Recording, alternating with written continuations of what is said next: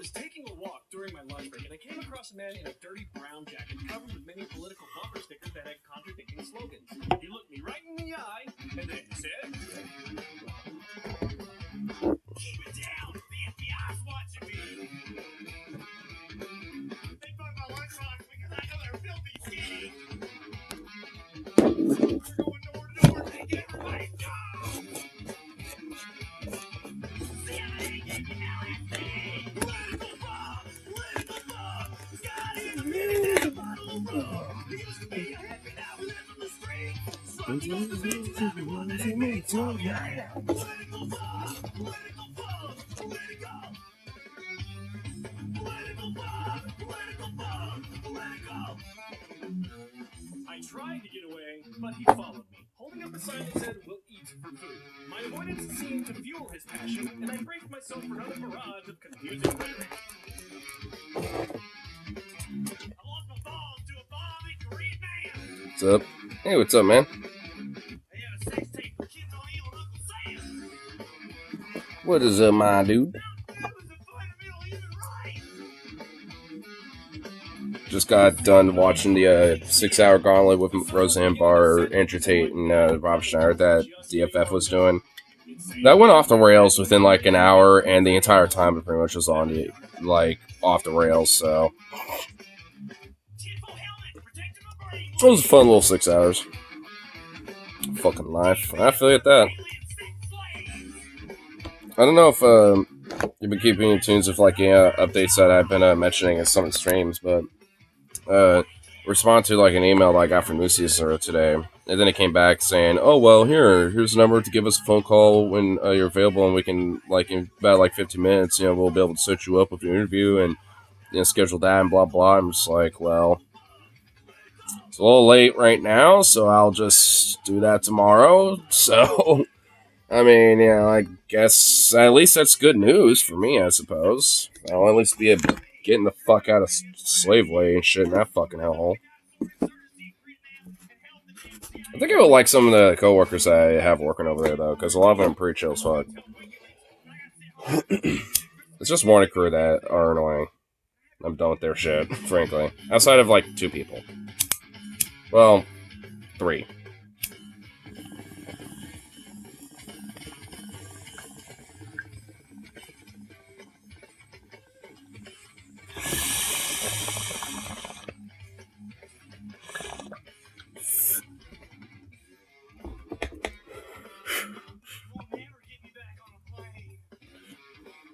But just make sure I still have your phone number. You should probably just give me a text. Because I still have my same phone number, but I changed my phone not so long ago. I'm not 100% too sure if my all my contacts went over. Actually, I know not all of them did. I'm just not too sure if yours did or not.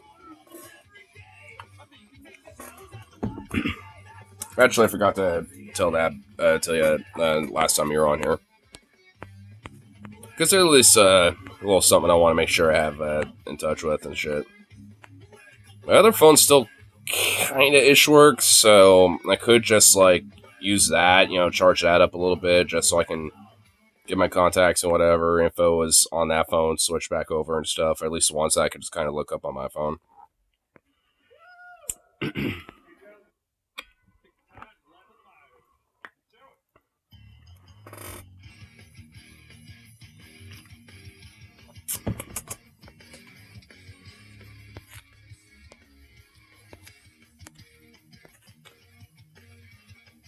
Old little Juka up.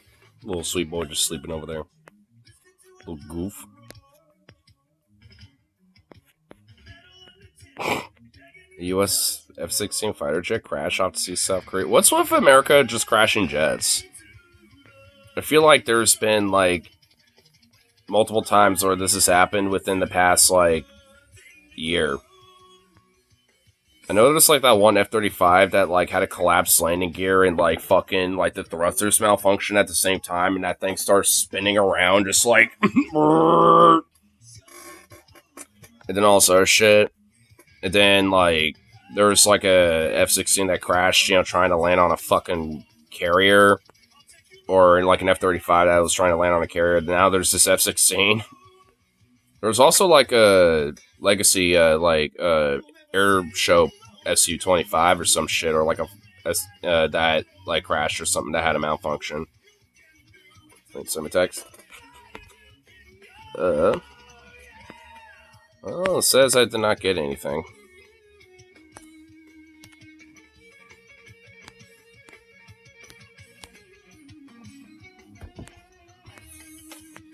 Like I said, my number should still be the same. So I'm sure that my contact or your saved contact with me should still be the same. Actually, I could just check my contacts really quick.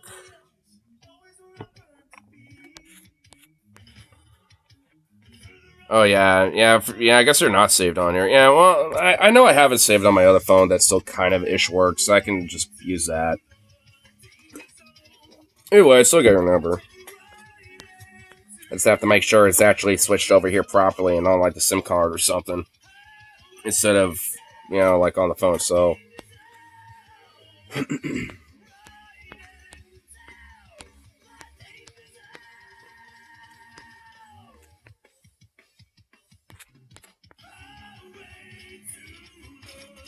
my god, that dog's so sleepy. I give that dog like a small little walk. Not even that long of a walk, and he's already like knocked out, sleepy as shit.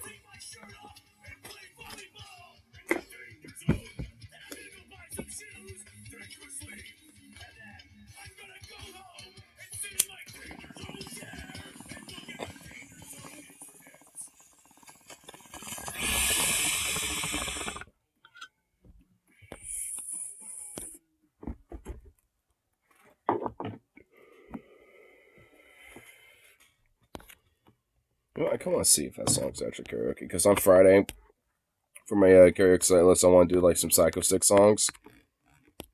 And I know they have a bunch, so I want to see if this one is potentially one as well. Their cover of Danger Zone. Is it? Oh my god, it actually is. Oh, dude. Oh, hell yeah. Alright, I definitely gotta do that. I should make that my warm-up song. You know what? I think I will. I think I'll do that as my start karaoke song for when I do some karaoke on Friday. Sounds like it'll be a fun little vibe, I tell you what. Right here. Get some more tunes going. Get some more Psycho Stick, because Psycho Stick's always fun. It's always fun. It's always good shit.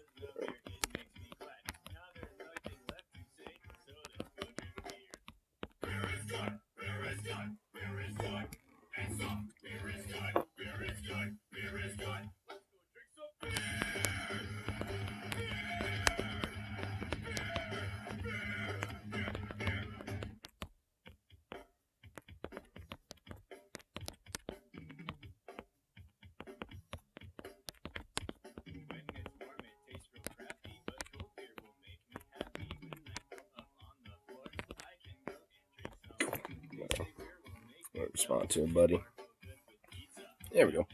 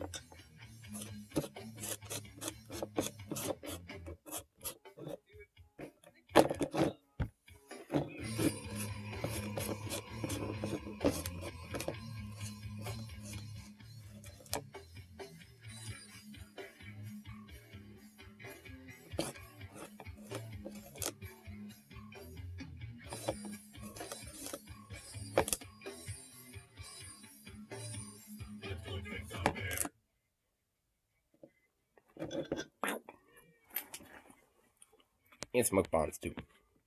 Smoke some weeds, oh yeah. And then also, let's see what else and fun stuff might be going on the tube for today. Hold on, so what's going on? What's going on, internet?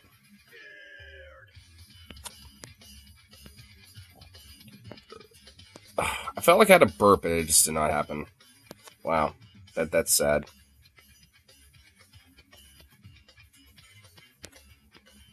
Yeah, let's see. There's the burp.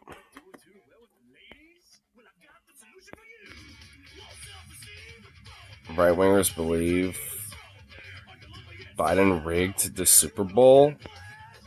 Oh my fucking god. Conservatives believe the NFL is a fake and a psyop. Nah, dude. No. Like, look. The NFL's rigged. I do agree with that, but the idea... And it's fake, yes. But, like, the idea that it's, like, rigged by the government? Holy shit. Hold up. I got it, like...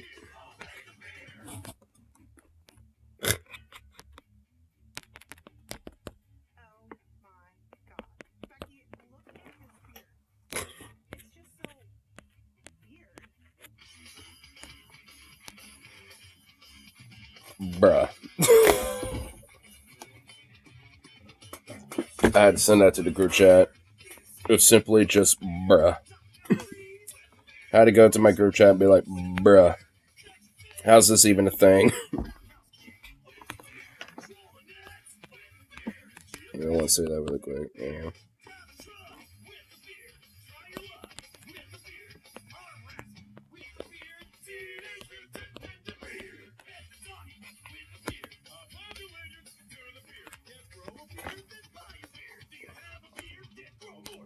There we go.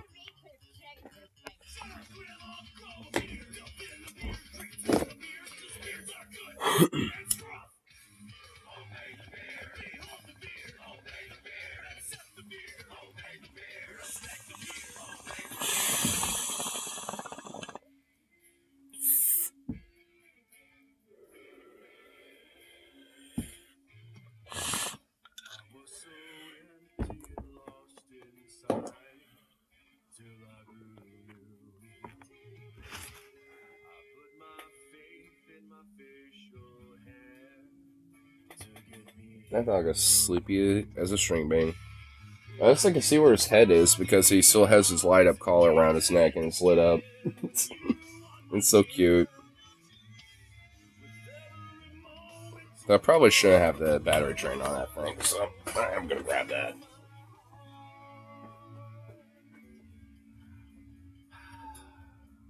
What, buddy?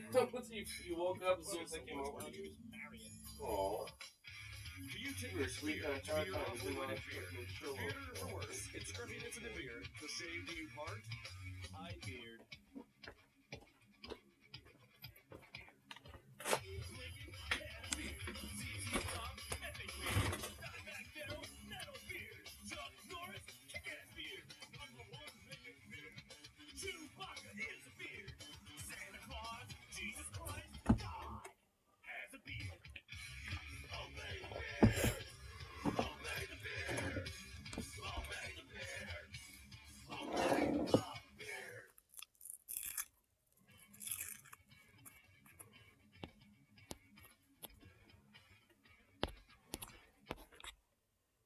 Here. Might as well get right into this. This one came back to deal Zukov's ass. Might as well get right into this bullshit. Why not? Why the fuck not? Goodness fucking gracious. I can't even believe that this is a goddamn conspiracy, man. What? I didn't even read the full title. Rigged the NFL so Taylor Swift and Travis Kelce will endorse. So what? Oh my god. I can't believe this is a conspiracy theory that conservatives are willing to, like, believe now. Because, look, I do think the NFL's rigged, but it's because of, like, of the different, like, owners of the teams and, like, the broader, like, industry, itself, and, like, the different companies that buy ad, slots and shit like that. Like, it has nothing to do with the administrations or anything like that. Like, oh my goodness. I mean, I like, I love how, honestly, that, like, servers are just so spiteful against the entire world that not even the things that they normally would see as escapism, like NFL, guns, Ford, Bud Light, beer, and all this other shit. Like, they can't even, like, look at that and be like, well, at least they haven't tainted this. Nope. Like, it's just like, nope, they've tainted this shit too, damn it. First it was that Kaepernick son of a bitch, and now you got, like, fucking, like that, trans bitch, fucking, like being in Bud Light. Now they got Ford doing rainbow trucks. Just like, son of a bitch. We can't have anything anymore. Not only did he grace us as a guest appearance on the Gauntlet, but he also, if he does top that, he's a hardworking stepdad. Hats off. Respect the guy. Grace us with on the Gauntlet. Oh, with Kyle? I know, dude. Dude, such a hardworking man. Dude, that Gauntlet was just fucking something. Dude, that Gauntlet was beautiful, dude. Frankly, for the fact that it wasn't even really a Gauntlet, I had a suspicion going into this Gauntlet leading up to everything that it wasn't really going to be a Gauntlet. It was going to be like their weird excuse to kind of fuck off and just have a little fun, and it basically literally was that. I had a feeling, and I feel him be right. I'm not really that surprised. And I love how Jacques Lafranche, was able to, like, fucking, be the true fucking GOAT, for the Gauntlet. But now we're going to go for our own Gauntlet. Out of the blue, suddenly Taylor Swift's the most famous person on earth. Now she's at every NFL game. I don't want to be rude. I was also so glad he dropped the whole California blonde thing. Oh, I know, right? Well, for him, it would be a New Yorker thing, because, like, Kyle's a New York boy. Paul's the Cali boy. It's like, dude, you live in New York. Well, yeah. I mean, that's what I mean, Like, I don't know. Like, I'm assuming because, well, it's like the 90s and early 2000s, it was just kind of a popular thing for that to be the case. Dude, even my brother had that for a short period of time. Not that long. He realized it was cringe and stopped doing it, but, like, he did have it for a minute. Like, there was a very short period of time where him and all of his fucking buddies, did it, and, and a lot of his buddies were able to do it, but he wasn't. I think Paul could pull blonde off. Like, if he had his hair all blonde, if he kept his beard the same and had his hair all blonde, yeah, actually, I think he could do it. His hair is just so long, if he just made it all blonde, or maybe put some, like, blonde, like, highlights in there or some shit, you know what? Yeah, he could pull it off. Yeah, I'm willing to say that, yeah. Actually, yes. I think he could. I mean, his hair is already like a very deep, dirty blonde, including the beard. It would work, too. I think it would work either way. I mean, he could also pull off a ginger, like a fiery redhead, status, too. I mean, the thing about him, especially with the way his hair and his beard is and shit, like, he could kind of, like, change that into any color, and I think it would work. But that's just, IMO on that one.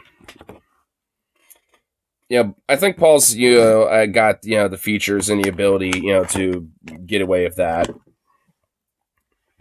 TJ too, to an extent, but not as much. Like, I can see TJ have, like, brown and black hair, but, well, actually not so much black hair. More like maybe brown or ginger, but not brown. Not like black hair, though. I don't think he would be able to have that. Or, really, I could see him with, like, some, like, blue hair or some shit, because, SJW, or whatever the fuck, right?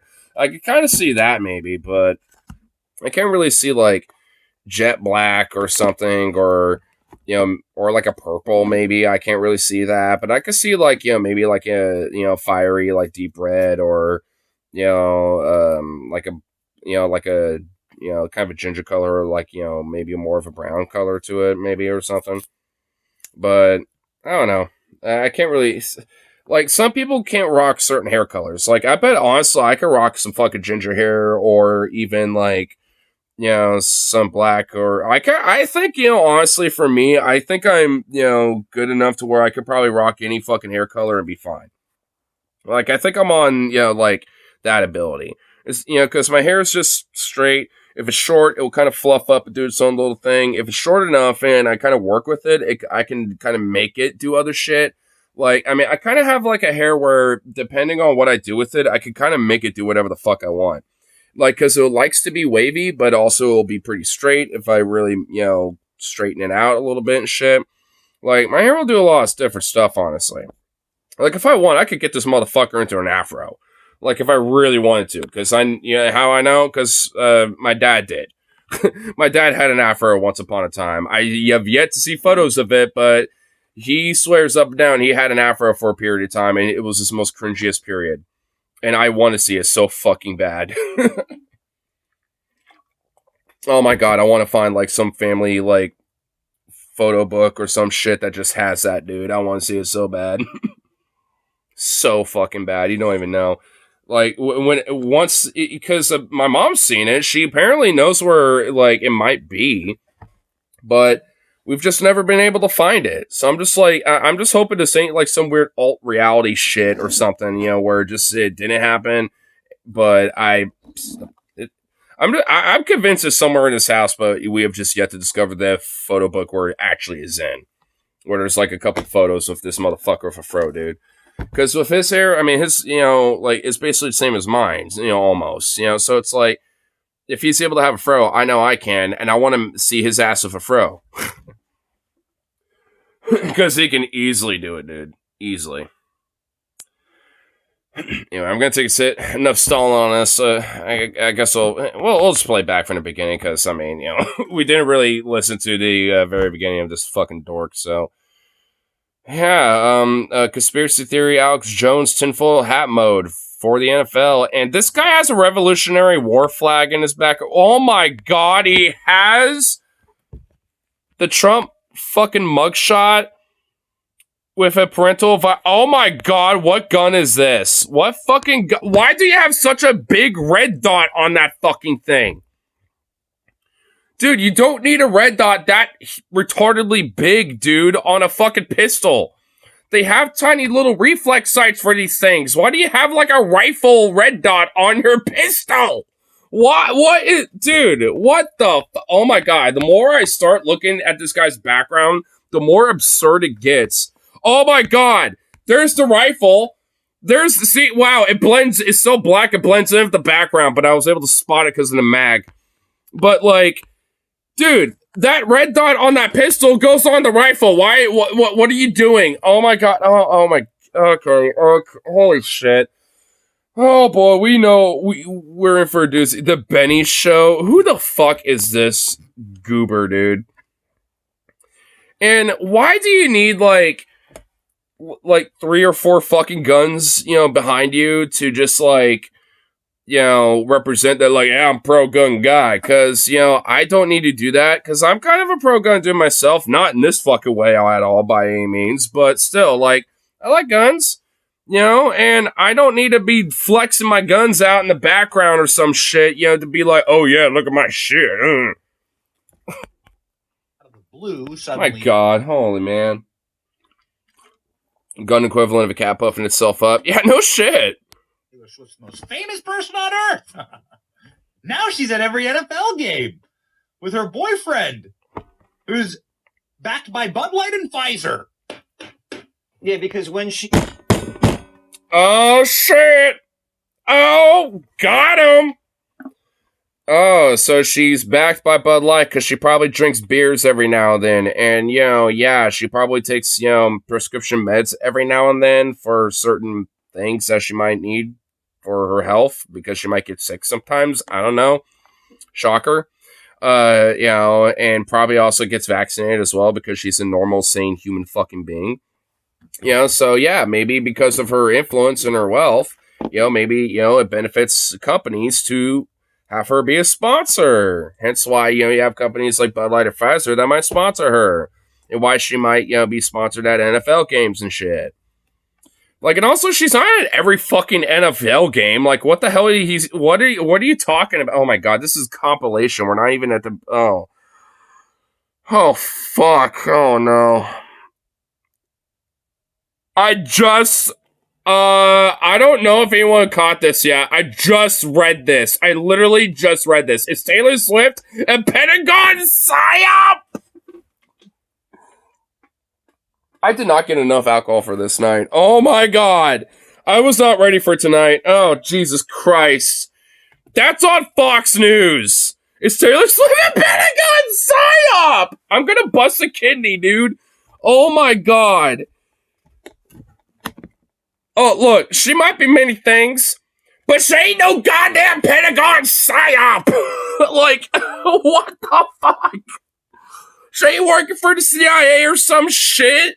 Don't make her sound more badass than she is. Like, excuse me. Oh my god.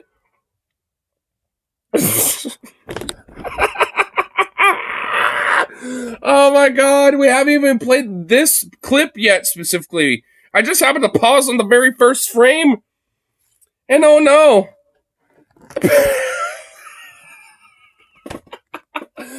Oh, fuck. Oh, man. I was not ready for that.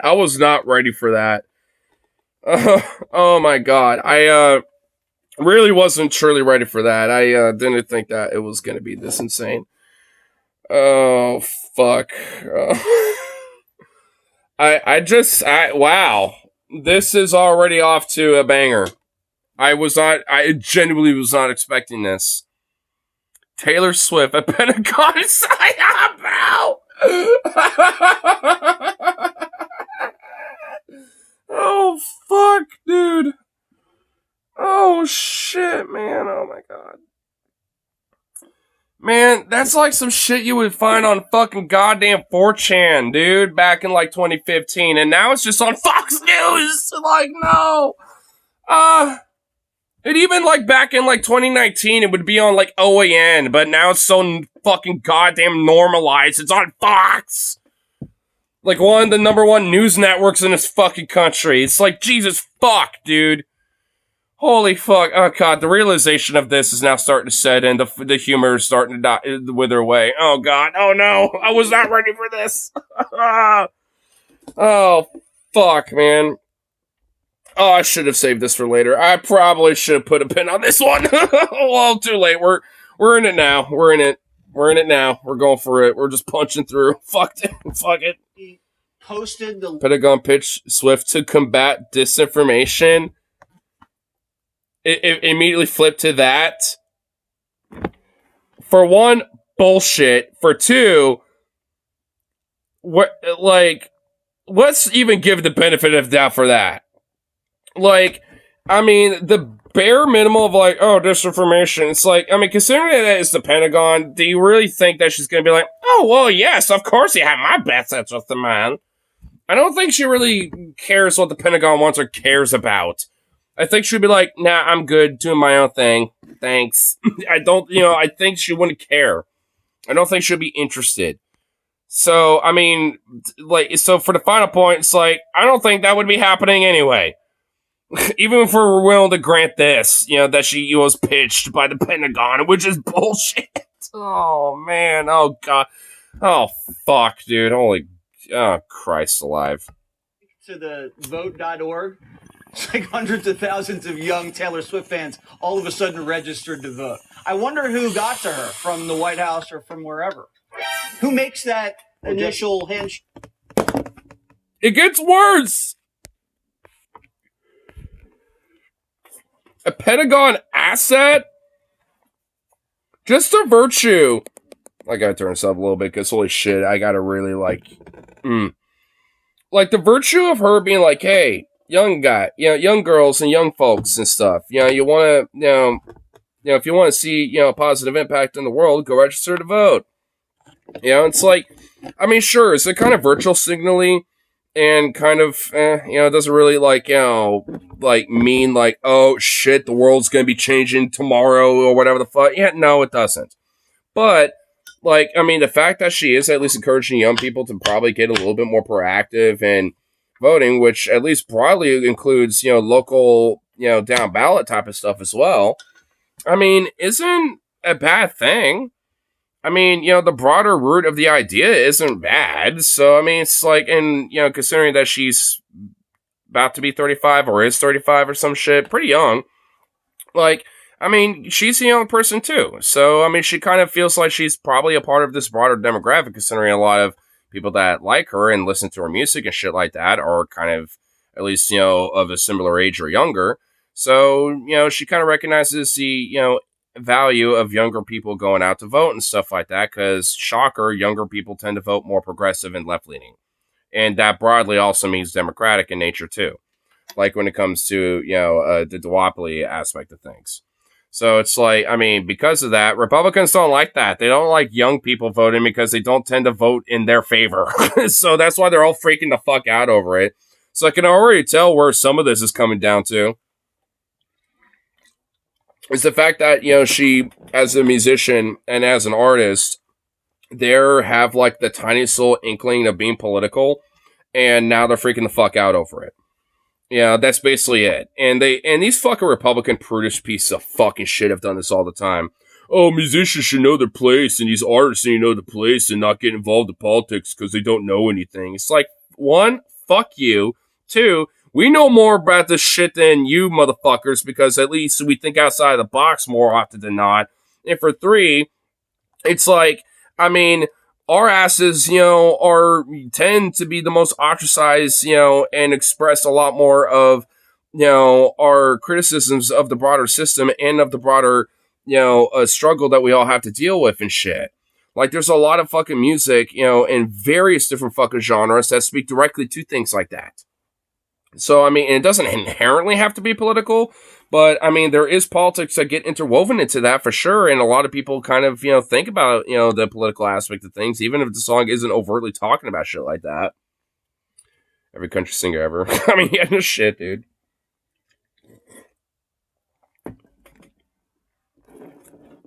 Well, not every country singer ever. There's some country singers like Wheel Walker that, even if their songs are kind of political, at least it's in good nature. Because at least Wheel Walker Jr. is talking about, like, money and bitches, fucking the boss off because he's a piece of shit, because, like, job can slob onto my knob and, all that shit. Gonna hide a dildo in the drawer, fucking piss in the coffee, because fuck everyone here because they're an asshole and shit. Like, I mean, you got, like, you got music like his, that still kind of holds true to that outlaw root. To the roots. I do that, son. Down to the roots. So, I mean, it's like you do get a rare occasion of, motherfucker like that. But unfortunately, they're like a diamond in a big, gigantic cow shit pile, dude. Unfortunately. But, I mean, you can find them every now and then. They're just hard to come by. And Wheel Walker's really the only one that's kind of like the well-known one. I'm sure if, there's probably more, smaller named ones out there that kind of still hold true to that name as well. But, I mean, Wheel Walker's the only one that actually kind of has, like, some name recognition. Which I think kind of shows that this whole, like, outlaw aspect of country that actually make country, I don't know, good. Like, that aspect of it is just, it is dead, unfortunately. That's why I kind of make the joke that Wheel Walker's basically carried country, in its entirety on his fucking back. Because he's, like, one of the only contemporary country artists that is actually making country that's fucking good. And, like, that actually sounds good. Like, I mean, at least when it comes to, contemporary stuff being made now. I mean, but, like, because you could look back and find some decent country artists, like, from Johnny Cash, Hank Williams Jr., etc., like, and Pete Seeger to a certain extent, Mojo Nixon to a somewhat lesser extent, but to a similar degree. Like, you can find different country artists from back in the day, that are fucking great. But, it's like for contemporary-wise, I only know of one, really. I mean, I'm sure there's maybe a couple smidge here and there, but for the most part, they're all just fucking saying the rote fucking bullshit, dude. Tried out in a small town, drinking on Millers, cause Bud went tranny. And not the tranny in my 4150 that I got a fix on a Monday morning. It's like, I mean, it's like, it ain't that garbage. You know what? Honestly, weirdly enough, if I bet that would be, a good parody lyric for a parody song making fun of it. See, like, I mean, there can be a way to make country good, but there needs to be a country artist that's making fun of these motherfuckers. That's what should be what's going on. That's what should happen. There needs to be, like, some country artists making fun of, like, modern day contemporary country. Not just holding it to the outlaw route, but also making fun of, these country artist motherfuckers. Like, there really needs to be an artist like that. Because, dude, there's going to be people like me that would easily be like, give that to me. Give me all your albums. Here's my money. Here's my income. It's like, dude, there'll be motherfuckers like me, who would easily eat that shit up. That's why I like Wheeler Walker Jr. Because, I mean, he's not really that, but, I mean, like I said, he's the only one that kind of holds it true to the true kind of outlaw country nature of things. And unfortunately is, kind of dead. Which is sad, but, what can you do? Some people think this is a massive psyop. Major League Sports, in and of itself, is nothing but a psyop. Sure seems planned. Sure seems like something that is, like, concocted in order to accelerate the fame of these two people. Well, I don't know about, what was his name? I don't know about Travis Kelce, or whatever his name is. Like, I don't know about him, but Taylor Swift was already famous. She was famous when she was a teenager.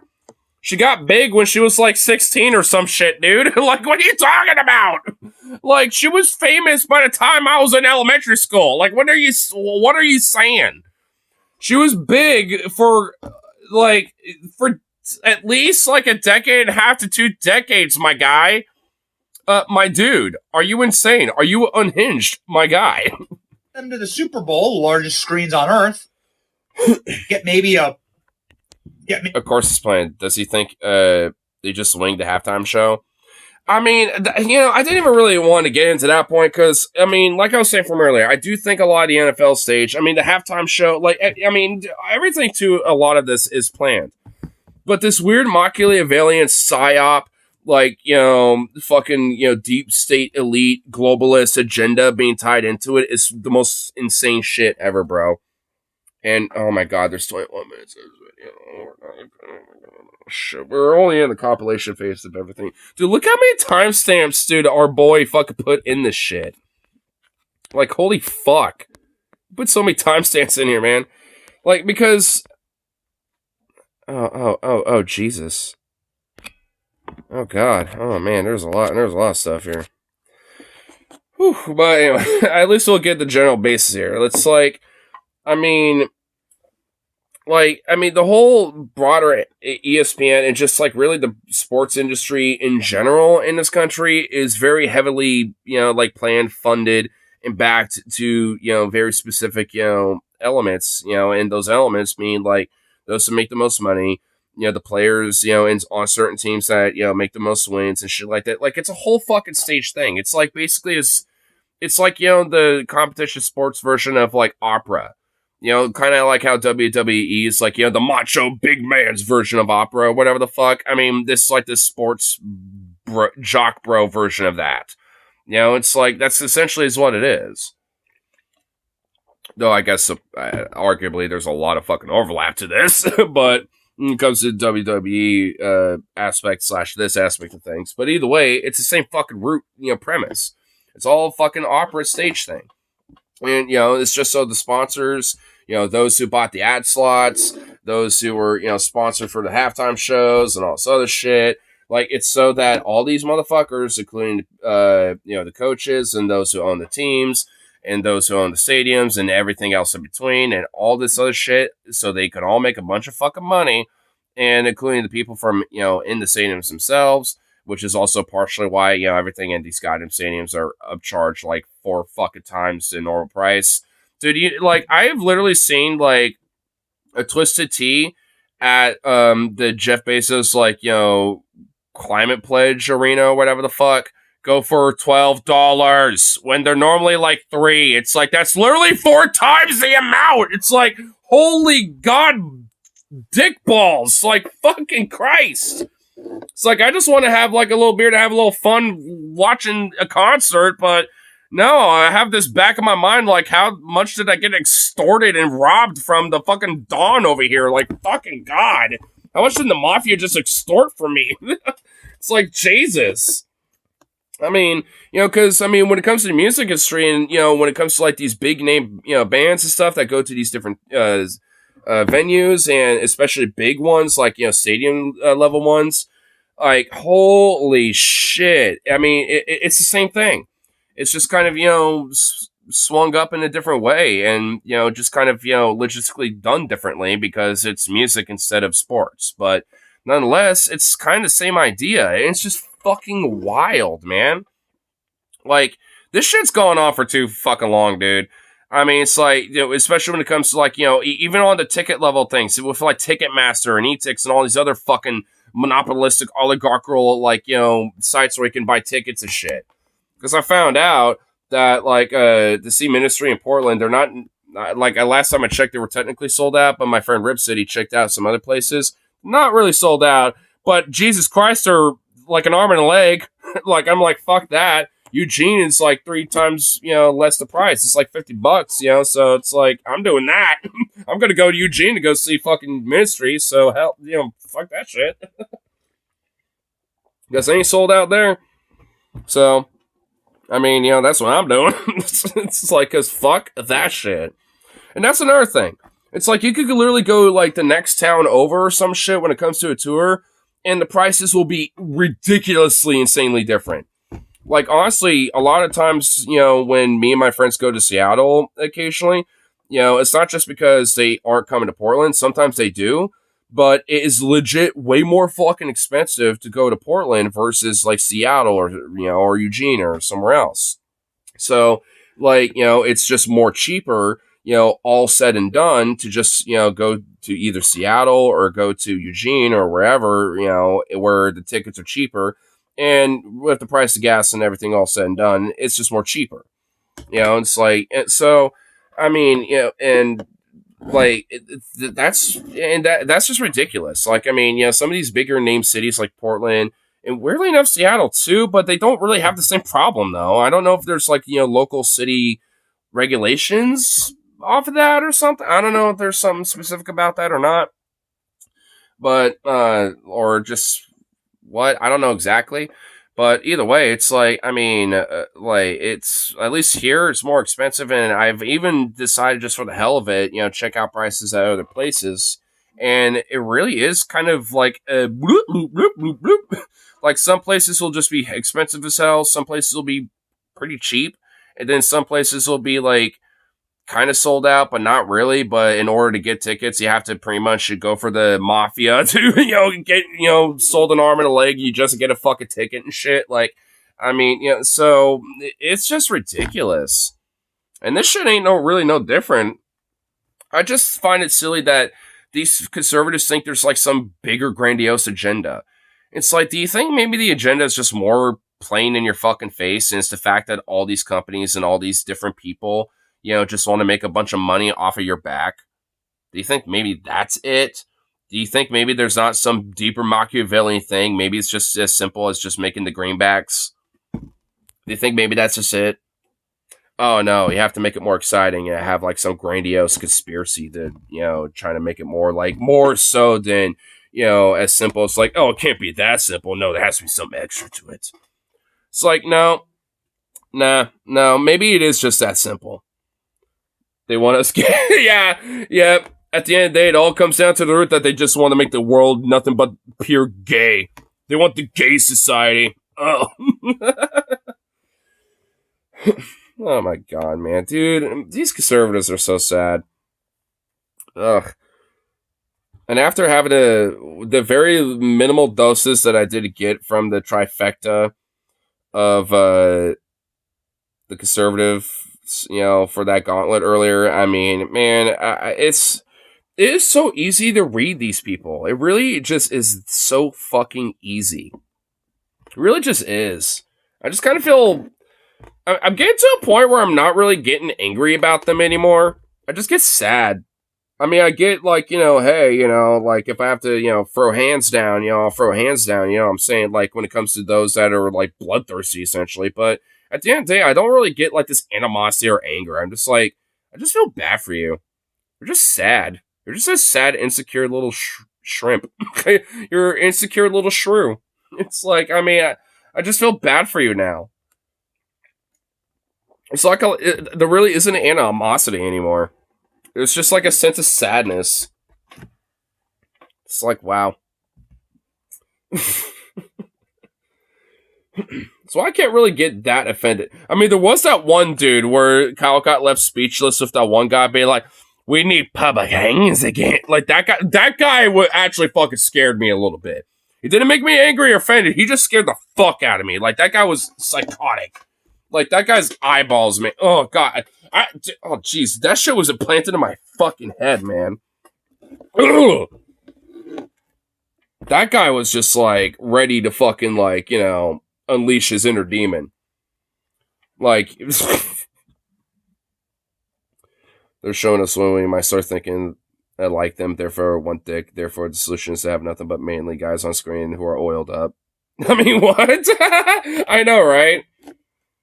Which, you know what? That's fine, but wouldn't that be more gay, technically? Yeah, I got some chiseled Arnold-looking Chad boys all oiled up. Yeah. Oh, yeah, we're just massaging some muscles. Yeah, to massage those muscles. Yeah. It's like, I mean, it's like, got something to say there, buddy? I mean, I wouldn't mind being in that situation, being like, like a twink boy little servant, sleeve or some shit, but that's just my fingers just popping out there, that one. But like, but that's just me. But that's because I'm comfortable with my sexuality. These motherfuckers look at that and be like, no, this is very heterosexual, 100%. It's like, yeah, sure, buddy. Try something. You got something to prove there. Like a proposal after this is what I think is going to happen. There's going to be like some type of proposal after the Super Bowl is rigged for the Chiefs. And then the two of these people become... I mean, it's probably rigged for one team or the other. And you know what? I wouldn't be surprised if she proposes to him at the Super Bowl. What's that have to do with anything? It's like reach like crazy levels of absolute fame, and then they take all that fame that has been Yeah, because it'll make for a good news story and a good article, and people will be like, "Oh, look how cute! Oh, like it's just good heartstringy, like fucking, like oh, look at this, ooh woo, feel good, like media porn bullshit, basically." I mean, it's like the equivalent of like perseverance porn for like, oh, it's like, this school raised, a bunch of money for this 70-year-old janitor that, couldn't afford to retire, or something. It's like some shit like that, basically, but in a different form. It's just a different format of that kind of idea. It's like, I mean, that's basically is what it is. Like, what, yeah, your point? Like, this is what I find funny about their weird conspiratorial mindset of the shit. It's like, look, I like to dabble in conspiracy theories, and honestly, there are some that I kind of believe in occasionally. Well, okay, well, you know what I mean. But, like, at least the ones that I do believe in are probably, like, 9/11. To quote Lois Griffin. Or maybe, like, some shit about JFK, or, like, the Iraq War, or stuff like that. Because, honestly, half of those conspiracies actually have, like, evidence and fact back behind it. The only reason why is just because our government continues to deny a lot of that shit. So, I mean, it's just one of those things where it's like, I mean, sometimes, a lot of conspiracies is just because our government's just like, nah, It's not because, like, there's, like, some other extra Machiavellian thing. It's just that our government just doesn't want to admit that it's a piece of shit and does wrong and is probably fucked up and probably done some really egregious shit, including to itself, at times past. So, I mean, that's like, so there can be some merit with some of those things. But the thing is, like, shit like this, though, is fucking absurd. They're putting chemicals in the water to make the frogs gay. Like, shit like that, absurd. Like, oh, anyone that had a vaccine is going to die in 10 years? Retardedly insane. It's like, give me a break. Like, obviously, there's, like, oh, the chemtrails are ridiculous. Like, fuck out of here. And it's like, I mean, there's plenty of conspiracies out there that are just beyond ridiculous. I mean, but that doesn't, immediately rule out every single one. But this shit, though, it's like, give me a break, man. It's like, come on. The idea that there's, like, some extra Machiavellian, like, deep state psyop because, like, she's gonna propose to her potential future fiance at the Super Bowl and it's rigged for the Chiefs or something. It's like, yeah, she's proposing because ooh-woo articles will, give me a little extra, public eye recognition. And also, yeah, Chiefs being rigged, in the game or whatever the fuck. Yeah, it's because there's a bunch of money that is made in the fucking sports industry, and I already explained that. So it's like I already did that earlier. So, I mean, these aren't exactly major, deep Machiavellian, schemes or anything, and also not even really big revelations. So it's like, where's the weird extra like conspiratorial fucking shit coming from? Like, I mean, are they just? I don't get it. I really don't understand it. Like, I mean, I think conspiracies can be fun sometimes even, but like, Jesus Christ, I mean, at least make it make fucking sense. Make it make sense, damn it. Or at least somewhat fun. Like the chemicals making the frogs gay. At least that's fun. This isn't. This is lame. This is horrible. It's like, come on, man. God, their brains are this broken. And this guy looks like he's just like, oogling a brain, just the orb, dude. Just like, yeah, I got the fucking knowledge, bro. It's like, yeah, I know what's up. Like, he just looks like he's just got it all unlocked. It's like, motherfucker, excuse me. You're the one who has, like, 4 guns in the background of the Revolutionary War flag and shit. It's like, give me a break, you larpy little fuck. It's like, good lord. And I got fucking flags behind my ass, too, but Jesus Christ.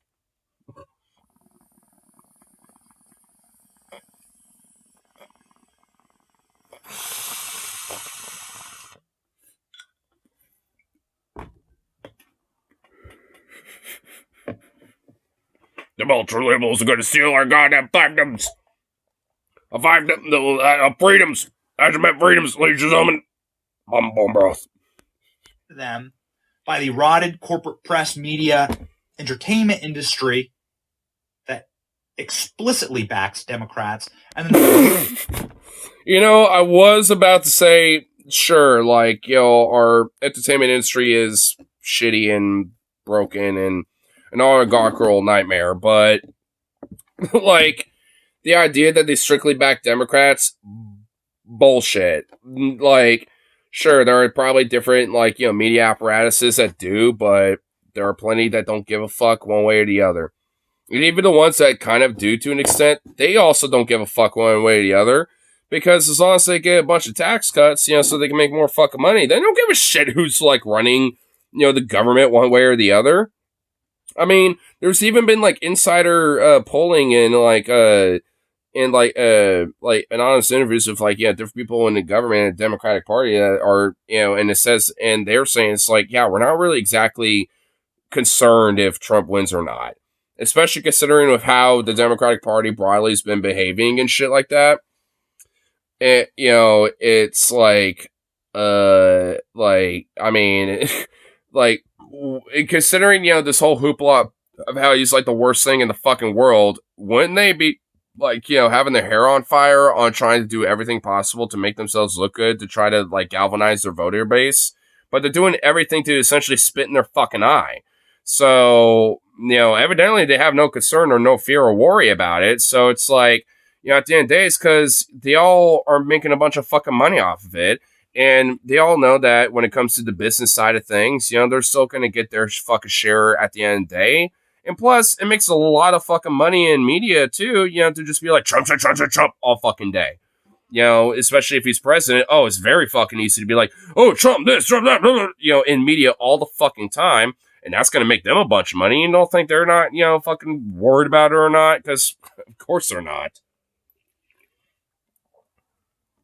Because if so, they would be going, off the rails about trying to be like, oh, please, make sure you vote for us. Like, here's some shit. Yeah, we're overriding everything and make sure student loan debt is forgiven, period. We're, forcing the public auction for Congress. We're doing this, we're doing that. Like, something. Like, fucking something. But, I mean, it's like, there ain't none. We haven't even gotten to Mike himself yet. We're already going off on this shit, man. Ay. Oh, leave it to Mike for us to, get hardcore on shit. And he's not even on screen yet, that lesbian lumberjack bastard him.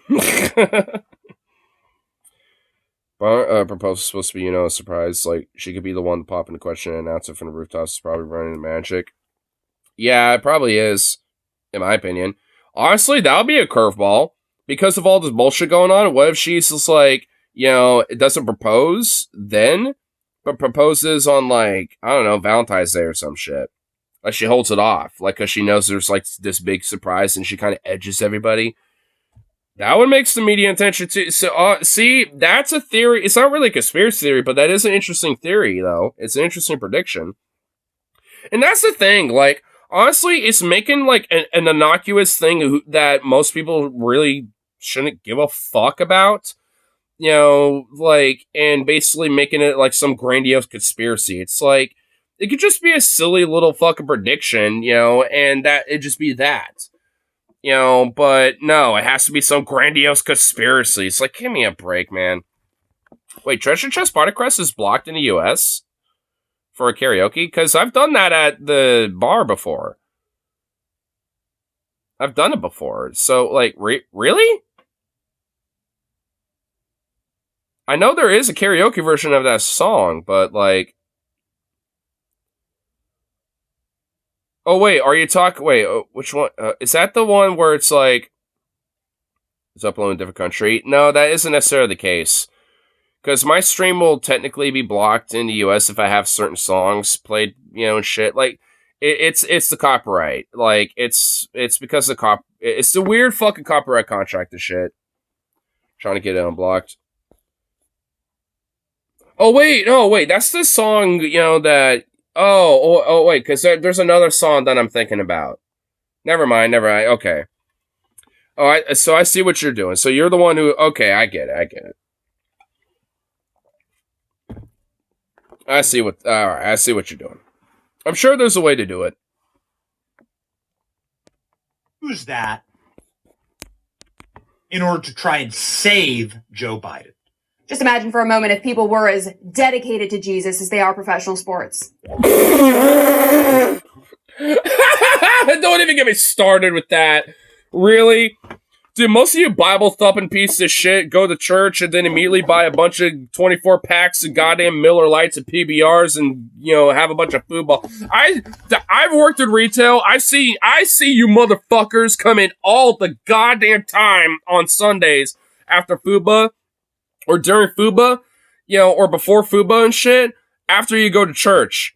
Like, bullshit. Y'all motherfuckers go to church and then, come in during the lunch and dinner rush to grab a bunch of fried chicken and a bunch of other shit for the FUBA games. And a bunch of... I see your 24 packs of beers in there. And some of you motherfuckers drink a Bud Light regardless if, fucking Dylan Mulvaney was on there or not. So, hypocrisy much.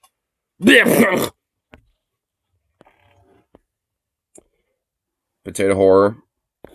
Poor Mr. Potato Head. Oh god, what the fuck? What's this? What is this? What the fuck is this? Normal vegetables. You must store us at the right temperature and the right humidity or it will spoil and rot in no time. Where's the fucking soil? Oh, is this a potato that started making sprouts? Dude, this guy should just plant this. Dude, this guy should just plant this fucking, this potato now, dude. You should just do that. Oh, god damn, look at that. Woo, doggies, look at that. That is beautiful. It's uploading to Spain, so that's probably why it's unavailable. Maybe Spain, is being shitty because Spain's kind of lame sometimes. It was like a horror movie. Dude, it looks like, some fucking, like, alien zombie spore virus or some shit, dude. I kind of like it, though. I dig it. Well, it turns out right-wingers have figured out Joe Biden's master plan to win re-election, and I think that this is foolproof. So let me walk you through it. Step number 1, turn Taylor Swift into the world's biggest celebrity. Joe Biden did that. Check. Even though she already kind of was one of them, I mean, at least one of the many, like, very popular celebrities, out there for quite some time. But, okay. Very popular before he became president, so he did that. Then he got her to... Yeah, he did that before he was president, dude. It's the extra master plan, bro. A specific football player, one who in particular has done ad campaigns with Bud Light and Pfizer. That's really important. And then once you've gotten her to do that, you then rig the NFL for him to increase the status of both of them to turn them into a power couple.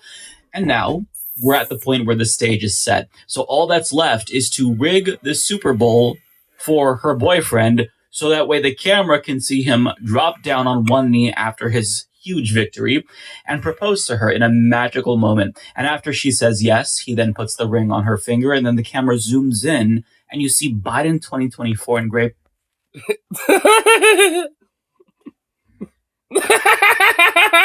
Salty pureblood patriot. Ree! Venom, is that you? Oh my god. Oh shit. Dude, I love it. Dude, this is some Alex Jonesian level shit, and I fucking love it, dude. I mean, we haven't really had a good, fun conspiracy, I'm starting to kind of get warmed up to it, just because it's funny.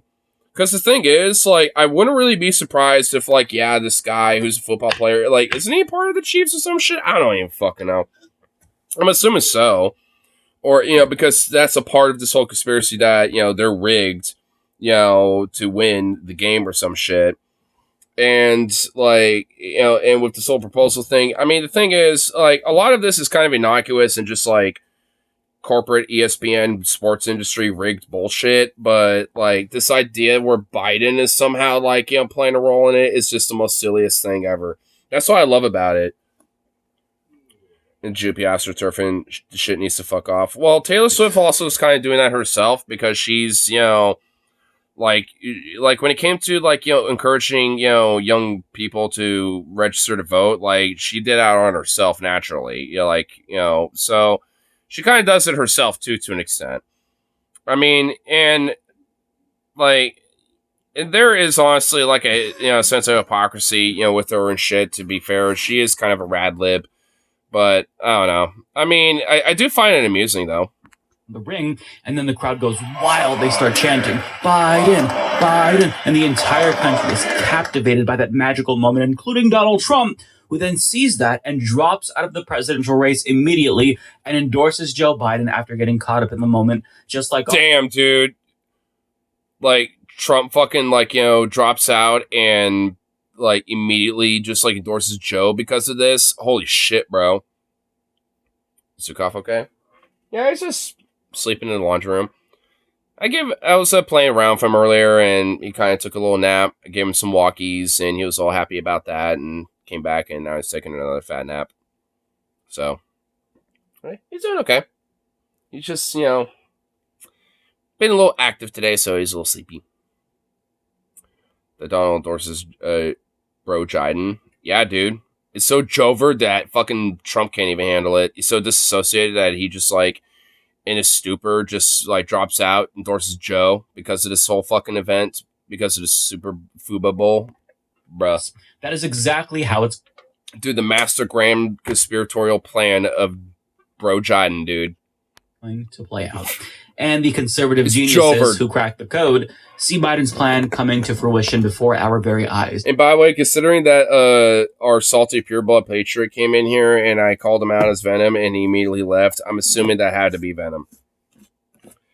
Why? Well, it's like, why did he like run away after he was like, I'm sorry, I kind of realized I was kind of a little bit sexual harassment, which I mean, realistically, he really wasn't. I mean, he just needs to kind of like chill with the memery about it all. Like, I don't really care if he's being flirtatious or some shit. I don't give a shit. But like, I mean, he just needs to kind of like, you know, take it down just a couple notches. But I mean, like, I wasn't scaring his ass off. I mean, I haven't seen him since then. It's like, what the fuck? You know, he needs to get his ass back in here. I'm surprised he didn't say anything about Rabbit Stew, because when he was popping in, I was, you know, like, you know, recording the scroll that, you know, like, you know, was hanging out with me a little bit earlier. At least on that day.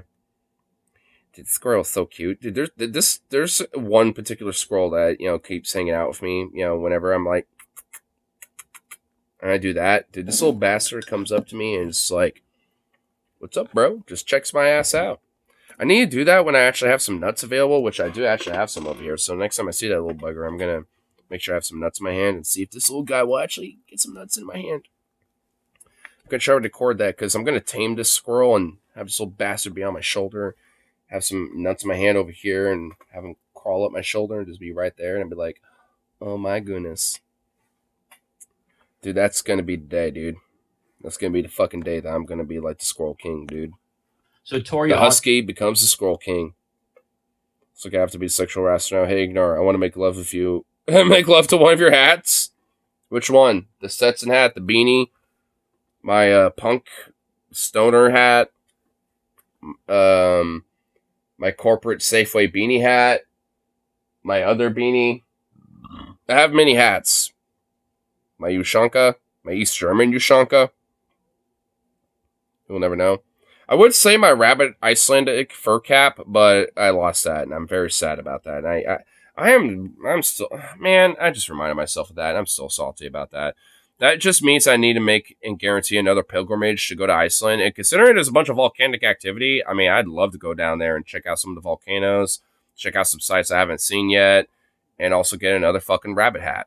So, I mean, I got some to-do lists, you know, when it comes to going to Iceland again. Too bad it's just way more fucking expensive. I mean, I kind of got lucky when, you know, when me and my folks went. Because unfortunately, it's not the same anymore. Boo. It ain't like 2018.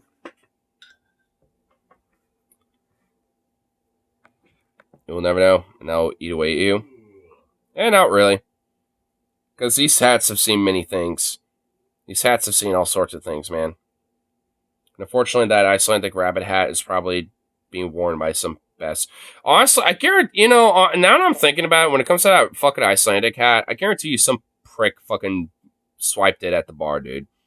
Because, I mean, like, because I remember really backtracking on that shit. You know, thinking, where the fuck could that have, you know, been? I remember having it because I remember that day. You know, it was my day off, visiting mama for a little bit. Had it there. It came, you know, and then had my, you know, pops pick me up, drop me off at the bars. You know, had my shit there for a little bit. And when I got my shit, I didn't really think about it at the time, but did feel a little light-weighted, a little bit. I think some motherfucker might have swiped my shit. Because I did ask at the bar, be like, hey, did someone potentially, you know, like, did someone maybe turn in, you know, my hat at the bar, you know, back there, you know, like, or some shit. And unfortunately, no. Now I'm thinking, and I'm just like, maybe someone swiped it. And honestly, if some motherfucker did, then I know for sure shit that, you know, it's like, they ain't gonna, like, you know, they ain't gonna be having that shit back. I ain't getting it back, unfortunately, because that person ain't going to be wearing that around. Because they're going to know I'm probably going to pop out and be like, I recognize that hat. What's the story behind the hat? Because I'm going to question their ass. If I see the hat on a motherfucker, I'm going to be like, where'd you get it? I'm going to start, you know, interrogating them. give you a hint, crustiness. So my crust punk hat, because this would be the crusty crust punk hat. I mean, also, does anyone else have this happen to their hats? Look at this. It looks like rust. How's this happen? How's that happen? Like, I mean, there's already some crust with the hat, dude. So, I mean, I'm just saying. But also, like, is there an explanation to that, by the way? Because, like, how's that happen? See, like, I mean, look at that. Look at that shit. Like, why does it look rust? Why does it look like rust? Like, there ain't no metal in this fucking hat. That's not the pins. And even then, it's like, there's also, like, rustic shit going on with that, but that at least makes sense because there's like little metal pins going through it. But either way, that's how his wife stained my hat. Oh my god. Well, it would be actually yellow. Over time, it will crust into a yellowness. So, yeah, seems like you're not that much of a crust punk, are you? Of the New Republic explains, the Chiefs defeated the Baltimore Ravens Sunday night and will go on to defend their Super Bowl champions title. Much of the buzz around the recent Chiefs games, though, is due to the presence of music superstar Swift, who is dating the Chiefs tight end Travis Kelce. The far right is convinced that the Super Bowl will be rigged in favor of the Kansas City. Levels red. Then I'll tell you to go get a doctor's checkup because that's not good. So that Taylor Swift can get more attention before she endorses another competition rigger, President Joe Biden. I just think it's so funny that, like, as Biden's brain is melting out of his ears, they think that he's able to pull off this massive conspiracy theory, but they unironically believe that. They think, on one hand, well, he very clearly isn't mentally competent, but on the other hand, he's competent enough to do all of this. It's pretty crazy. He's competent enough to do the biggest, grandiose, like, spiritual master plans ever, but not competent enough to exist or run a country, apparently.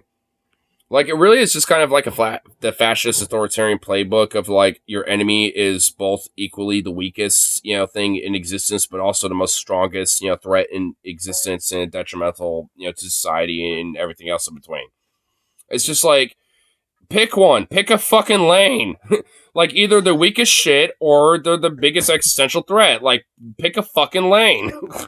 Isn't it? Now, let me show you what I mean by that. So in response... Is his brain melting out of his ears? Or is he, like, the most grandiose, like, master conspiratorial planner in the world? Like, pick a lane. Take your pick. To Pizzagate... You can't have it one way or... You can't have it both ways. Theorist Jack Posobiec, failed presidential candidate Vivek Ramaswamy writes, quote, I wonder who's going to win the Super Bowl next month, and I wonder if there's a major presidential endorsement coming from an artificially, culturally propped up couple this fall. Just some wild Artificially? Like, maybe the whole fucking sensation in media, like, woo, my goodness, dude. Yeah, sure. Maybe there's, like, artificial prop up with that. But her, like, relationship with this, like, Travis Kelce guy, who's a part of the Chiefs or whatever the fuck. I don't give enough of a shit about this, at the end of the day. But it's just like, I mean, the idea that, like, there's, like, some major, like, artificial thing over this. It's like, give me a break, bro. Like, I mean, they can have a relationship and it'd be fine, or who cares? Like, I mean, it's just, like, celebrity gossip bullshit, and they have nothing else but conspiratorial nonsense to try to, like, justify why it's happening. Can't say it's bullshit. I'm starting to wonder if I could get through all of this, to be honest with you, man. I wonder if I could get through all this. Holy shit. This is like the most ridiculous conspiracy ever, man. Like, I mean, this is the most absurd clown show fucking bullshit I think I've seen out of the right, in a while, dude. I didn't think, conservatives could get this unhinged. I mean, fuck. I mean, in a way, yes, but I don't know. Not in this particular way, I should say. I didn't think they could get this particularly unhinged. I knew they could get pretty ridiculously unhinged. I just didn't know they would be this particular with it. Because, Jesus fucking God, man. I don't know. Here, let's see how it ages over the next 8 months. And once he spoke it into the universe, a lot of other conservatives began to see it as well, and they've convinced themselves that the Super Bowl isn't just being rigged, but it's specifically rigged because of Joe Biden. It's rigged at his behest, probably because of him. Tim Pool. They just literally cannot accept the fact that Joe Biden is president. I can accept the fact, even though I hate it, but I mean, it's not because of some Machiavellian thing. He's just like the lesser adversary, in comparison to Trump. And unfortunately, that's just the same thing here, so it's like, what the fuck? I mean, that's really what it comes down to. It's like he's kind of like a lesser adversary, but it's not saying much whatsoever. How old were you when you learned that the NFL is fake? Well, okay. Well, I mean, that's kind of honestly innocuous, for me, honestly, at least when it comes to Tim Pool, because, yeah, the NFL's hella fake. But a lot of these, like, major national sports leagues, tend to be kind of rigged and fake anyway, so whatever. It's not really exactly a major revelation. Your weakness disgusts me, Rip. I know, dude. Well, I mean, I'm kind of weak, too, because I don't know if I'll be able to last for all this either. Example writes, how old were you when you learned the NFL was fake? Well, I was today years old, Tim. Jack Lombardi chimes in saying, I have never been more convinced that the Super Bowl is rigged with all the unneeded and unwanted Taylor coverage at the games. Casey's journey to the Super Bowl, totally scripted. Next, Travis and Taylor together at the Super Bowl appearing happy and in love. Then Casey wins, and then later announcing their support for Biden. Coincidental? Nope. Bought and paid for couple. Shakes my head. Bruh. Wow. Like, they're just, like, making up, like, some crazy fucking fairy tale shit, man. Like, what is this? They are just insane. They are legit just unhinged. I don't even know. Like, what the fuck? Streamed up on the homepage. Oh, well. That's actually kind of surprising. The YouTube algorithm pop my ass on that homepage on somebody. Hell yeah. Nice. I like that. Holmes. We're just reacting to this crazy psyop conspiracy of like this Machiavellian Joe Brandon, it's all Jover scheme of winning the election over an NFL Super Bowl game because Taylor Swift is proposing or something. Insane shit. I think the shrinking of her fans contradicts the unwanted narrative. Yeah, I mean, yeah. Considering that there's literally like a whole fan base around her called Swifties, yeah, like, I mean, I don't think it's unwanted. I mean, I don't give a fuck one way or the other. It's not wanted or unwanted to me. I at the end of the day, I don't give a shit about this, but I did just find it funny that conservatives are this psychotically unhinged about it. Where are you from? A PDX. Well, greater Portland metro area in Oregon. So, but I ain't gonna think every specific little detail, but at least that much.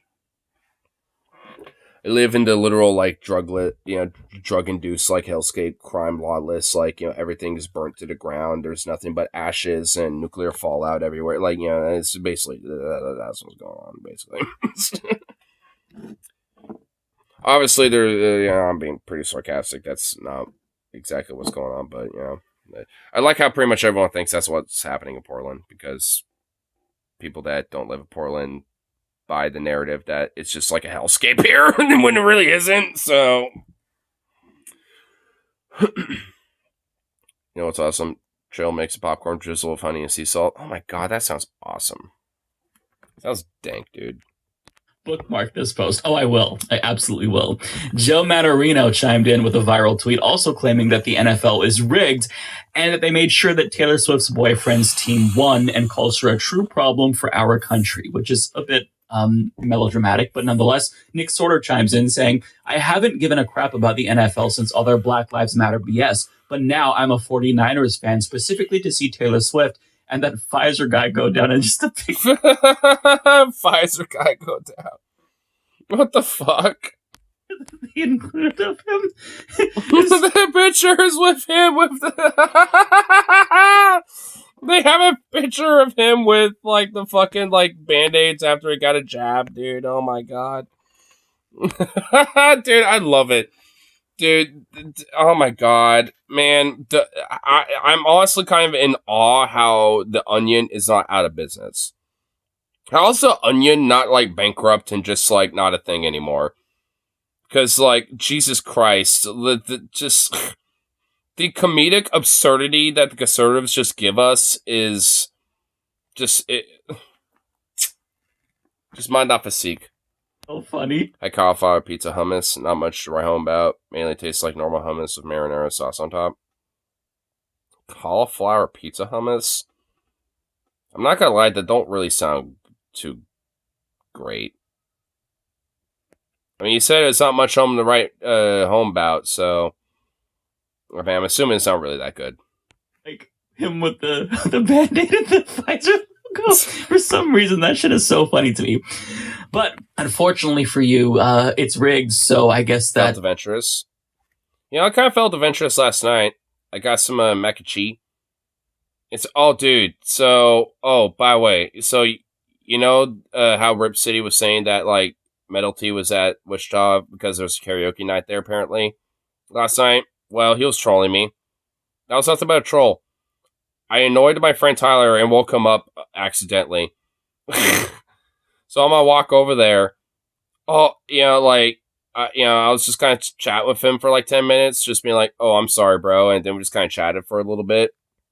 Dude, on my way over there, dude, I saw the fattest fucking skunk, bro.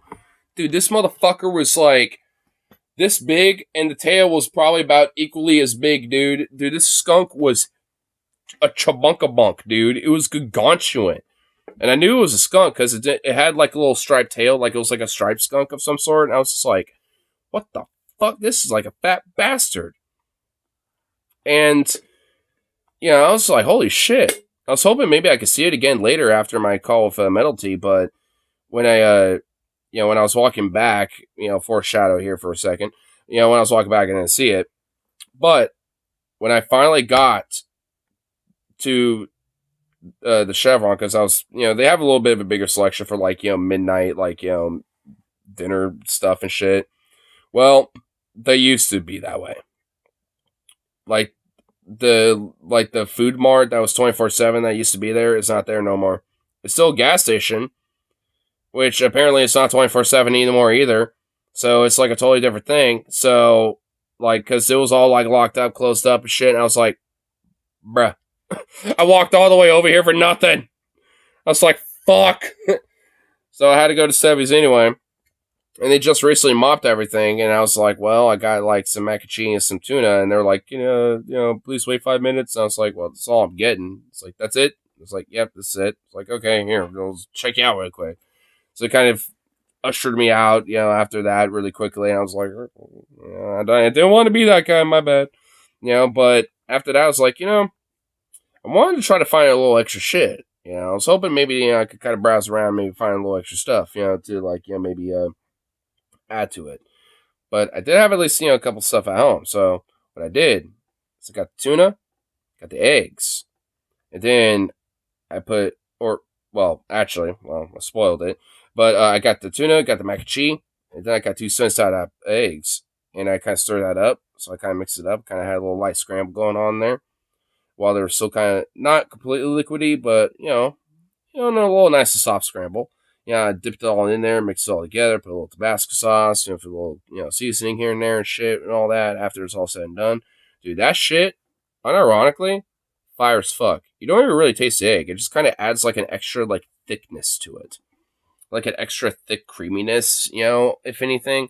That's all it really does to it. Like, it didn't really it didn't really stick out, with like the tuna and mac and cheese, with like the like pepper, garlic powder, and a couple other things I added to it and shoved some Tabasco sauce. Like, it was fire as fuck, actually, unironically. I was like, damn, adding a little bit of egg to some mac and cheese and shit wasn't surprisingly that bad.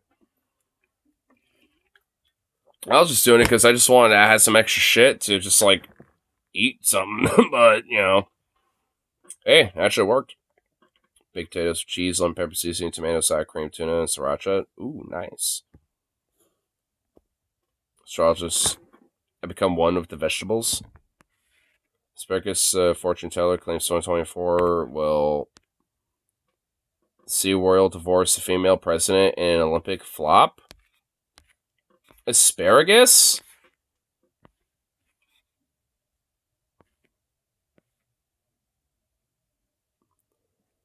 Asparamancer?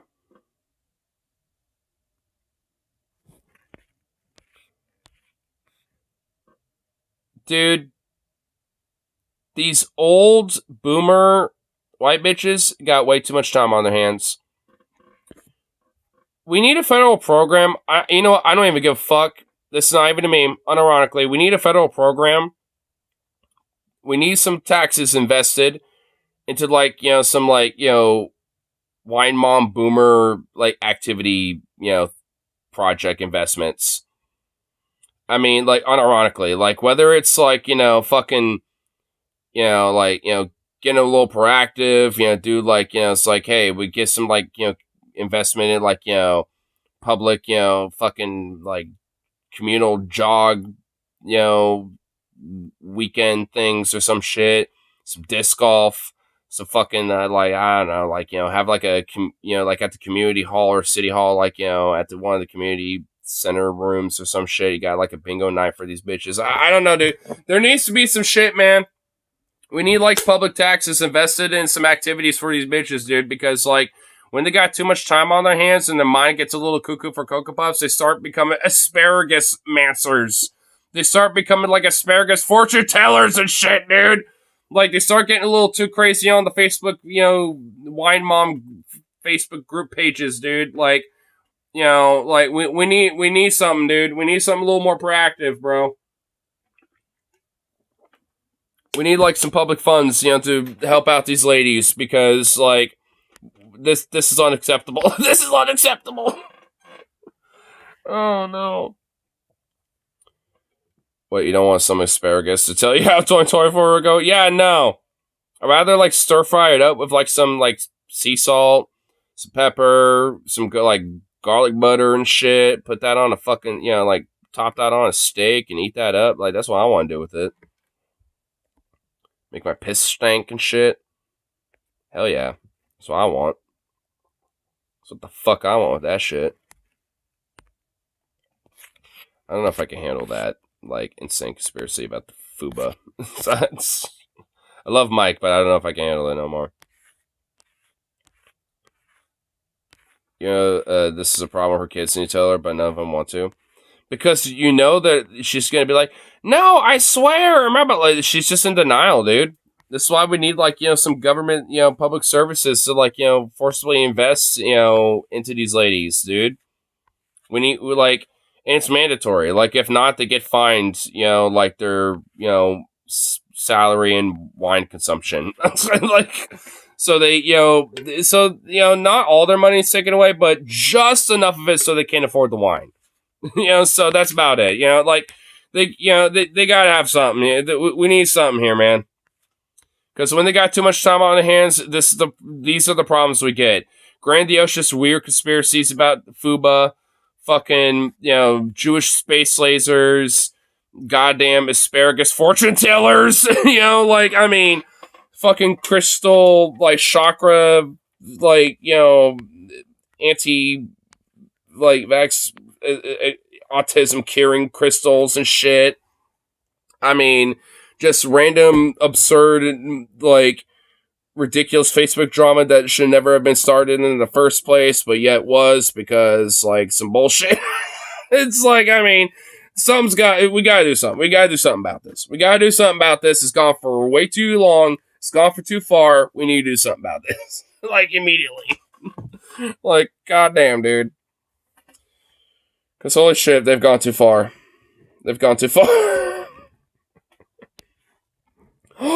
Oh my god, this baby skunk is adorable. Oh, look at this little guy. Oh my god, his tail's so small. Yeah, I think, honestly, I wouldn't be surprised if the skunk is one of these guys. But just a chabunkabunk form. Like, and honestly, you could tell that this skunk, if you fed him enough, is going to be a fat bastard, dude. Look at that head. Look at the head of that guy. It might be just a baby. Just a sweet, cute little baby. But that bastard is going to be a big chunk of bunk, dude. Like, I mean, that head says it all, dude. In fact, look at those claws that this little guy got. Like, you might have, like, some small mints, but look at those nails, dude. Look at those claws, bro. Dude, that's gonna, like, grow in, and he's gonna be like, a little baby Wolverine or some shit, bro.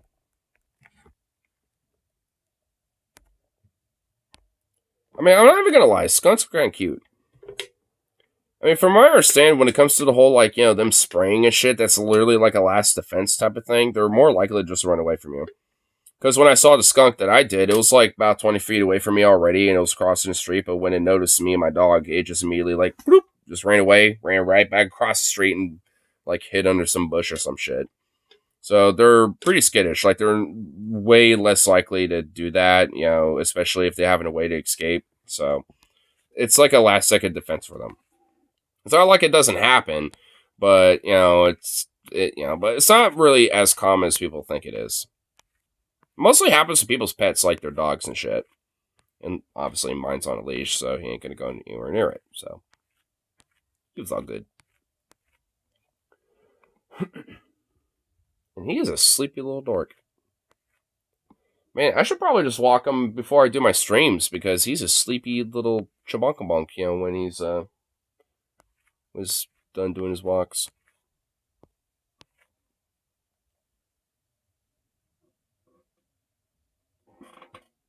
I can see his tail poking right out of that door. It's kind of cute.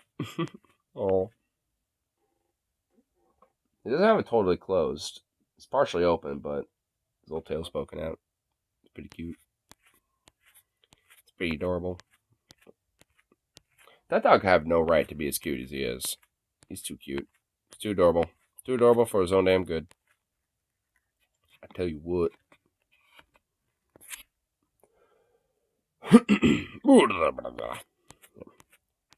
What other things going on for today? Let's see what other little fun things are happening for this fine evening.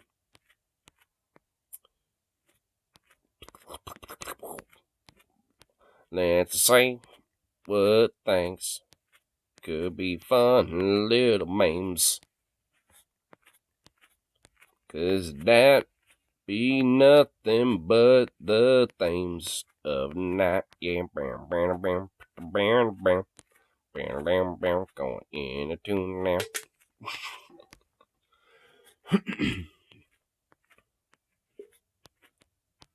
I feel like I know I saw something like earlier today I thought, would be interesting to look at, but I forgot exactly what it would be. Maybe it might be in my watch list, or maybe I could go check and y'all. That's baked potatoes, so some cheese, lemon pepper, seasoning, tomato, sour cream, tuna, sriracha. Ooh. I saw it as sour cream. That sounds pretty fucking good. I'm not really a big fan of sour cream, honestly. But everything else, though, sounds pretty fire as fuck.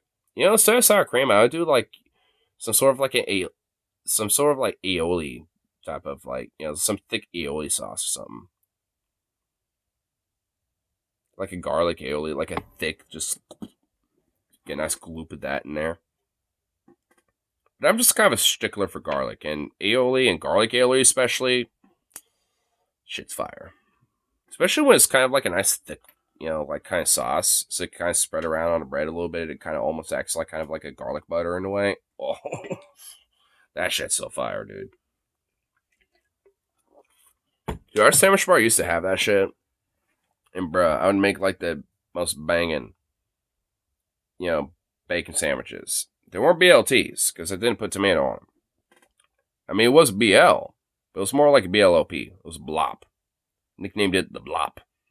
Because it was bacon, lettuce, onions, pickles. Those are the main ingredients.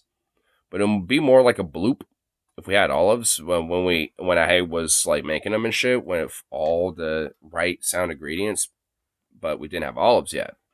But now we do. But we don't have the garlic aioli anymore. It's like, man, it ain't the fucking same without it. It's like, man, sad. Makes me sad because I'll call it the bloop. We had the olives at the time, but without the olives, it was just simply the blop, or the blop, or the bleop, because the J would be, or which is kind of really hard to pronounce, so I never really called it that. I just called it the blop anyway, with or without jalapenos. But I always would like to put the jalapenos on there, and that little extra kick with the jalapenos, fire as fuck, dude, fire as fuck. So good. Oh, I found the video I wanted to look at.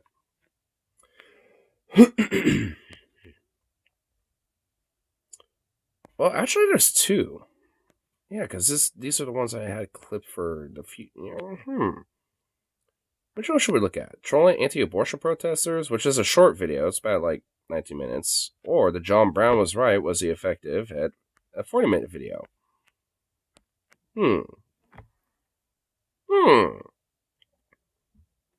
The longer form video seems a little more interesting, but the amusement of the other video seems...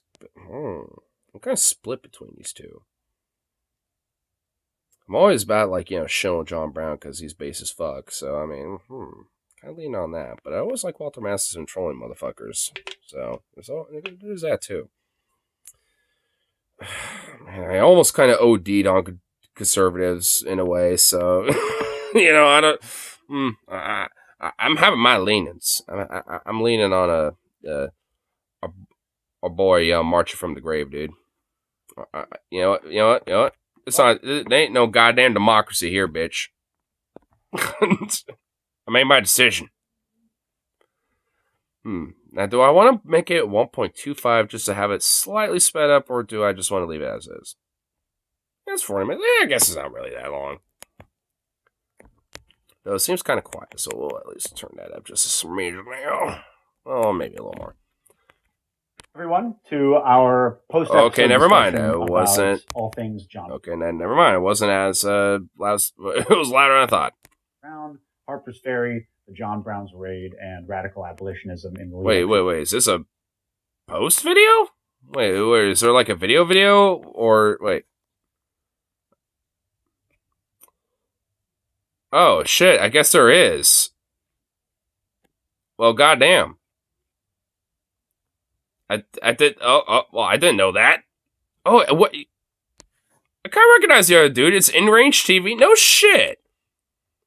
Alright, okay. Well, you know what? We're sticking with this video. Fuck it. I mean, I kind of know the history about John Brown anyway, so. Civil War. Appropriately enough, I found this bottle of wine at Costco featuring the face of the tyrant Lincoln. Hey, nice. At Costco, somehow very appropriate. I don't know why. Yeah, so here you go, Carl.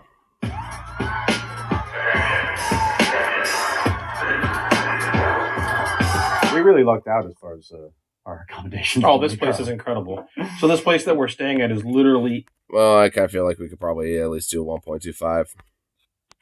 Inside the park or just outside the park? Just outside the national park. And it was here during the raid. Yeah, so whoever was in this building heard the gunfire. Wait. They're actually at Harper's Ferry? Okay, that's kind of cool. All right, dude. So there's some motherfuckers in that building back in the day that were there when that shit happened. Well, dude, that's kind of badass. So I like this channel, by the way. I mean, I don't know if anyone else has heard of Atun Shea Films, but they should definitely check this guy out. This guy's really cool. Yeah, for sure. I mean, we're right here on High Street, literally just short block, about a city block walk away from the national park. The local militia walked by the front door of this house on their way to fight John Brown and his abolitionists. Yeah, they sure fucking did. Real history. You touch it. Yeah, you really can. And you can smell it, too. Oh, yeah. No, this place, I've always thought about Harper's Ferry. I never quite made it here. And then upon being here today, I have to say that if you're interested in this topic at all, you need to come. Yeah. This place stands alone in terms of how much history just is literally oozing out of every crack. Yeah. And a whole bunch of the national park itself are preserved buildings that you can just go in and really at your own free will there's not really a lot of forbearance or anyone really watching you. It's kind of do what you want. And you get to sit there and see the place and go into the place where John Brown was actually running his raid. Yeah. Dude, I want to go here now. Dude, I'm sold. I want to go. Honestly, if I had, a way to get over, go check this place out, if there's, a hypothetical, if I have, a van that I could do, some long-term travel with, I'll be like, I'm taking, a month off from work, got some money set aside, and I would totally fucking take a trip and, maybe stream, and check the place out, be like, let's check out Harper's Ferry. It's learn some of the history and stuff like that, and all that shit and all that shebang. Dude, I would totally fucking do that, dude. Dude, this place, dude, it's kind of cool. I think we're about to learn some extra cool shit that even I probably haven't heard about. Absolutely. And is that a fucking musket over the fireplace? Oh. I wonder who owned that. Man, yeah, okay, yeah. In-range TV is not wrong in this at all, dude. There is history oozing in every little atomic particle of this place. I was saying, as we were just sort of hanging out shortly before sunset in the engine house in John Brown's Fort, the National Park Service, to their credit, they've done an amazing job of preservation and interpretation. This place it stands alone as one of the best I've ever been to. Yeah, without a doubt. So let's kind of get into the protein of this topic, which is abolitionism. So, as I said at the end of the main video, I kind of want to address two questions. Was John Brown right? And was he effective? So, 1, yes. And 2, maybe or maybe not.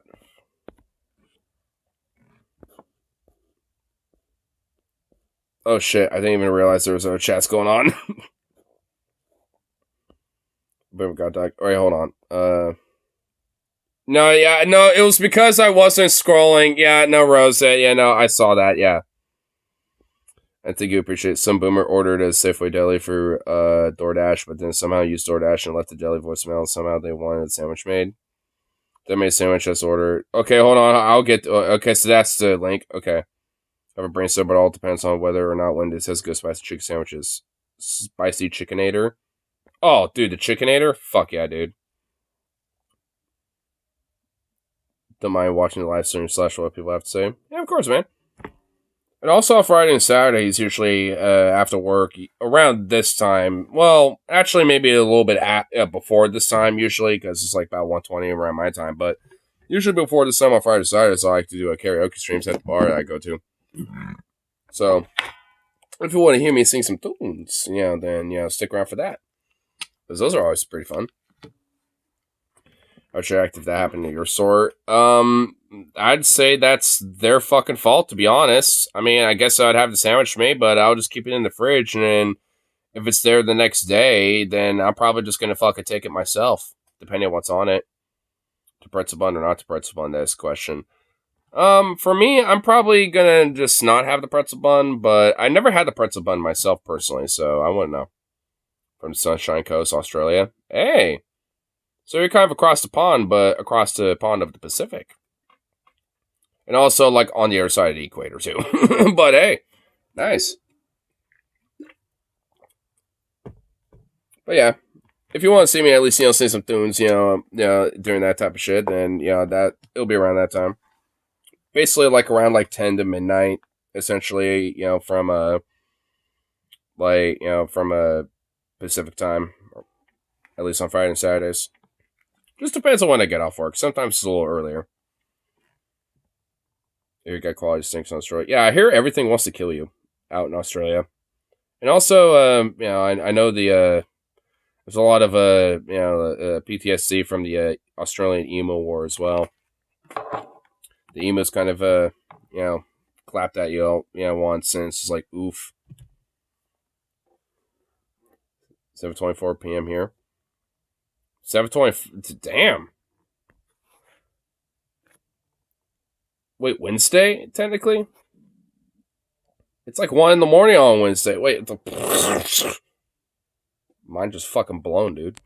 As far as whether John Brown was... Guys from the future, I know, dude. I think kind of the operative question here is violence a viable strategy for political activism. There's something to be said about this particular situation in terms of anti-slavery and abolitionist activism in 19th century America, where the violence had already been going on since 1619. There was already violence happening. This slavery is an inherently violent institution, so resorting to force of arms in order to end that institution seems appropriate. Well, like you frequently will see people refer to John Brown as starting the violence, but he was not. He was responding to violence that already existed for hundreds of years. In fact, his quote, slavery is war, or slavery is the existence of war. It's a state of war. It's a state of war. Slavery is the state of war. And he's not wrong. The people that were enslaved, they were victims of war. They were the casualties of a war that they never even wanted to be engaged in. So he's not. I mean, a lot of the original slaves that got brought over due to the Atlantic slave trade were basically victims of war. They were prisoners who were sold off from rival tribes, to for a time like the Spaniards and the British, and eventually the Americans too, to be sold off to slavery, into those respective countries and shit. Or I guess disrespective countries, in a way. Because the whole idea about slavery being like a state of violence and kind of like a state of war, it really kind of is. Like it's just, because in a broad philosophical sense, it's like a state of war against like the sense of the self, and the sense of man, and the sense of like individuality. Because it segregates the idea of who really has like the right of individuality and who's seen as just a cog to the machine, literally in the sense of property.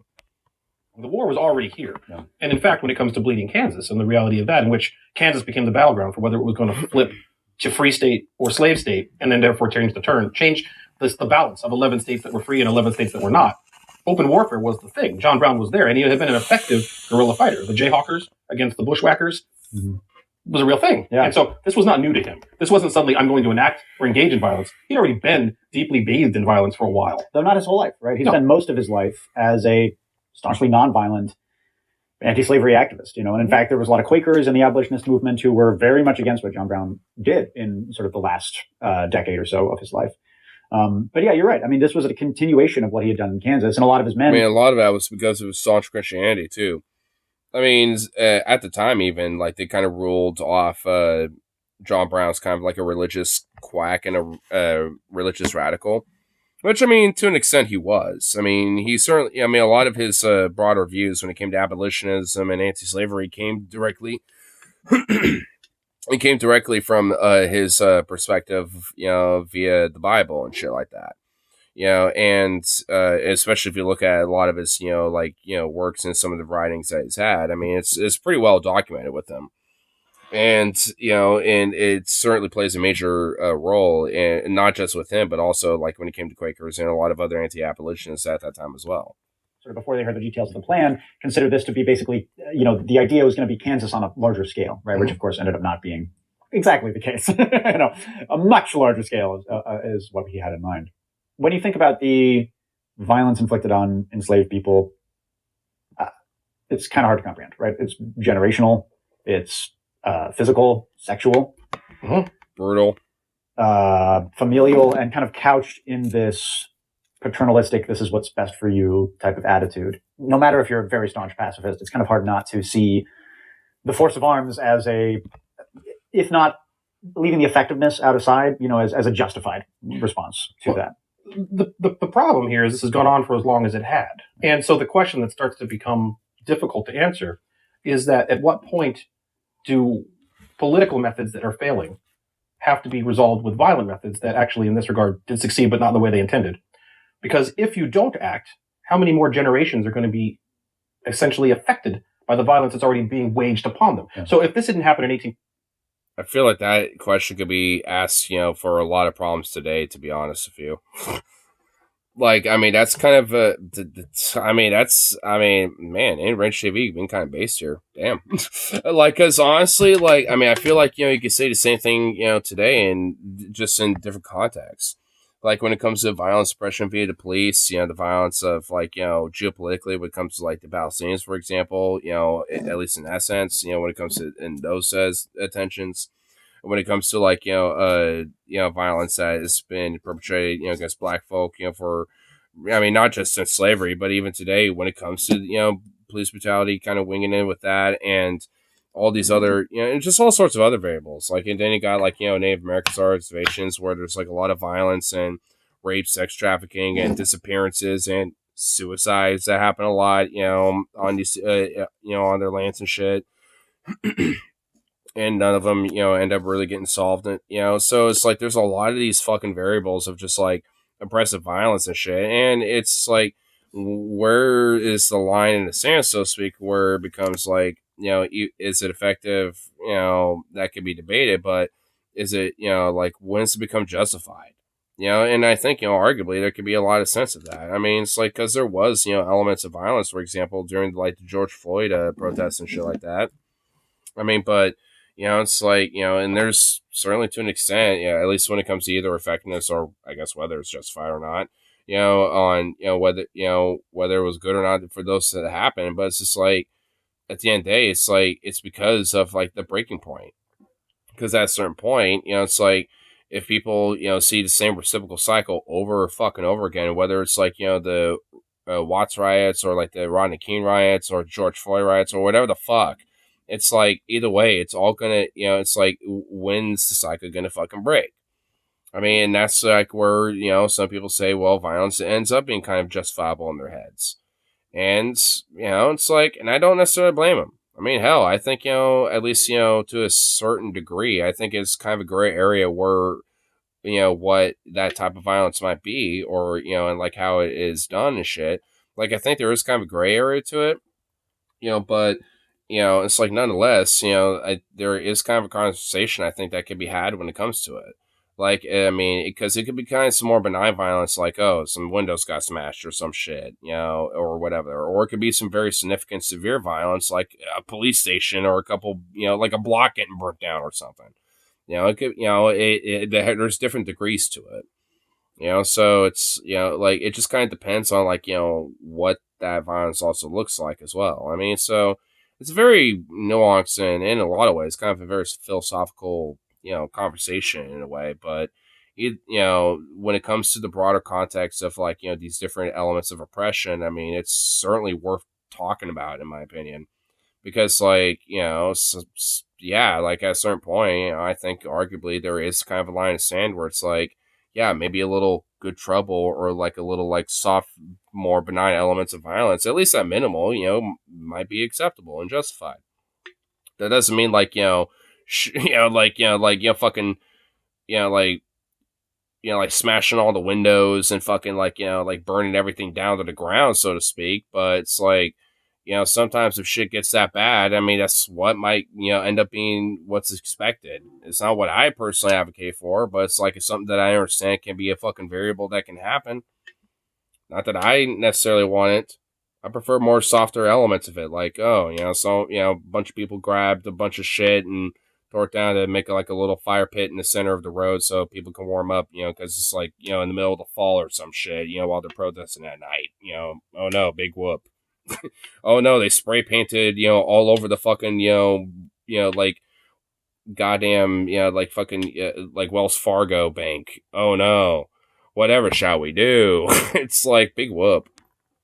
Let's say it happened in 1959, 100 years later. How many generations of people go through the same horrible torture of slavery before something's done? Yeah. And would it have happened politically in 100 years? Let's say it did. Let's say 1959, politically, this problem was solved. Yeah, I think that's highly likely.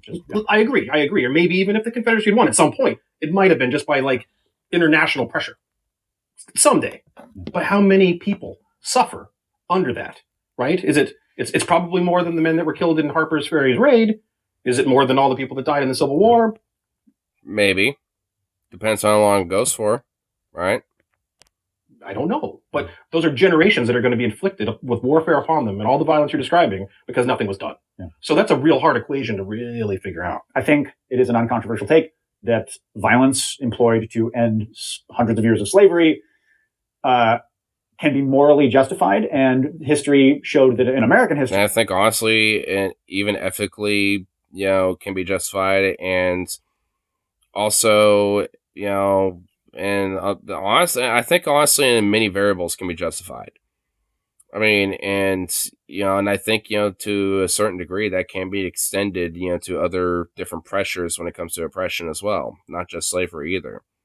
That's just like one major root to the fucking parasitical tree that I think that can be used for but I mean but they all have different pressures and different like like straw breaking the camel's back type of scenarios with each fucking root. But either way, I think a lot of roots have this kind of eventuality when it comes to this kind of justification or like when it comes to the moral or ethical or like even like logistical or like societal like justifications and shit, like regardless of what that justification looks like.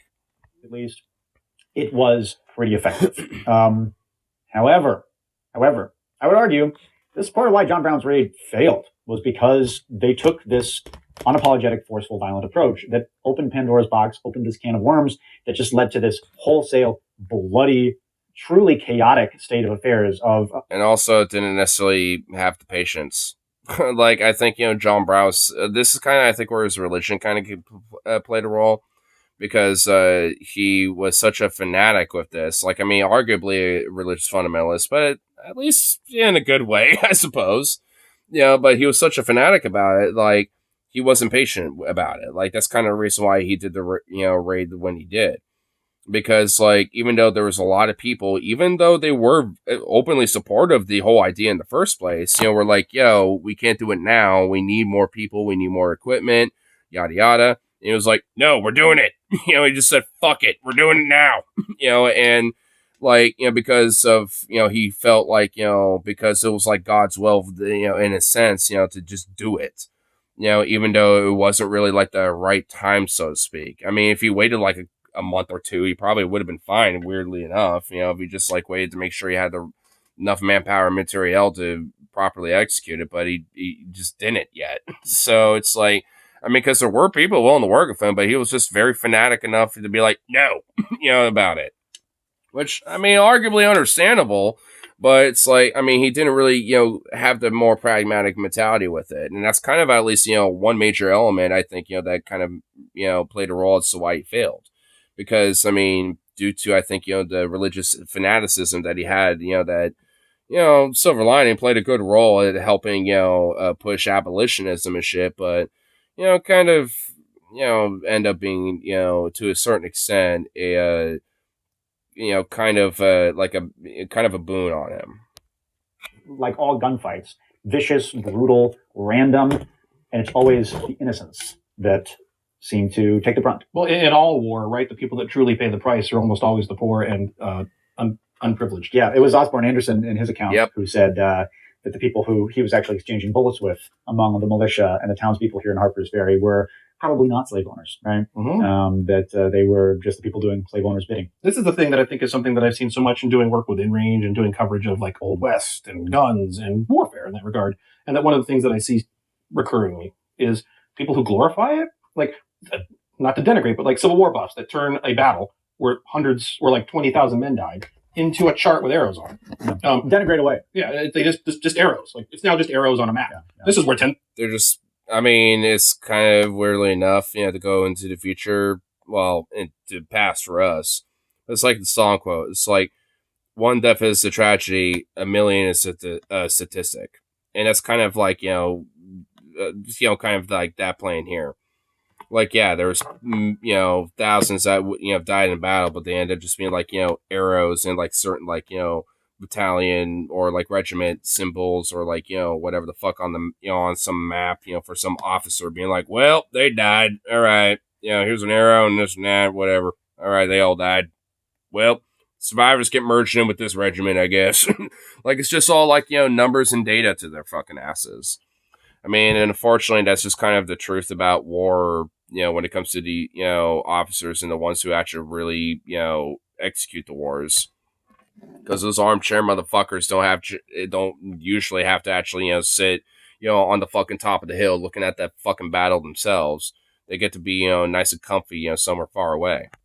The people died. And honestly, it's way more true now than ever, because nowadays generals can literally stay right at home in their own country and, operate, fucking operations and shit and be like, all right, make sure this shit gets done. I mean, they just have to, account for time difference. That's it. And it's an arrow. It's even worse for that matter. As we said in the intro to the primary video, John Braun did nothing wrong. Well, did he? I don't know. But the thing is, I mean, philosophically and ethically, no. But logistically, and, well, I guess maybe partially, philosophically. I mean, due to his fanaticism, but, for the most part, no. But, there technicalities, logistics and all sorts of other shit aside. I mean, yeah, a little bit. Those types of approaches to such difficult topics in which one of the answers, maybe only one of many answers, is the instigation, either intentionally or unintentionally, of violence, is that when violence starts, it is not something you no longer own that. It is a chaotic, uncontrollable maelstrom of which the end result is unclear. And it's probably not going to go the way you want it. In fact, we see that with the Harper's Ferry raid. The very first casualty was a free black man, Haywood. So, man with the knowledge makes his genetics may have some hope for the future. Well, I'm kind of like a millennial Zoomer cusper. I mean, I'm 26, so, I mean, I have had other people say I have like an old soul, so to speak, and I mean, I guess, there's some merit to it, but I mean, they usually, from what I've understood, usually means like, oh, well, you got more of like a boomer conservative mind, but it's like, I mean, I never really took it that way, just because, like, at least especially from what I've learned from history, at least when it comes to like, more conformist aspects of like history, whether it's like with like, punks or like, labor movement or abolitionists and shit like that. Like, I mean, they, like there's, I kind of, identify more of that type of shit, like the hippie movement or civil rights and stuff. Like, it's never like this weird, like, nuclear family, like, Reaganistic bullshit. Like, ugh, fuck that. I ain't no chicken shit conformist. Peggy Moore as a Zoomer. I've had some people peg me as a millennial and some as a Zoomer. That's kind of why I say I'm a cusper, because, like, I mean, I definitely know I have some elements of being a Zoomer, and I show some elements of being a millennial, too. I mean, if you kind of, like, ask me questions that millennials might know, like, I might, not always, but I might know some of the answers to it. Like, some random questions, like, what's a famous band and blah blah blah, or like, when did Kurt Cobain die? And so if you ask me random little pop quiz questions like that, I mean, like I might honestly know the answer to it, or at least comes to like some aspects of the 90s. We'll admit, not all of it, but at least some of it. To my daughter Rachel to educate herself. Yeah, I mean, honestly, if you want to learn it, at least especially when it comes to like American labor history and counterconformist history and shit like that. Look up this book, but I actually have it over here, I'm pretty sure. Right? Is this it? Oh yeah, right here. It's by James Green. Called Death and Haymarket. You should definitely check this book out. Actually, I've checked it out to the point where I've like made highlights in it and stuff like that. So I mean, it's one book I've actually straight up studied about a little bit. So I mean, it's definitely one book I recommend checking out if you want to at least look at something that is interesting to delve into when it comes to pondering your brain about things. And also another really good book is The People's History of America by Howard Zinn. That's another really good book. He was just doing his job, running the train, and he took a bullet through the chest. That's part of this. And how many innocent people died in every war? The ones currently ongoing, the ones that are gone. The Civil War. A few states, a few times. Don't know if that's a write-on or condolences, to be honest. Can't tell. I mean, because some places in the U.S., like the PNW, for example, can be pretty cool. But, like, I mean, some, like, places in the U.S. are just straight up dog shit. I mean, I'm just going to be blunt. So, I mean, like, really, I mean, because that's kind of the thing about America. I mean, depending on where you go, you're always going to have a different flavor of it. It's Zillennial. That's kind of a good name for, like, a millennial Zoomer cusper. Zillennial. Zillennial, dude. I like it. I haven't heard that before, but I like that. I like that. Now, it's not just a numbers game anymore. So when you see on a sheet of paper 27,000 dead, that's 27,000 lives. Was the cause worth 27,000 lives? When it comes to ending slavery, I wasn't one of the 27,000 lives, was I? Yeah. I'm here sitting here talking to you. It's right easy now. to say. Real easy to say. But how many people are at home crying about their husband or their brother or whoever? And at the same time, how many people were at home crying about the fact that they were enslaved or that their child were taken away from them and sold at a slave auction in New Orleans? Like that too. So these are the point I'm trying to make is that violence is an option, but my gosh, do not trivialize it and do not expect you're going to control it, because the minute they kicked off things here, they lost control of it real fast. And how many instances of where you see violence where it just gets out of control real fast? And the current examples of that are, of course, numerous. I can see that, geopolitically. I don't want to kind of, go back into that, but, I see the pattern with that. I would argue that this is the start of the Civil War, not, yeah. And so, I mean, even with the Great War, for example, like the assassination of Archduke Franz Ferdinand literally kicked off the fucking Great War. I mean, that was like a domino effect of violence that just got out of control real fucking quick. I mean, it happened. I mean, unfortunately, that's just kind of like one of the patterns of history, especially when it comes to wars, especially on either a regional or global element. It always just starts with one small little thing. Saying Australia are on par. Yeah, I mean, honestly, they kind of are. Australia is kind of like our little baby brother, in a way.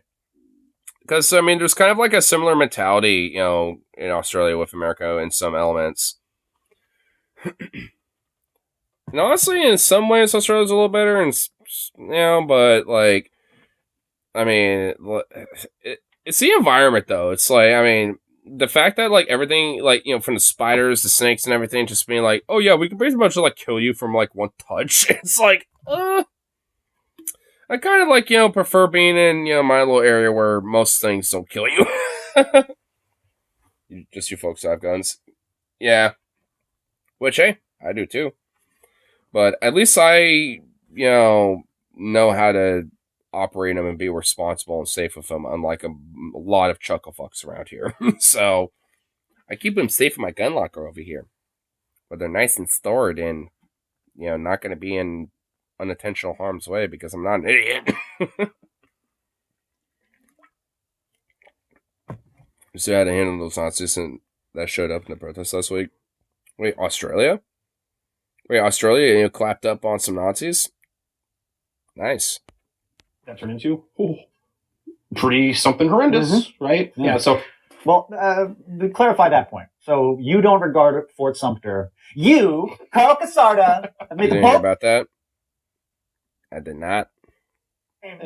That Civil War began here in Harper's Ferry rather than in Charlestown. I absolutely think so. Yeah, I do. When he was pinned down in the fort, he realized then, especially when Jeb Stuart came up and was like, do you surrender? We won't, he's like, no, we'd rather die. He realized what I'm going to do here is become the martyr, and in becoming the martyr, by the way, that wasn't he made that decision for everybody. He didn't make that. Everybody in there went with him on that. Now, maybe a lot of them were aligned. I don't know. But he made a decision for more than just him that there's going to be martyrs tonight, right? Mm-hmm. But he realized that tactically he changed course. And by becoming the martyr, he was going to have more success than he was going to be with a warfare campaign that he originally had started. And the fact that this action happened here and his words resonated, which by the way... I mean, in a way, that's not wrong because, he was already going to be considered a traitor to the state and go for a whole trial and be executed. So he'd rather go down fight instead of go for that route. So, I mean, in a way, it's, he's not wrong with that. Our powerful words. That was what ultimately caused the fractionalization, because the South at that point was like, this is real. These people are coming. They're all coming. This is going to happen again. There's going to be 100,000 John Browns or whatever. Mm. Well, they were totally wrong. Yeah. And in doing so, that's when they're like, let's start pulling in, arming up. Do we secede? What do we do? It was the actions here that caused them to do that, in my opinion, which is then why Fort Sumter happened, which is then boom, Civil War. And it wasn't long after. Now, let me play devil's advocate for a second, because I think that viewing John Brown's raid as an instance of direct action, in direct action, a high priority, if not the top priority of an activist, especially sort of somebody in a leadership position, should be the safety of the people involved, the people under them, of other activists who are doing this with them. Unless, of course, the idea is to be arrested or whatever, right? If it's a Homer Plessy type of situation, sure. Or, straight civil disobedience. Yeah, civil disobedience, precisely. In that sense, did John Brown fail? Was he a bad leader in that sense? Because you take a group like the Animal Liberation Front, which has been active for almost 50 years, and there's been enormous property damage and economic sabotage, up the wazoo, an enormous amount of chaos, some very illegal activity, not a single recorded injury or death. So was it just a different world in your opinion? Was this a failure of John Brown, or was it just kind of the times, I suppose? I think the difference here for me in the way I hear that is that I don't see the Harper's Ferry raid as a direct action as we think of it in the modern parlance. I think of the Harper's Ferry raid as an extension of already existing warfare. And so if you're John Brown as a guerrilla leader of a army that's armed with lethal weapons, charged carbines, even if your instructions to them is please don't use these unless you absolutely have to. Which were the explicit instructions. Absolutely. But they didn't bring them because they thought they didn't bring them they were under the understanding they might need those. And had been using them in Kansas for a while. And in that regard, warfare does contain the reality of losses. But I'm thinking as a guerrilla leader, he was accepting that possible reality that there's losses, including his own sons. And so I think that's the difference to me when I hear that. Yeah. No, I definitely hear that. I think that's a great point. I mean, I don't necessarily disagree either. Because, he kind of, like I said, like John Brown was kind of a religious fanatic. I was mentioning this from earlier.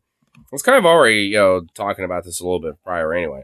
But, like, when it comes to this, like, I mean, it's something that, he was very fanatical about.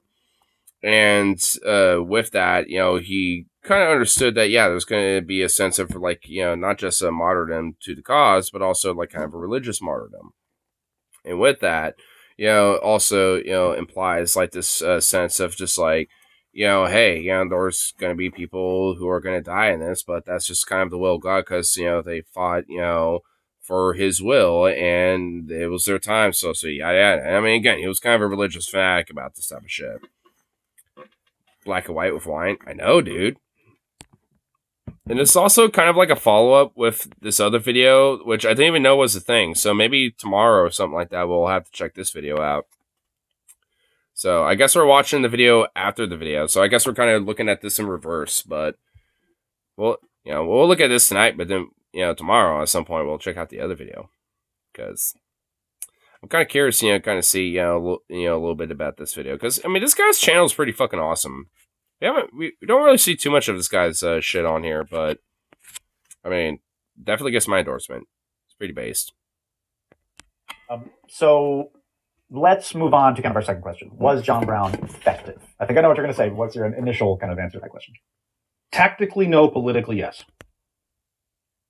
Actually, I was honestly going to say the equivalent of that before his answer, but he kind of said it pretty quick. But yeah, actually, yes. Tactically, no. Politically, yes. Because, I mean, I was mentioning earlier, tactically, I mean, he even had other people, like, politically, who are willing to be like, hey, if you just wait a little bit, we can, eventually, get the material and the manpower to be able to kind of pull this off. Because he wanted to do the raid on Harper's Ferry for, for some time. Like, this was something in the works for a little bit. Oh, Jesus Christ, here we go. And then, but eventually he just kind of, got impatient and, like I said, because of his religious fanaticism, pretty much said, like, our will and our time is now. We have to do it. And, got impatient with it and just did it. Despite, the fact that he didn't really have the manpower or the material to really, pull it off quite yet. I mean, so it was one of those things where tactically, if he honestly just waited a little bit to make sure that he got, like, supplied up and manpowered up a little bit and shit, he probably would have been able to pull it off. Because politically, I mean, other people were certainly in agreement with him. There was other people collaborating and work with him and shit. I mean, it's like he even had like sympathies from people like Frederick Douglass, at the time and shit, if I remember correctly. So it's like he certainly politically was like, effective in that way for sure. But it's like, at least when it came to Harper's Ferry, logistically, and tactically, he just was way too impatient. He pulled the trigger too quick. I mean, no pun intended. Here, let me deal with this little prick. Hold on. You little bastard. What are you boofing about? You don't want to lock yourself in here, you dork. What, you woke up for your nap? Is that what happened? Did you wake up for your nap? Little prick. Oh no! My Bluetooth! My jacket fucking tugged on it.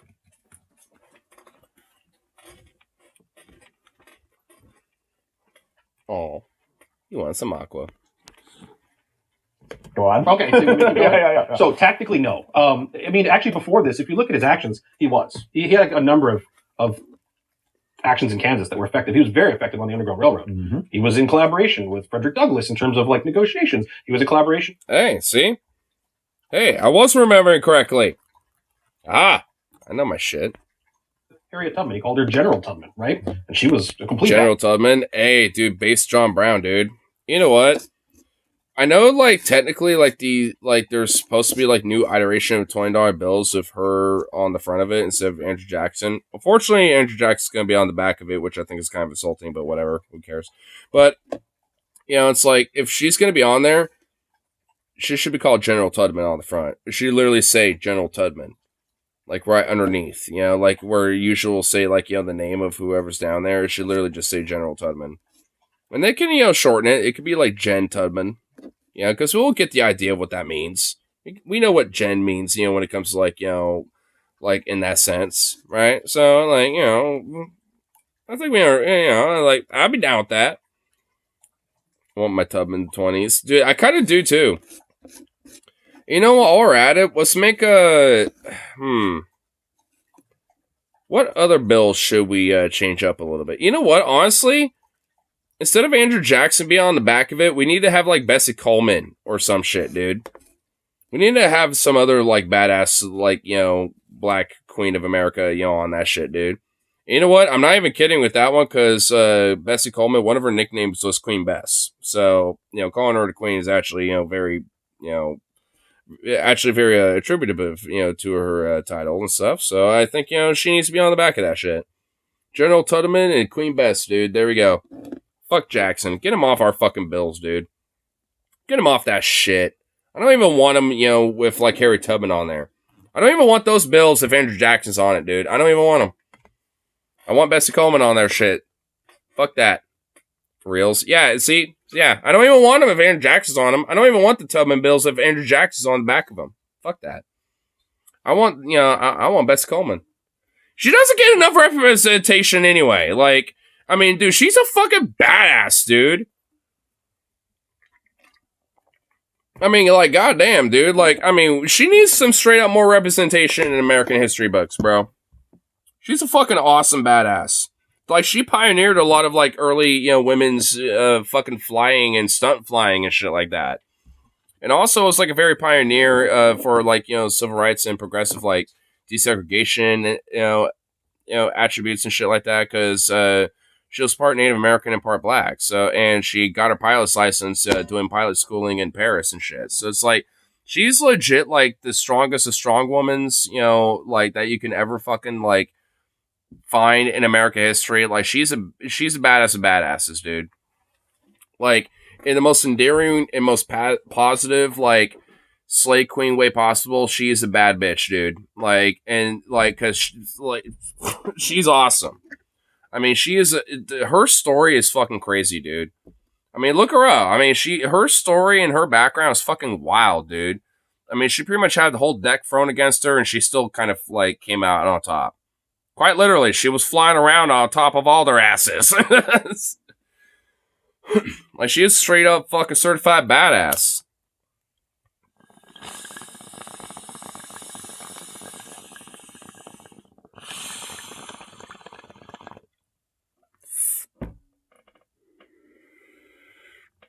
Put her on a 500. Yeah. Let's make a $200 bill. We got the Benji. Let's have the Bessie, dude. The Benji and the Bessie. The $100 and the $200 bill, dude. Boom! There we go, dude. Or a $500 bill, whichever. I don't care. Let's make a whole new bill and put her ass on that shit. Yeah, even the 200 or 250. Yeah, exactly, dude. Yeah, seriously. And then we could just nickname it the Bessie, dude. Then we got some Benjis, and then we got our Bessies, bro. Dude, I mean, dude, it's lined up. It's already lined up, dude. It needs to be. How do we make, like, a new currency, like, with a Federal Reserve and shit? Like, how's that work? Because it needs to be pitched. I unironically will pitch this shit. Like, I'm not even. Dude, I would like GoFundMe this shit, dude. I don't even care. I did like how do we make this work? Because I would unironically like want this to be a thing. I want this to be manifested. I want this manifested into the universe. You know what? You know, because like think about it, like because yeah, you're saying inflation's fucking ridiculous, so it helps kind of like put some of those type of Benjis or I guess Bessies in these cases in their wallets, and then and also it's kind of a progressive like hey, here's a recognition of like historically in a Black American woman that plays a major role in American history and shit. Like it kind of tugs at that type of stuff a little bit. Like it kind of hits all the all the fucking notes in a way. So it's like let's go, let's do it. Thoughts on Stock Market Bull Run? Or like the bull statue?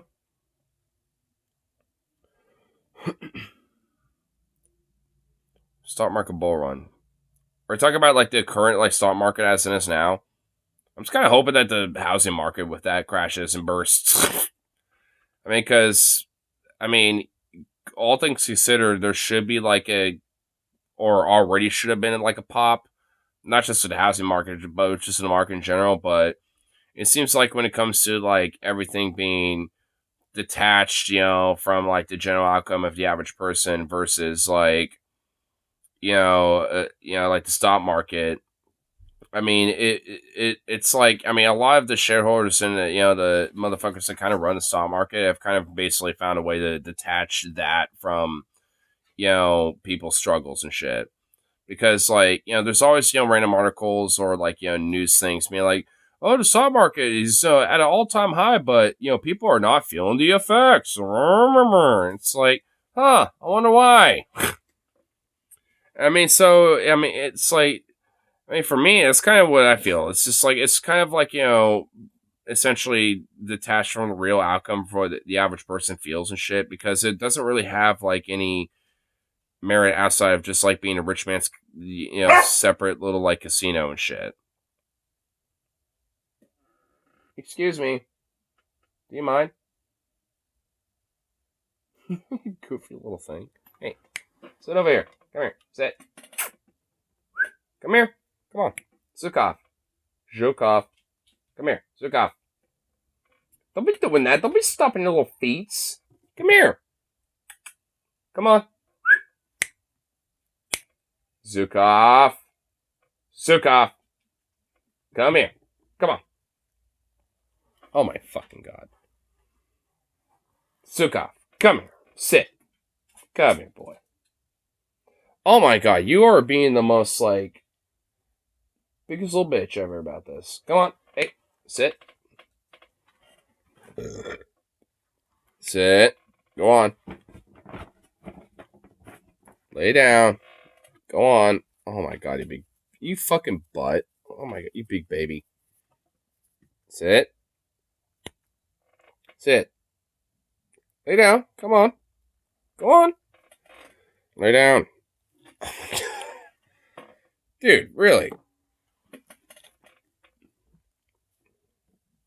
Bruh. Oh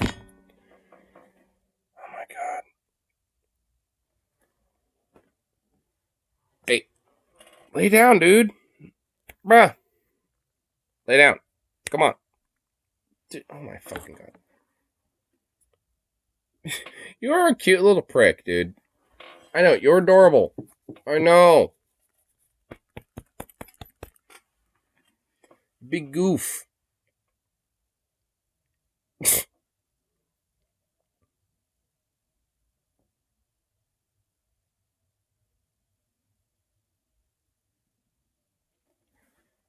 You can't live on your own minimum wage jobs anymore. Yeah. You really can't. Hell, the job I have isn't necessarily minimum wage, and I'm barely fucking making it as it is with my own fucking wage and shit. Which is why, I'm hoping that New Seasons, fucking hires my ass and half of my department and half of my workplace too, so then Safeway becomes something else because it's a fucking slave way. That's really what it is. I mean, pretty much anybody that has worked at that, fucking shithole company will always nickname it Slaveway. And there's a reason for it. And, yeah, definitely more true than fucking ever. At this point, I tell you fucking what. Ugh. I'm so fucking done with that place, dude. I mean, it's just like, the morning crew at that place just like toxic as fuck at this point outside of like 2 or 3 people. Fucking, just like the management's just like not communicative and ridiculous. I mean, just the whole workplace is not communicative in the first place. I mean, it's and passive aggressive as fuck. I'm just so done with it. Yeah, man, once I'm done, oh boy, oh man, I can't wait to come in one day, like a month later, after I'm gone, and be like, how's it going over here? And it's just a fucking shit. It's just like fucking just all just done. Oh my god, I cannot wait, dude. We should apply new seasons. Already did. Actually, I replied to an email, and then they got back to me earlier today while I was checking out the DFF gauntlet. They said, yeah, just call at this number, and we'll set you up, and blah, blah, blah, blah, blah. And I'm just like, well, I'll just do that tomorrow. Which I guess technically for me, that would be today, but yeah, so. I'm going to get all that shit worked out, let them know that, like, hey, Tuesday and Wednesday is perfect days for me to, have an interview. Just, let me know a time. More near noon is preferable. So, but either way, because their office is at Revolution Hall, so in Portland. So, I know where that is. It's not really like getting there is a problem. It's just making sure that, like, it's not like 8 in the morning. I don't really want to deal with that. That's gonna be kind of lame. If it's all like noon or something, then that ain't a big deal. Time is worth way more than shaft way is paying, or slave way, I like to call it. But yeah, pretty much. Because, like I said, I'm fucking done. I mean, because with my application, I kind of mentioned that, where it's like, I've been consistently, my first job, working this for about 8 years, and just ready for an upgrade because, for as long as I'm working, I am not satisfied with, like, the leg up I should have been having and blah, blah, blah, blah, blah. And honestly, they seemed pretty, from what it looked like, oh, yes, please, so it seemed like they were kind of like, like, all right, we kind of like that. First job, 8 years going, blah, blah, blah. Okay, cool. You stick around for a long time. I like that. I think, I kind of feel like at least there's already kind of a decent somewhat first impression. So, hey, here's hoping at least, because I want to get the fuck out of that shit. Because also, the other aspect too is that while at first it's not a unionized job, the New Seasons Labor Union is a thing that exists. And while I'm doing all this shit, I'm going to hit them up and be like, hey, I'm about to potentially get a job here.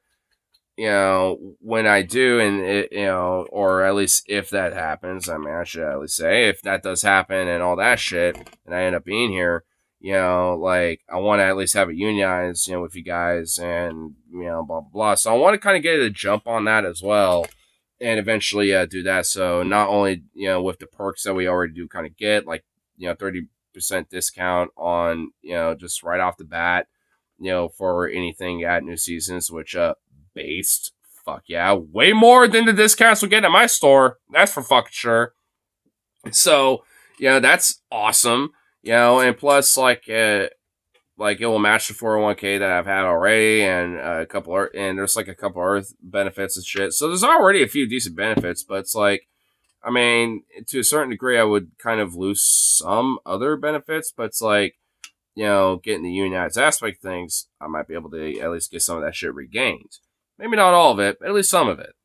Like when it comes to like maybe like 6-day overtime pay, or just really overtime pay in general and things like that, or like guaranteed holiday pays and things like that. Like, at least, not just like what we already have, is at least absolutely guaranteed, but also, at least getting some other stuff that's guaranteed too. Because, just because, I'm getting the fuck out of my workplace despite its, like, unionization. A lot of it's just because like the union is also kind of like partial, like like a company unit almost. It's just kind of like a watered down and one. It's more of an unfortunate thing about it, but it doesn't really like negate my advocacy for labor in one way or another. Because hence why I wouldn't be so gun ho about the idea about unionizing new seasons, because then that kind of puts me even more in a direct role in those type of things. More so than I already have been in the past. So it just kind of gets me more in the woodworks of that type of shit, and maybe there's more opportunities with that more so than the new seasons itself. So maybe I can find myself doing some other shit instead anyway. So either way, it's a leg up. Way more so than the one I've been like fucking hedging the bets on for so fucking long, and I've been waiting for the fucking out. They like to see they've been consistently employed, and considering it's my first job too, yeah. And I'm willing to stick around for a while. Like new season's pay is way better than Safeway right now, especially with my wage. So it's like I already know that's gonna be good, and especially if like unionization efforts are pretty successful, then that just means that there's just a guaranteed increasement in wages and stuff like that, to where at least I can sit on that job for a little bit and at least use that as a way to have opportunities that I should have been having already, in a way. So it's like, I mean, it's like I've always been kind of a late bloomer, and I guess, hey, it's, like new season's kind of like that. I mean, it should have been open already, but it's going to be open in March now. So, and they have those applications open. So it's hence why now it's looking like the ball's rolling. I just need to make sure I can get the ball rolling with hitting up with the New Cities Labor Union, because I don't think they have an office in Portland, because I've looked at that up before and I've never found anything. So I'm just going to have to see, who I can connect with. I follow them on Instagram, so, and I'm pretty sure their messages or like their DMs are open, so I can at least hit them up.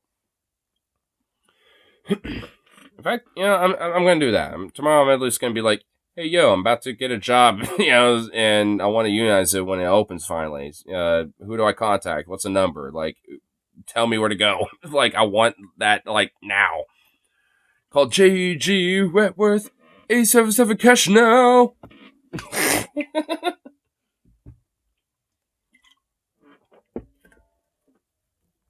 Nice. Yeah, I mean, hey, that shows you that I'm kind of not that much of a zoomer.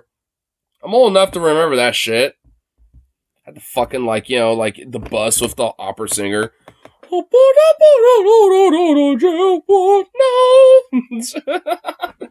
Oh my god, dude. Oh, those commercials were absurd. Ay.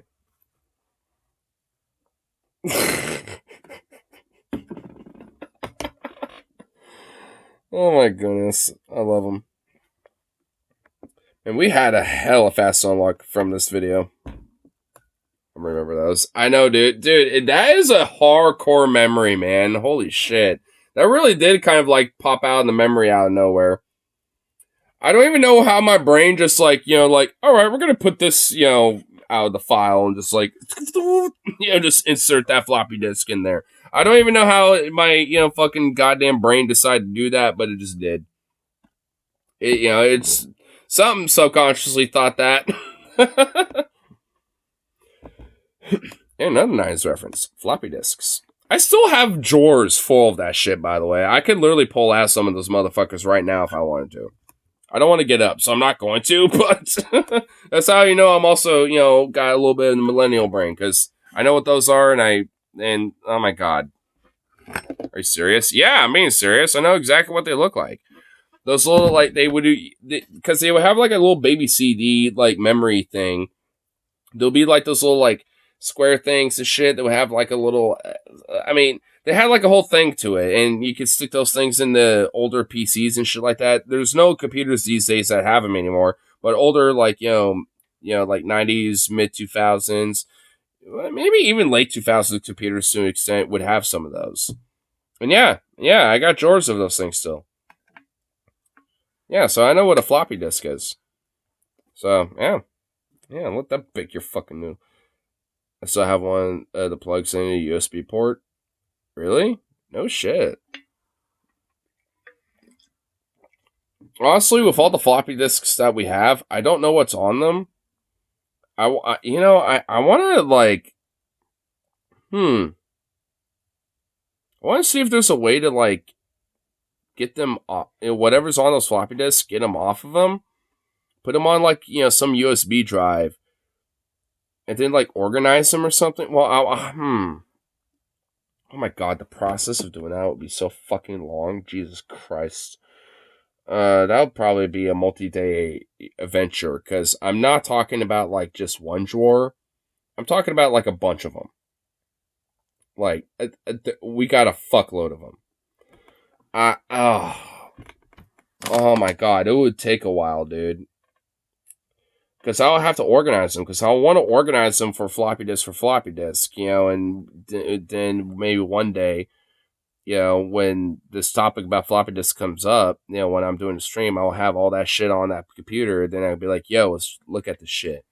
Or I can at least get the USB drive and plug that fucker in, and we could look at all that. I should probably be careful, because I really don't know what is or isn't on there. I wouldn't be surprised if some of it is probably like some of my mom's like old like photography shit. I will admit, I wouldn't be surprised if some of it's that, but I also wouldn't be surprised if it's just like other random shit either. Because I really don't know. They could throw them in the garbage. Why would I do that? They're still in really good condition. I would just, sell them on eBay. Like, dude, you think some retro collector, is going to be like, fuck a floppy disk. Dude, they're going to be like, oh, dude, hell yeah. I can add that to my collection of my retro stuff, bro. Dude, bro, I would sell that shit on eBay. Yeah, I'll make sure they're like, got nothing on them anymore. But, dude, I would sell that shit on eBay. Like, clean floppy disks, do whatever you want with them. Collector item, or if you got an old retro PC that you can still use them with, and, boom. Because, dude, Dude, I would auction them, because there would be some motherfuckers who'd be like, oh, dude, I really want those. And probably, get a little extra pretty penny off of that. Dude, I mean, I'm just saying, man. I don't know. I'm just saying. Dude, there is kind of like, been a growing trend for a long time with this, like, interest in retro stuff. I mean, for quite a while, especially with, like, millennials and Zoomers. Because, a lot of Zoomers kind of grew up with parents who, grew up with a lot of this retro stuff. So, some of them have inherited their parents' shit. So they're like, oh, this is pretty cool. So they started kind of collecting some of that type of shit.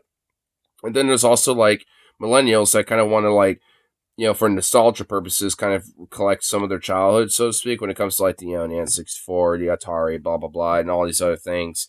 Like, I mean, so... it's kind of like a multi-pronged thing. Like, I mean, there's certainly like, a niche, for this type of stuff. And also just kind of in general, it seems like kind of like this retro-esque kind of thing is kind of coming back into monoculture a little bit. But it's off my old cassettes and CDs. Dude, now that I'm thinking about it, I wonder how much money, in value when it comes to like VHSs that my parents collectively have. Like, honestly. Because even right here, I have a drawer that I can kind of open up. Right here. Full of VHSs, dude. Dude, Twister's in here. You know what? Let me prove it to you just to pull this fucking VHS out. I'm proving it right now. You know what? Here, let's take this fucking screen off. I mean, look, you know what? We're going to do a part 2 on this video later. We'll put a pin on this video in the future. How about that? We're kind of still unlocking the nostalgia vibes. Dude. Twister, dude. OG VHS Twister, bro. Look at that. Fucking watch that shit growing up as kids so often, dude. On this very VHS. Dude, look at that. Look at that. Look at that shit. Dude, as much as this movie is a little cheesy, this movie's fucking pretty dope. I mean, look at that. Oh, got the dust off. Look at that shine. I mean, it's a little slight rough around the edges, but, it shows the wear and love that I gave this fucking VHS. And right there, dude, original VHS tape, baby. The original. Ready to go. Ready to fucking play. I mean, oh, dude, memories of me pulling this baby out as a kid, just watching this fucking thing. There's all sorts of other ones in here, too. But that's the one that immediately hit the nostalgia bomb. I don't recognize all these other ones, but that's one of them. That's one of them. In this one drawer right here alone. There's two of them, but that's just one. That's the bottom one. And there's one right here that I'm not even going to really bother to open because I don't even think it's... Well, it does have VHSs, but it has random other shit in it. I don't even recognize them. There we go. One of my winter projects is converting them into MP4. Ooh. 2023, 2 months before Twister came out. Oh, shit. And it's NTSC. Yeah, it's NTSC format, yeah. I think Europe and Oz are PL. Yeah. Yeah, Europe and like elsewhere it's like PL, but like, US is like UT or NT. Jesus Christ. Man, I'm not doing good at acronyms now. The crossfade be real. Now my acronyms are unable to be processed.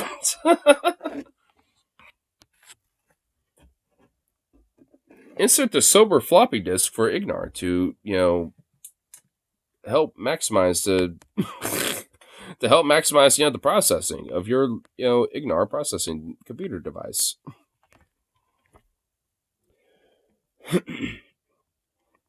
August 74. Man. Oh, August? No shit. I'm an August kid too. Oh boy. What day? What day we got? It's in August. I know a lot of people that have August birthdays. Like, one of my longtime family friends is a day after mine. One of my friends from work is August 18th. My longtime friend is 17th. I'm a 16th baby. My dad is August 8th. Unironically, not even kidding. August 8th. He's 8 days after me. And then, there's like a couple other people that I know are August babies. Which day? What day we got? Kind of curious. Fellow Leo. I mean, I'm not like an astrology guy myself, but I always like it. Oh, shit! Oh, wait, no, I thought... Why did I think you were the same fucking... I read the M first, and I'm like, oh, same dude. But yeah, 8-8. And also, my parents got married on August 6th, so that's their anniversary. It's on 6th, 2 days before my dad's birthday. So there's a lot of dates that I know about August, so August is kind of a little special year for me. Or special month. My brain don't want to work no more, apparently. Working and being functional? What that? Oy.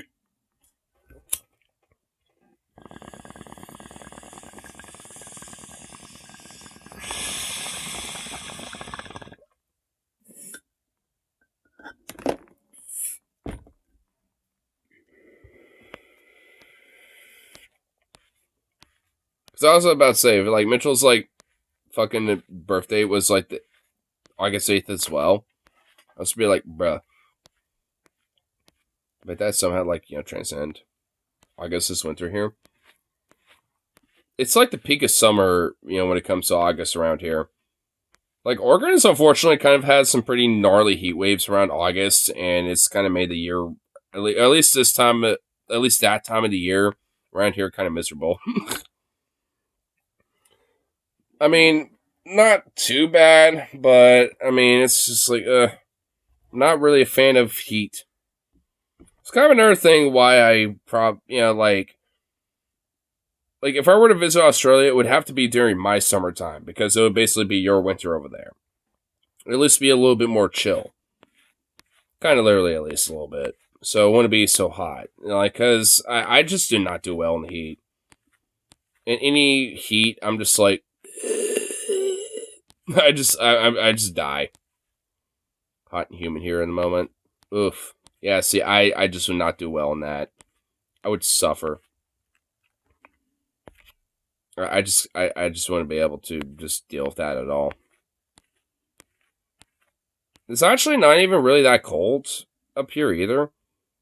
like we had a really major cold spell, but now it's actually like really warm in comparison to what we just had. We had like 19 to 20 degree weather for a little bit. We had like a major cold spell, but at this point, it's just like it's kind of warm. It's like what the fuck. I mean, it's a little nippy today, but and tonight, So, but I'm also not really like cold either. I'm actually fairly warm, wearing a couple layers right now. But I mean, all in all, it's actually been a little bit more warmer than usual. Every now and then, I'm like, I have to debate whether I should wear more layers or not. Today was a little bit more of a layer day, but yesterday wasn't really as much. And the day before that, definitely not. So it's like, I mean, now it's kind of a gamble whether it's like, do I wear some layers or do I not today? It's like, it's at that phase. It's like, it's not cold enough to, like have a lot of layers, but sometimes it is. It's like, fuck. Ugh.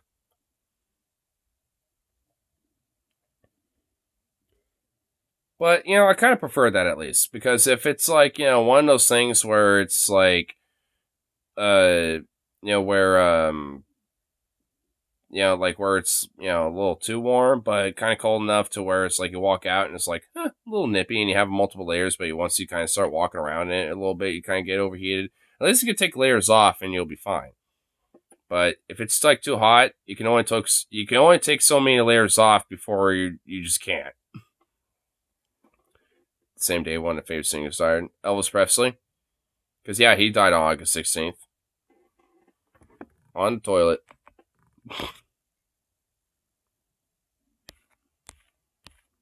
Elvis is everywhere. Elvis is everything. Elvis is everybody. Elvis is you and me. Nusrat Fateh Ali Khan is a Pakistani singer who collaborated with Pearl Jam, hell of a singer. Oh, totally different guy. Well, I guess he's not the only singer who has died on August 16th. I surprisingly actually did not... well, actually, maybe not so surprisingly. I did not know that. I saw some movies too, like Natural Born Killers and Last Temptation of Christ. Okay, the last movie... not too sure if I want to see that. But the first movie, good movie. Yippee, good one. Well, Elvis didn't die the same day you were born. He died 20 years before you. Well, I know that. Oh, wait, you're saying that, Nasrat. Oh, you're saying he died literally the same day I was born. Oh. I misread that. But no, I get what you're saying. But because, Elvis died, he died, way earlier. But, 20 years ago. But, yeah. But that's, okay. Well, I did not know that. I still didn't know it either way, so it's like, oh shit. Well, damn. A lot of shit randomly happens on my birthday, like, because there will be, like, some random, like, YouTube short be like, so August 16th, this blah, blah, blah, blah, blah. I'm like, what? I'm just like, oh, shit. Every now and then, I'll just, like, find some random thing about, like, that happens, on my day. I'm just like, whoa. A YouTuber bought a plane Elvis owned. Jimmy's World. Well, at least it ain't Mr. Beast. I don't know who that is, though. I'm assuming probably like a YouTuber with a lot of fucking money. You know something that I learned today that I wish I kind of didn't learn? You know the original Darth Vader helmet from A New Hope? Guess who owns it?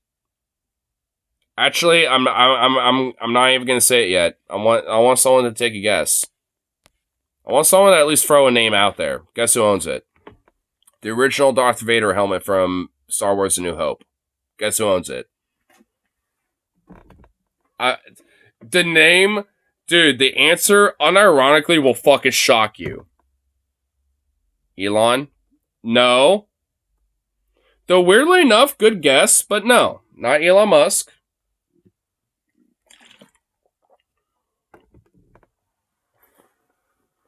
Though you're more warmer than cold. I will admit that. You're actually, weirdly enough, kind of strangely on the right track, but I still don't think you're going to guess it. Honestly, I don't think anyone will. I don't think anyone's going to guess it.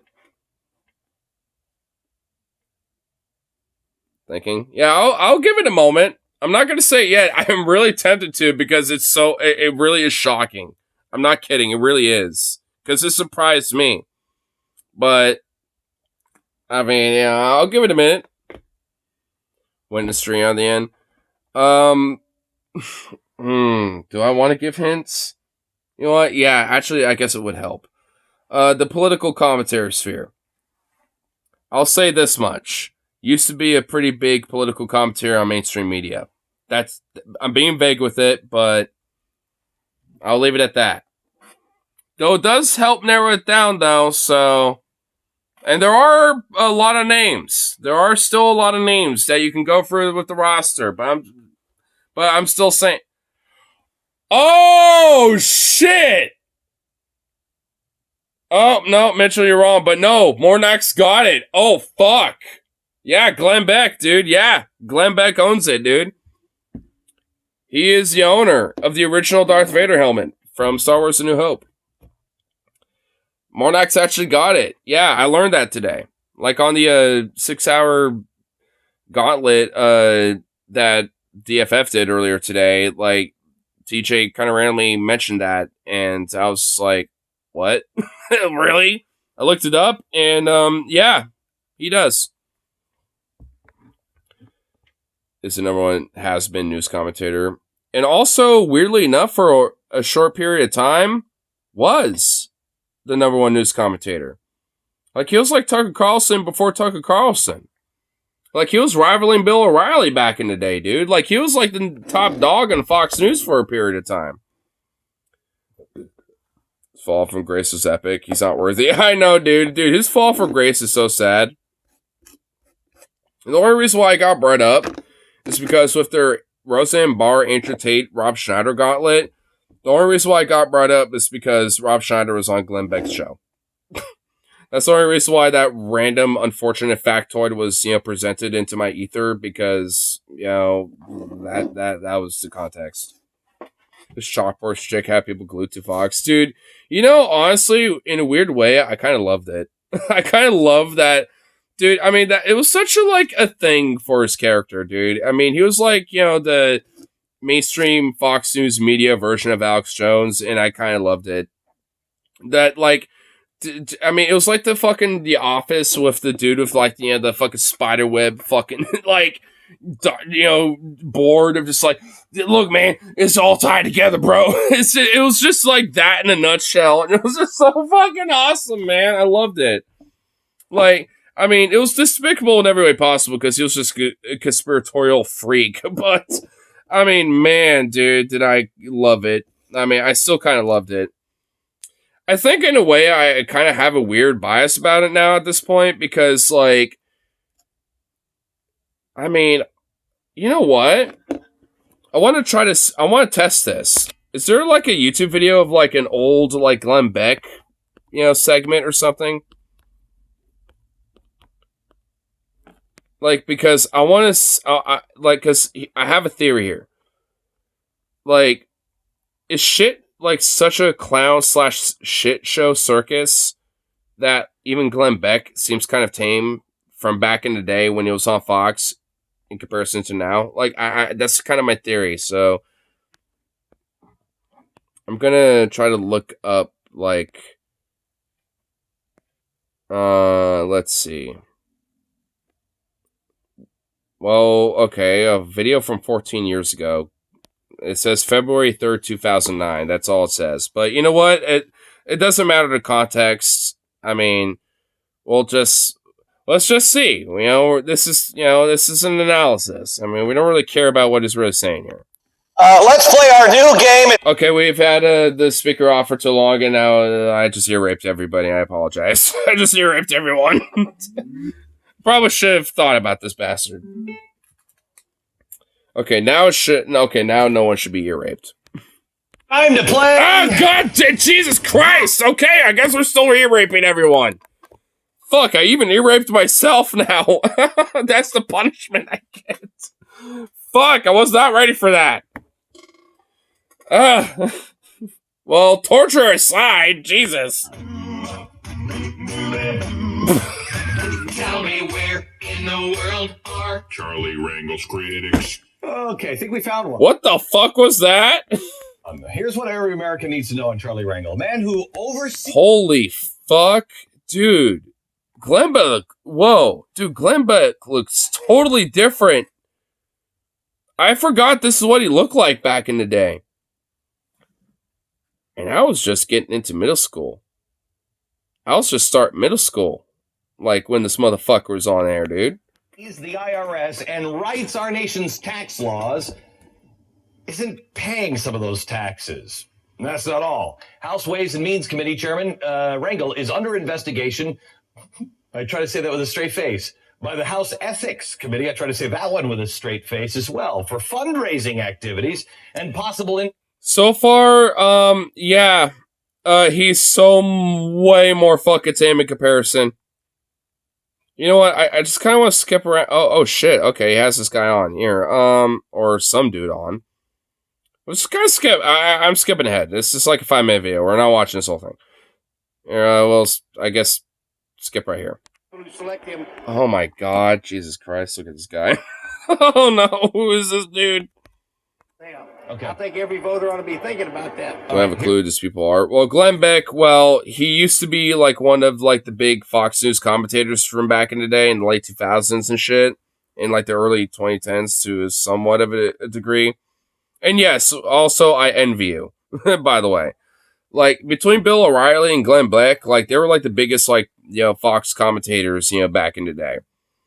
And, you know, then after that it was like Tucker Carlson, and now it's, I guess, Jesse Waters. I guess now he's kind of usurped the throne. The throne has been recycled around, you know, a few times, you know, before. And, you know, so. That bad? Yeah. And O'Reilly. Yeah, let's just say this. Like, I don't know if you know about the story of Dr. Tiller, but Bill O'Reilly is kind of like, you know, one of the early stochastic terrorists who've, like, you know, has kind of likely played a direct role in his death. Because Bill O'Reilly used to nickname Dr. Tiller Tiller the Baby Killer because he was an abortion doctor. So, yeah, he's a pretty egregious scumfuck piece of shit. And that's just like literally barely even put your toe in the water of the ocean that is the depravity that is Bill O'Reilly. But that's just like one motherfucker. I mean, weirdly enough, like Glenn Beck doesn't really have as much baggage in comparison. He's just like kind of a quirky, far-right conservative fuckbag. I mean, that's Glenn Beck.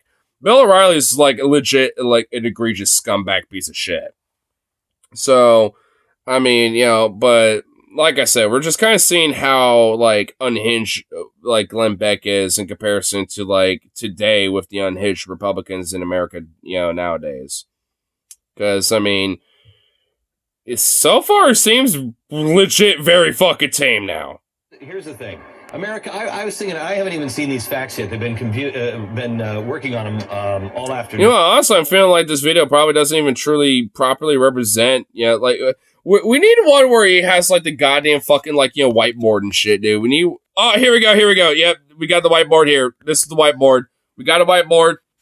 Whiteboard spotted. Oh, man, dude, this is not just a whiteboard. This is, like, a fucking, like, you know, touchboard screen, dude. Dude, this is when he upgraded the whiteboard, bro. Oh my, dude, look at this. Oh, hell yeah. Here we go. Yeah, now we got a video. Now, dude, look, oh my God, look at that. Oh, here we go. Let's go. This is what I should have clipped. Who in the fuck is this bald neo-Nazi looking son of a bitch? Oh my God. Agent 47 in the fucking stage, bro. Oh my God. Director of Health Policy Studies at the Cato Institute, and he's with us here. How are you, sir? Good to see you, Glenn. Good to see you. I want to show this chart. Oh, dude, you heard that? Dude, that was a clap, dude. That was a fucking shake if I've ever, like, heard one, dude. Can you bring up the chart, please? Show this chart and show the chart. It's just a collage of just insanity and just like blurbs and arrows and lines going everywhere. Oh my god, dude. This must have been when he upgraded the goddamn fucking whiteboard, dude. Dude, this is when he got an upgrade. I never knew he had an upgrade. I always knew he had a whiteboard, but I didn't think he had a touchboard fucking shit. Wow. I'm actually kind of impressed. I'm actually legitimately pretty impressed with this. Even though I still can't understand what the fuck I'm looking at. Oh my god. I've seen block diagrams for CPUs less elaborate than that. Jesus fucking Christ. I know, dude. This is insane. Like, holy shit. Oh my god.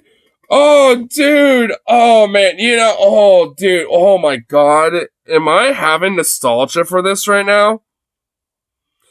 Oh, my God. Because, holy shit, how does this, weirdly enough, feel more sane than what the fuck we're going through now? Like, dude, these conservatives these days think there's a psyop with Joe Biden and the fucking NFL Taylor Swift. That's the conservatives now. They used to have, like, weird fucking CPU spiderweb fucking diagrams and shit. You know, being like, oh, yes, this, you know, guy from the States and, the, you know, Pfizer and this and that. Blah, blah, blah. You know, they had, at least they had a little something, you know, going here. Like, what? Like, oh my God, I'm having nostalgia for this. Holy shit. Dude. Wow. We all thought Glenn Beck was a fucking whack job back in the day. But nah, dude. However, were we wrong? Oh, dude. And then we have Sarah Palin as VP for fucking John McCain. Around the same time, too. Oh my god, dude. Holy fuck. This is kind of a revelation. And then you had, like, oh my, and then even before this, you had W. Oh god, the fucking dipshit. That was goddamn George W. Oh no. Oh my god. No, oh no. Oh my god. Oh no. Yeah, I'm kind of curious, what is this even about? I'm kind of curious, honestly, a little bit of the context of this absurdity nightmare that we're looking at. Even this guy, like, fucking goddamn fucking One Punch Man, Agent 47 looking motherfucker over here is like, what in the hell am I looking at, dude? You can't see his face, but you can tell he's like, what in the fuck am I looking at? Oh my god, holy shit, dude. This is good. I love this. Oh man. Blast for the past, but man is it good. This is going to be, this is the new schematic of the healthcare plan? What? And this guy was like, what am I looking at there, buddy? Where are we? This was put together by some Republican staffers on the Hill after reading the House bill. Okay. Consumers, you'll see, are all the way over here. Okay, this is us. This is, and I've got a nasty cough. Their doctors, healthcare providers are all the way over here. And somehow or another, that's what you see in the flyover states. Right. This is, I have to make it through this maze to see the doctor. Yes. Okay. Dude, they were even way more dude, they just, like, were, like, even... They were more simple about it back then, too, even.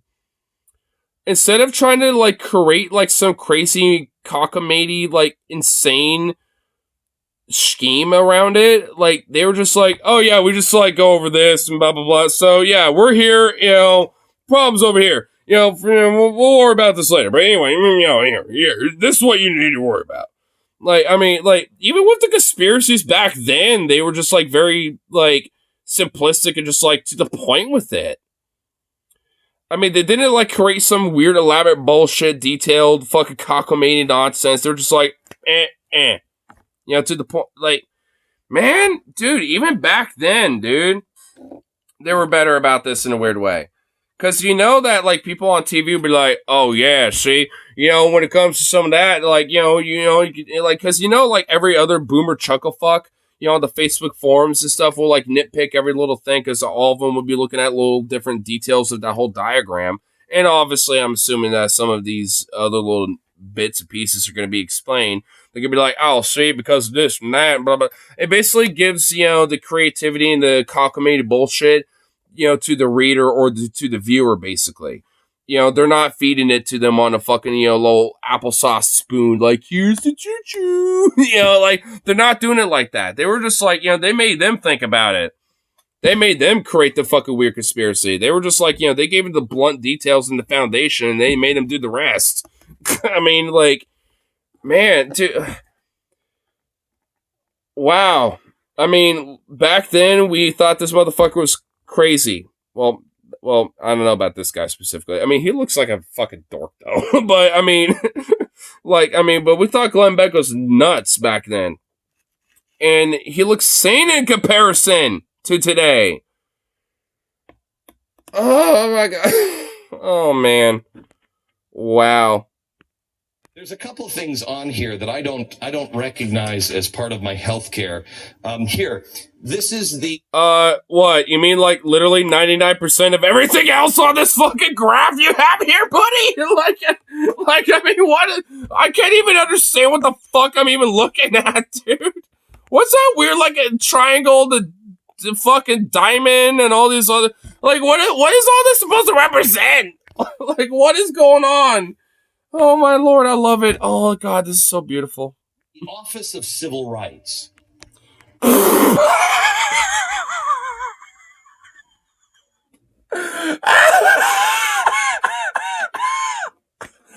just points at some random square and it's like, Office of Civil Rights. What about that, huh? Just in the middle of this amalgamation of a nightmare of a diagram. Oh my god, I love this. Oh my god, this is fucking great. Holy shit. Oh my god. Look at him, he's like, nailed it. Just points right at it. Oh my god. Holy shit, this is good. Oh man. Oh fuck me, dude. Holy shit. Wow. Oh wow. When I look back at this and I'm like, oh man, did we have it easy? I'm like, holy fuck. Wow. What about Acorn? Gestures at vaguely at chalkboard. Oh my god. Holy shit, this is absurd. You've got an Office of Civil Rights, an Office of Minority Health. You've got all sorts of offices in here that have to be created every time you create. You just have all sorts of offices in here that just, kind of creates. Oh my. What? This is the Office of Minority. Yes. Wait, hang on just a second. Are minorities not part of the universal human? What? He's like, the Office of Minorities here. Dude, this is proto-woke, bro. It's like, oh my, this is like the modern day GOP's version. It's like the Office of Woke. Like the Office of DEI and Woke. Like, oh no. Holy shit.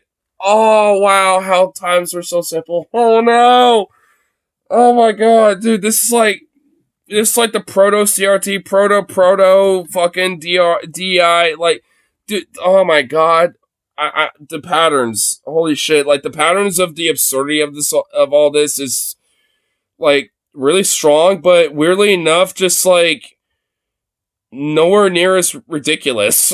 Even though, like, honestly, what's ridiculous is just the diagram itself. Like, that's what's ridiculous about this. But, like, the broader, like, propaganda spewing is actually relatively more tame in comparison to what they do now. I mean, it's just, I guess the presentation was a lot more audacious. I mean, I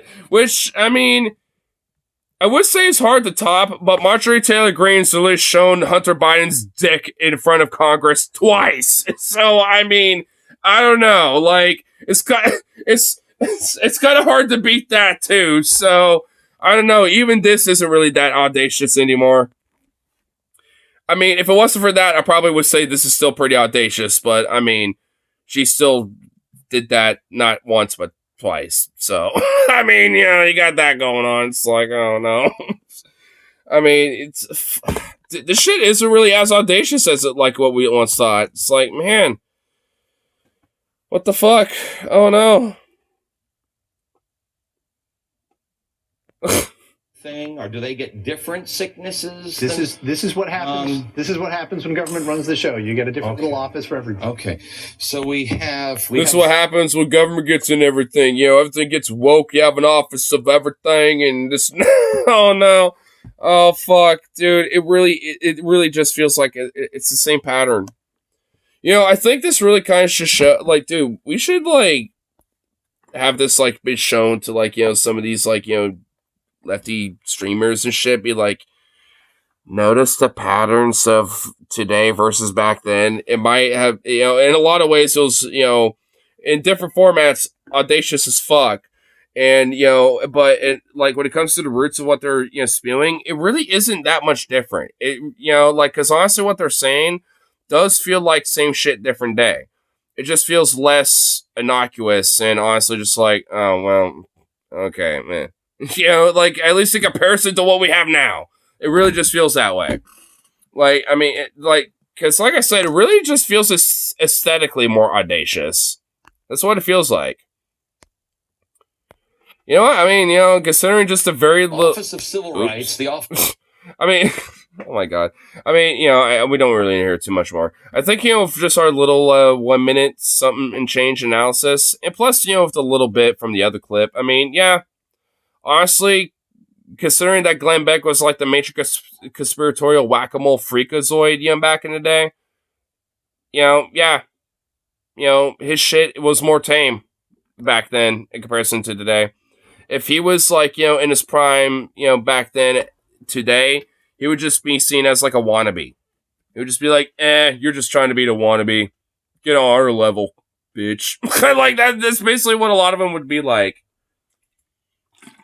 Which, you know what? He kind of is. Because he's a has-been. Like, he's trying to, like, do that, but because he's, like, fallen out of, fields so far and so deep and shit, and it's just, like, such a fossil, like, no one really cares anymore. Like, he doesn't have the audaciousness anymore. Like, he already went through that. Like, he had his, like, nut, he had his prime, and the ropes are gone. It's just mummified dust, coming out of him now. Thoughts on his cancel culture? I mean, like, if I guess in a way I'm kind of in some part talking about it. I mean, to a certain extent, because a lot of these conservatives try to, like, do this whole, like, oh, well, they're trying to cancel us and blah, blah, blah. When it's like, I mean, so much of their shit and the claims and all this other stuff are just audacious, ridiculous, and pretty absurd. And no one's inherently going after them. Like, they can have their ideas and have all this other shit if they want to. Just don't shove it down our fucking throats. Like, no one's shoving down this agenda or that agenda or anything like that. Like queer folk, like me and other people and like trans folk and, women who just want to have basic bodily autonomy. Like, they just want to live their lives the way they want to. If you want to live the way, your traditional trad wife and trad hubby, lifestyle, whatever the fuck, have at it, Hoss. Don't stopping you specifically if you want to do that for you and your fam. Just don't stop, me and my fam, so to speak, being raised, with how I want to do it. If I even decide to so choose on that front. So it's like, I mean, because, a lot of the cancellation that happens, really comes from, like, a lot of the right, especially when it comes to, like, canceling books and this and that, because, oh no, they might be, like, grooming kids or something. We got to ban Anne Frank because, like, there's, like, some chunks of the book where, she talks about her sexual experiences because, God forbid, like, an autobiography of a teenager, talks about, like, her coming to terms with her sexuality because, again, she's a teenager going for puberty, but also, like, is, someone who was, like, victim of the Holocaust as well. So it's like, I mean, yeah, it's, like, both elements and different variables and for different reasons play kind of a major role in her story. So, I mean, and also, like, when it comes to her, like, upbringing, when it comes to her puberty aspect of things, like, there's also more, like, child-esque friendly versions of that story where that's redacted. But everything else, when it comes to the story, is still there. So, I mean, it's not like, it's already been accounted for. It's like, because it already has. Like, I mean, there's different versions of that fucking story. And, when it comes to her writings and her autobiography, or I guess, her diary, technically. But, I mean, either way, it's like, there's a kind of a slightly recanted version, and then there's like, the full version of it. Like, I mean, so, it's like, what did they fucking want? It's like, Jesus Christ. I mean, it's like the cancellation of just absurd things and really just history in general because, I don't like it. It's just absurd. And just basic education, too.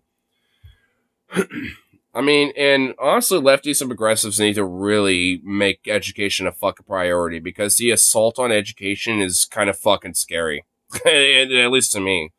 Like, I mean, in hindsight, when it comes to a lot of the things I've kind of seen some of my own teachers, like complain about it when it comes to some of the struggles in some of the classes I've taken when it was like art classes especially, and when it came to like education and like sex ed and stuff like that, and seeing like some of the very tiny little reverberations and shit, not really totally getting why like that's a problem. It's like now knowing it, especially and hearing perspectives of different people that have seen shit from the inside out, and have kind of been like in the trenches of the education industry or not just the industry, but also just the system itself, trying to, like work within it. It's like, like there's fucking insane stories that makes, the fucking, blood run cold. It's just insane. Like like, and there needs to be such a revitalization. And I mean, so much of it is, due to like Common Core, fucking No Child Left Behind policies and shit. And then also just like this degradation of, like defunding of different public education and also like targeting fucking teachers unions. I almost said police for some reason, but for teachers unions. And also like these, far right Christian evangelical types, infiltrating, police. Why do I keep thinking that? Like fucking school boards. Like and like instilling a lot of their fucking ideas and pushing a lot of these different things like like these book bans and shit like that. Because that's the reason why these have become such a problem, because these motherfuckers have been infiltrating school boards and like school councils and things like that, and been pressuring and also even threatening, school counselors and school council meetings and shit to have their fucking way. And it's like, I mean, these things are a legit threat to fucking education. And I kind of honestly wish the left would kind of take more priority to that. Because there's a lot of fucking things that, I think can really easily be like, grappled at, when it comes to this type of issue that the left could easily fucking, harp on. Because there's already like a momentum to it to an extent. There's a lot of school boards, a lot of school districts that have been fighting back. A lot of states even have been fighting back on this type of shit. So, I mean, it's like, it's not like nothing's been happening on this front. But it's just like, I mean, it's one of those things where it really needs to be a fucking priority to at least an extent. Or at least just become more of a talking point. A little billionaire is trying to buy the San Francisco mayoral election to help with billionaire mommy. Like, what the fuck this country's the same too? I know, man. I mean, it seems like the theme of the stream. It's like the country's fucking whack. And I have to nostalgically look at a Glenn Beck segment from 2009 to be like, wow, look how more rational and sane we were back in the day. It's like, what the fuck, man? It's like, what the hell? It's like, no, I don't want this. Like, what the fuck?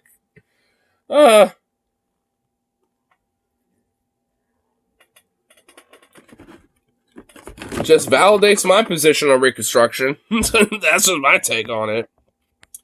Reconstruction 2. Get John Sherman to do Electric Boogaloo. Reconstruction 2. Yeah. Get Abe Lincoln to get there too. Yeah. Oh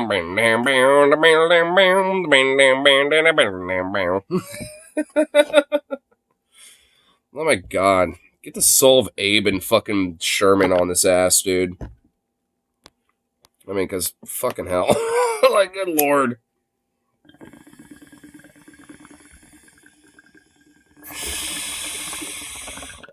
While we're at it, Frederick Douglass and John Brown too.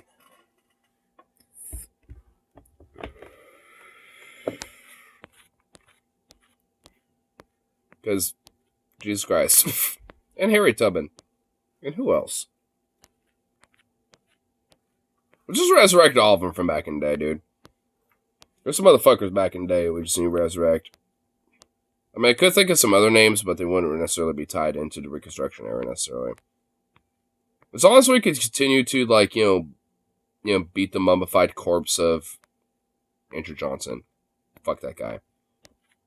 Piece of shit. Dixie crap motherfucker. I'll be a compromise, for, the Dixiecrats, so, we will stop Reconstruction so you continue to be racist, bigoted pieces of... You motherfucker.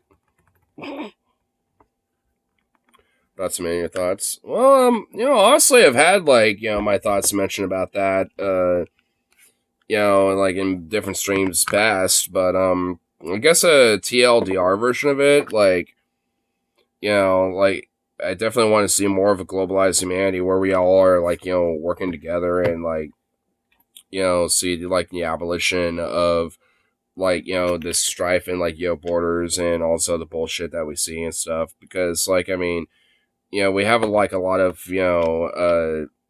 elements about, like, ability to have the resources and the means to like, not just care for ourselves in this country, but, even, large swaths of the world, too.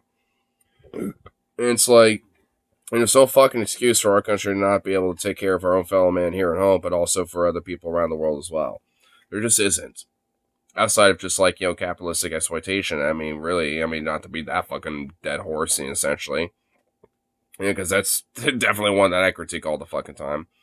But, I mean, it's just true, though.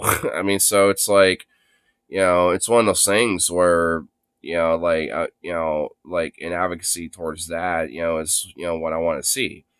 And I don't really necessarily have, like, a specific idea of what that really looks like. I just know that, like, when it comes to a more local level, like, it just means, being more communal, like, connecting with your neighbors and just, like, hanging out and talking with people and just, like, doing just, like, basic organizing, even if that's just, like, doing, like, something like, helping, get, like, random cans of food that you might have, in your fucking pantry that's been there for, like, 2 years or some shit, that's still good for at least, like, another 5 or whatever, and, like, maybe some spare clothes and shit, do a little drive at the local community park and, like, help some, people in need or homeless folk and shit like that, because I've done that before, and I've, and it's not necessarily a political thing, but it's still, like, a form of direct action that, like, gets community together.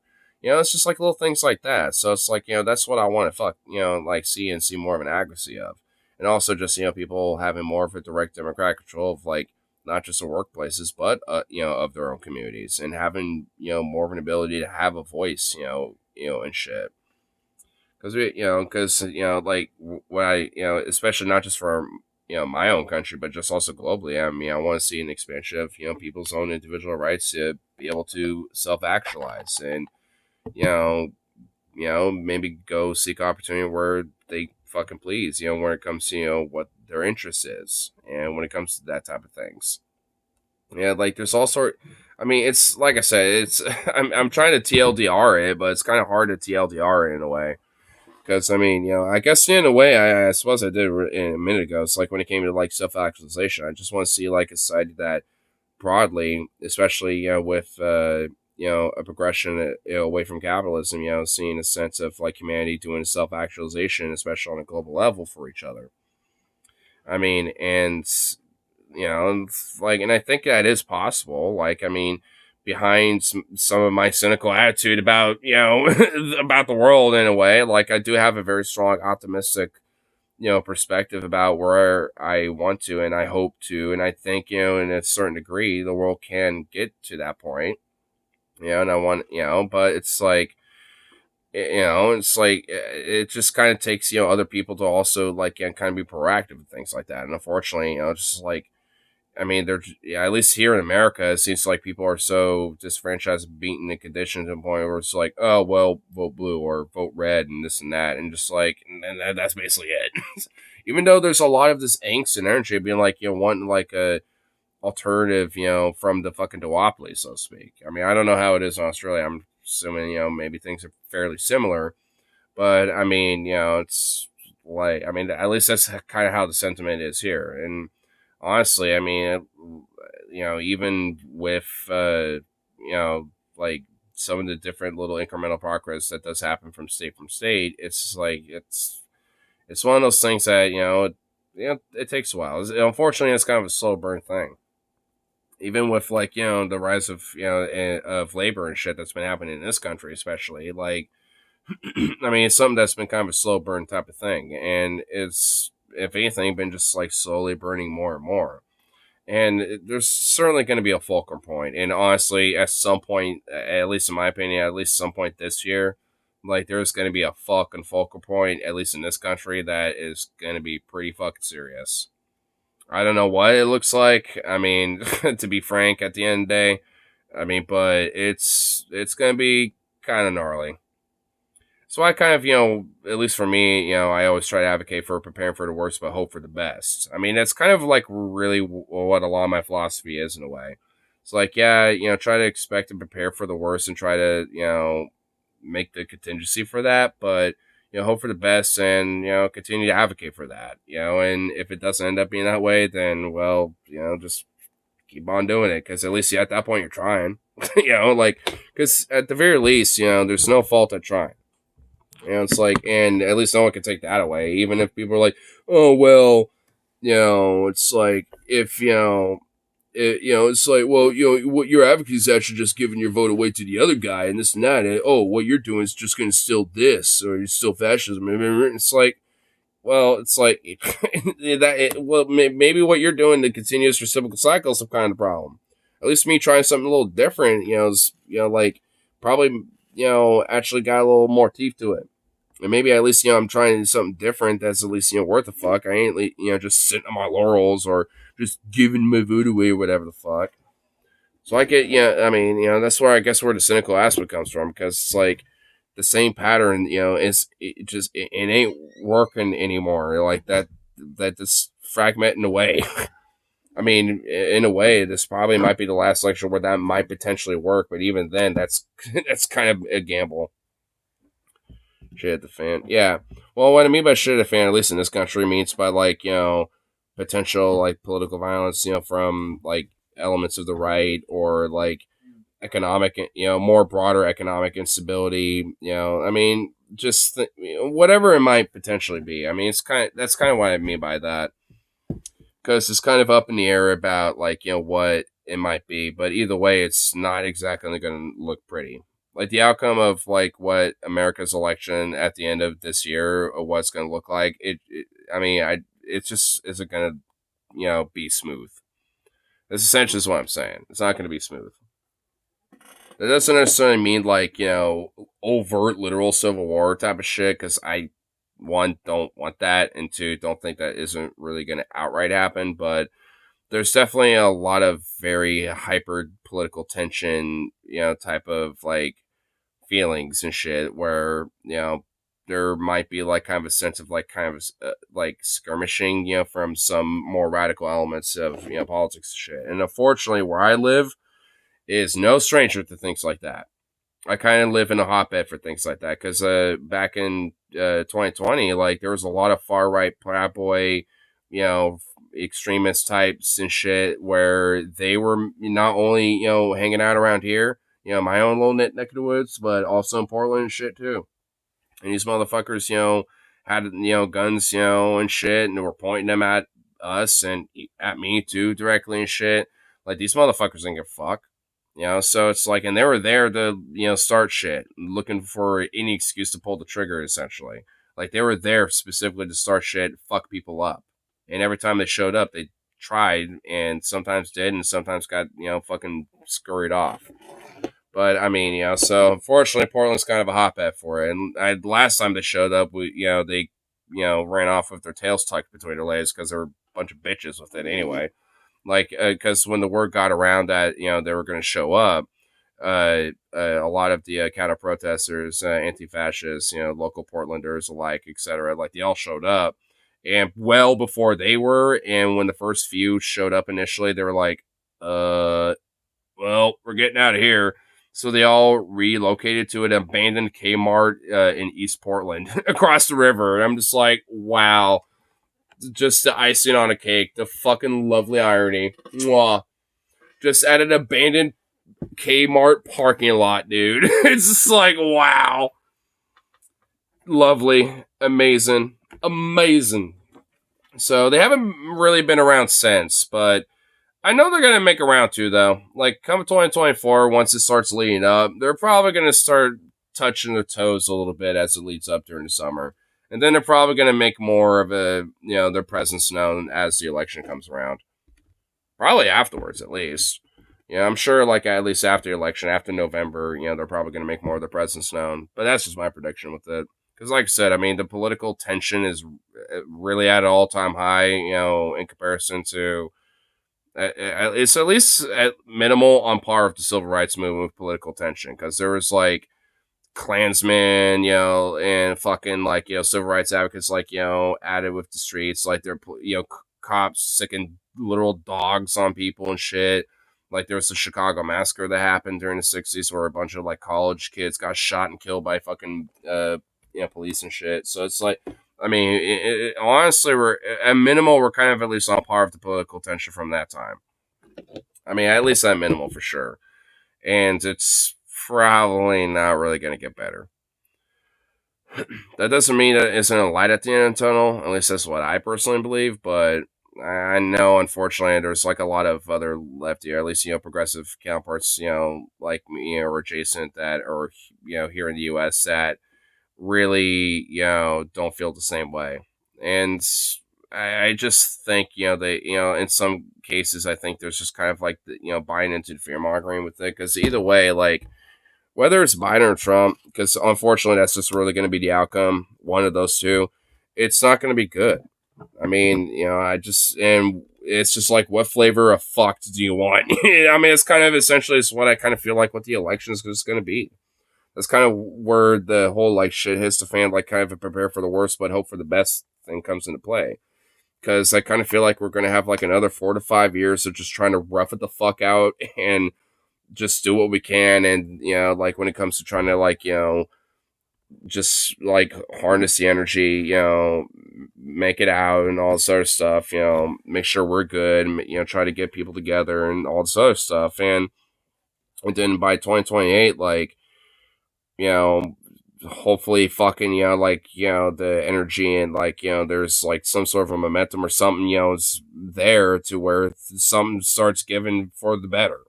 Because, I mean, like, I wanted to see some fucking change, and I don't really necessarily expect it, anytime quite soon.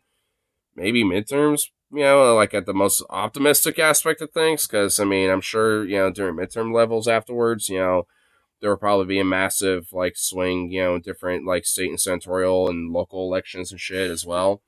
But, I mean, again, like I said, it's one of those things where it's like kind of a slow fucking burn. I mean, the change doesn't happen overnight, right?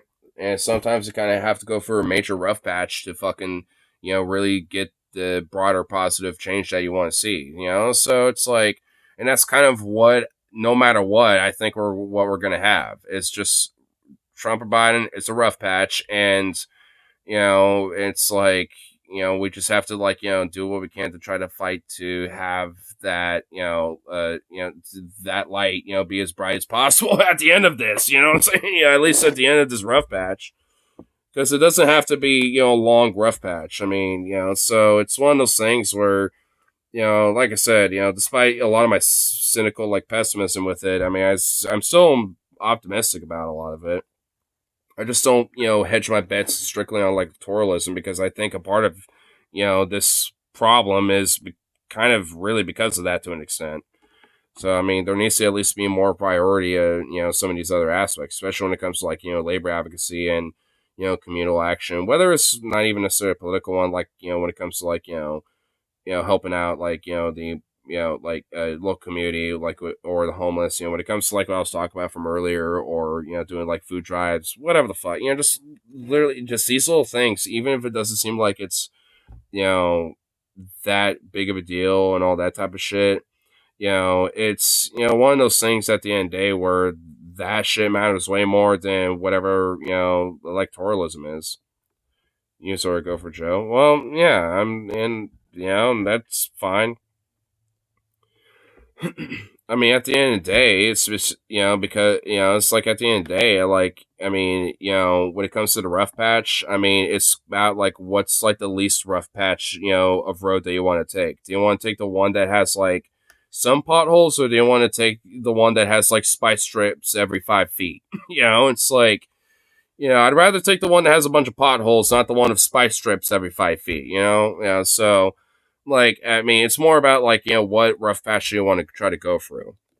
I mean, because, I forgot, like, how do you spell her name? But there's a YouTuber, Ole, that I actually want to check out with a voting video that she did, a video about voting, because, I know Mike Figueredo, at least on his podcast, The Leftist Mafia, with some of his other buddies, like, he's mentioned her video before, and it kind of, at least some elements that he's talked about, kind of talks about this, and honestly, I'm just like, yeah, that's kind of true. Like, I mean, when it comes to, like, some elements about our voting process, at least on the presidential level, it is basically about voting for the least, like, destructive adversary, so to speak. And the thing is, they're both destructive, but it's just like, which one's going to be the least destructive, and which one can you kind of at least, maybe make the least destructive if you can at least have any influence on it at all. I mean, but, so it's just, like I said, it's just like pretty much one of those things where it's like a rough patch, and, that's where, a lot of the direct action comes from, like whether it's from Uni Action or anything else, and whatever the electoral side is, like, just let, so be it. I mean, it's not like I'm saying, fuck it all, period. It just means that, like, you have to, try to kind of see where the priorities need to kind of lie a little more. And at this point, it, certainly needs to kind of, change priorities a little. Because, I mean, voting still counts, but it needs to, like, have something else to back it, outside of just like, well, you gotta vote no matter what with this or that. And it's like, well, you gotta give me more than that. I mean, we need a little more with that type of shit. And there's and if not, then, well, I'm gonna at least get something out there, at the very least. And the thing is, it's not even totally, that hard to walk the walk, so to speak. Not to say, unfortunately. Yeah, at least not for now. I mean, it's like, which is kind of sad, because we do kind of have, like, Bernie-esque candidates that can be possible right now, but it's like, I mean, it's just been beaten down in condition and be like, no. Because Bernie tried twice and got beaten down and said, no. Essentially, so, it's gonna, that's why I said, like, 2028, I think is, I think we're might see a fulcrum in, the change of, this type of process a little bit. At least I hope. I don't know what that would look like, but I definitely hope it's at least, some other Bernie-esque, candidate comes in the haymaker and shit. Honestly, considering, I've noticed that Jeff Merkley at least has been kind of been popping up a little bit every now and then in, like, national politics, and it's been kind of doing a lot to be kind of like a guy that is, like, kind of put himself, on the face of different bills and things like that. So I'm kind of wondering if he's maybe potentially eyeball, a presidential run. I got some issues with him. I mean, he's not the most flawless candidate, but I mean, he's also, like, pretty open about a ceasefire right now as well, amongst other things. So, I mean, I don't know, like, if, does decently. Yeah, that's the best way to describe it. Yeah, he does pretty decently. I do remember, some stuff that he's, like, pushing advocate for where I'm like, you're kind of on the wrong side of this, but okay. But, I mean, but for the most part, when it comes down to the brass tacks on a lot of different progressive aspects of things, like universal healthcare, queer rights, especially at this point, the Israel-Palestine issue and things like that, like, he's on the right side of these type of things, because I'm pretty sure he's, like, one of the, like, 2 or 3 senators that, are advocating a ceasefire. He's, like, literally one of the few. So, like, I mean, he, so he's actually somebody, if he were to run for president, I'd legit be very open on, potentially, considering a vote for him. I'd be open to vote for him for president, honestly. I'd be okay with that. I mean, because with the flaws that he has, there's enough, stuff that he's done that's good that I'm think, all right, well, I can at least, overlook whatever flaws he has. Because at least, what he has, is good. I can at least vote for it and potentially expect that to be potentially done. Maybe not the exact way that I would want it, but fuck, at least there's something, it's like, at least has somewhat of a backbone. It's like, and that's what I want. I'm not even trying to get, like, some hardcore, like, trade unionist, like, revolutionary in there or something. I mean, as much as that would be pretty base. But, I mean, I'm not trying to get that motherfucker in there. Like I said, I just want someone who's at least going to get some good shit done. At least get us on the right track on at least on some fucking issues here. It's like, come on. It ain't that hard.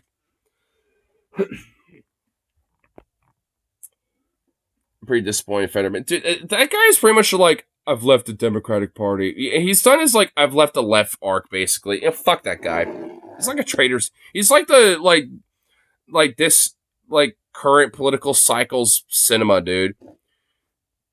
Mansion Cinema, dude, like, Fetter Mansion Cinema, man. How do you combine all three of their names?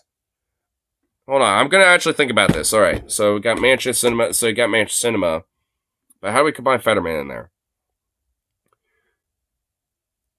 Fetterman Cinema, dude. Fetterman Cinema, dude. Feta Cinemansion. Oh my god. I don't know. That was a lot more of a tongue twister. Wait, what was the one I just did? God damn it, now you made me forget. Oh no, I forgot it.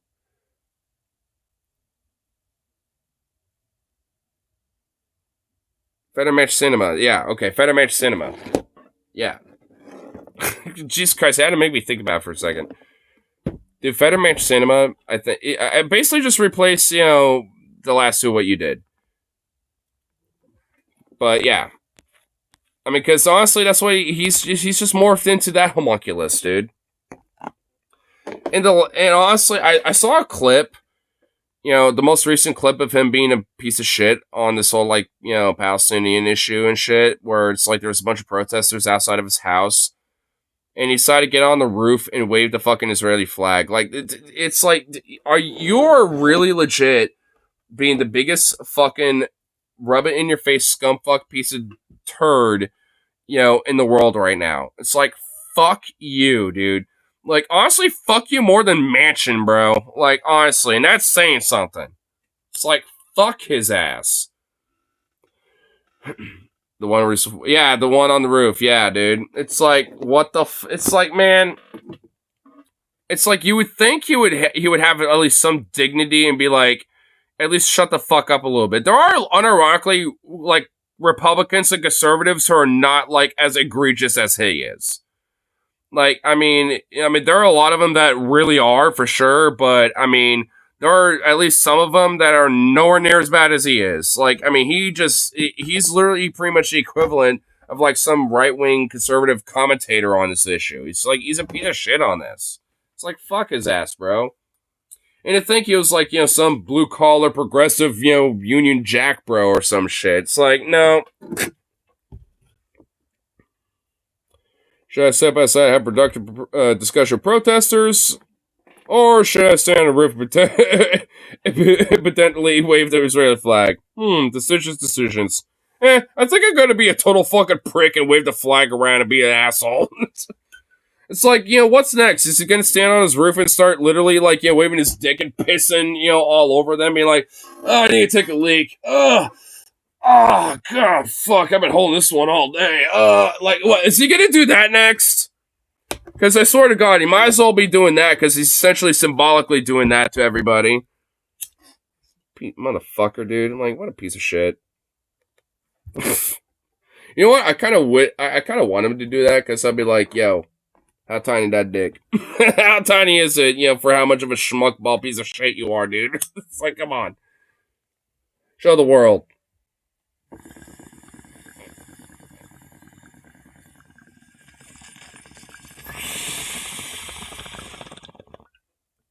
Pedal to the metal.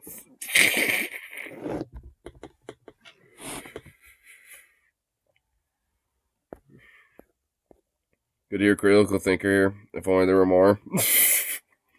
Well, I do have a little raunchy humor in the midst of all my critical thinking. So, I have to throw that in there to kind of lighten the mood. But, yeah, well.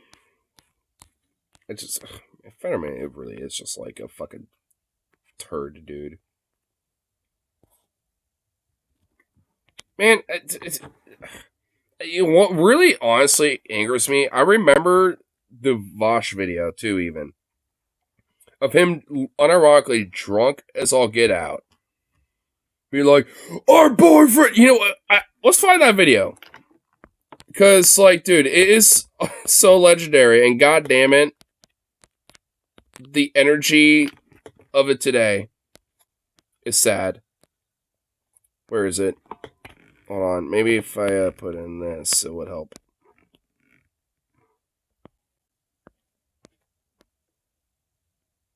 The senior yoga president say no to all farts. True. I agree. I'm 26, so I can't run. I couldn't run for Congress if I wanted to, though. Though I wouldn't make it at all. I think I'm going to try for, other stuff first if I were to. Is there no clip? Did Vosh take it down?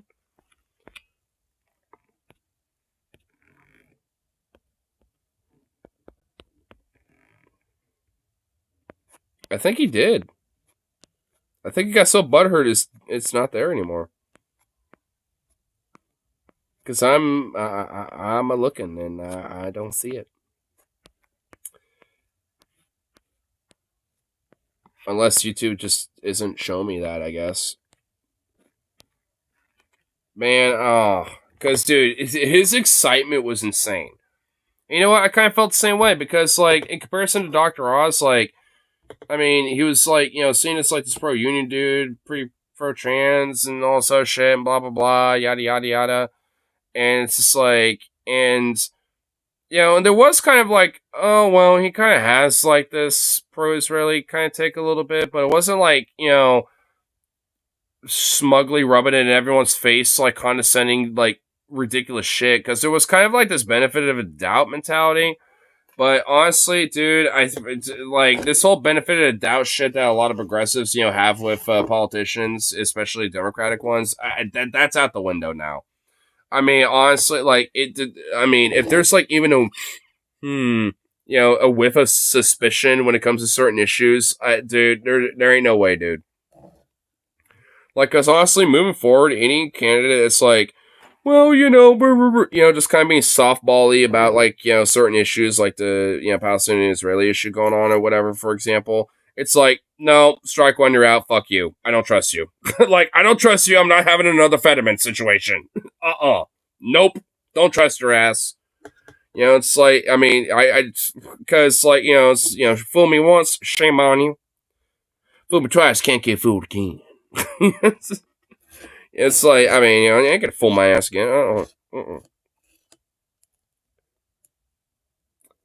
Age limit 65. At the very least. Either 65, at the maximum 70. But yeah, like, at least 65. It's like, and honestly, I'd willing to lower it, like, make the age limit 30 to 65. How about that? Lower the age limit 5 years, and then have it at 65. There you go. There's my compromise. For more, shame on you. Fool me. You can't get fooled again. Dude, I love this. That's honestly one of my favorite Bushisms. That's why I like to quote it, dude. It's one of my favorite Bushisms. Can't get fooled again. I like how just his brain went to, like, the Who, dude. Oh my god. Dude, see what I mean with the simpler time thing? See, I have a nostalgic vibes of fucking Bush, for fuck's sake. I mean, it's like, god damn it, that war criminal piece of fuck, and it's like, and that dumbass motherfucker, was our president for 8 years, and I'm looking at that guy like, oh, simpler times. It's like, god damn it, no! It's like, what the hell? Oh, man, our country, dude. New blood. Yeah, we really do. Dude, yeah. Man, tell me, man. We really need it. There needs to be a shitload more of that. Like, I mean, there is like a trickling of it. I mean, it's not like it's not happening, but oh my lord. I mean, even if it's like new blood of like, some older folks that at least kind of get it. Because, like, my mayor is kind of an older dude. Well, he's not a mayor anymore. He's the 41st state representative that, hey, I voted for. Mark Gamba. Like, he's kind of an older dude, but, he's like new blood to the political side of things. And, it's kind of been a local rising star around here and fucking gets it. Like his motto when running for mayor was literally kicking ass for the working class. Like, that was his motto. So it's like, I mean, and with a motto like that, it's like, bruh, based. I mean, it's like, I mean, you can already tell the guy's based. And he is. It was. It still is. Was as mayor, still is as a state rep. Including set eyes for the future. Yeah. It wants to actually, give a fuck about the constituents and give a fuck about the people in their communities and, like, not in the states and their countries and the place they that they're supposed to call home instead of their own fucking pocketbooks. That's for damn sure.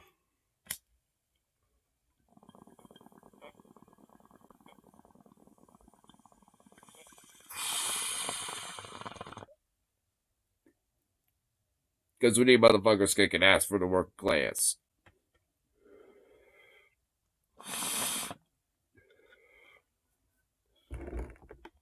Not USA seen through contracts.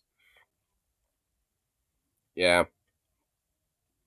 Because America just loves to have its... I mean, because pretty much like whatever things that go on here, even if it is kind of localized, I mean, it tends to also be a very geopolitical global thing too. So whatever happens here tends to kind of like reverberate elsewhere around the world. In some ways, it can be good. Mostly like, maybe entertainment and some certain elements of the culture, I suppose, and stuff like that. But in politics, nope. Nope. Not defending that. That's for damn sure.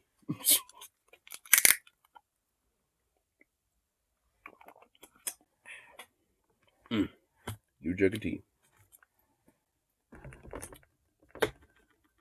Even though I'm in the Pacific Northwest, that's how you know I'm a true Southern boy. I just drink tea straight from that fucking jug. Hell yeah. That's also how you know I'm not a true Southern boy. Because I'll smoke this. Oh, who the fuck am I kidding? There's plenty of Southern motherfuckers that smoke weed. USA just leads the world, just a fact. Well, hey, there's competition for that title. Why deny it? Well, hey, I ain't denying it, but I mean, I will admit, like, that I feel like is a title that probably won't necessarily last long.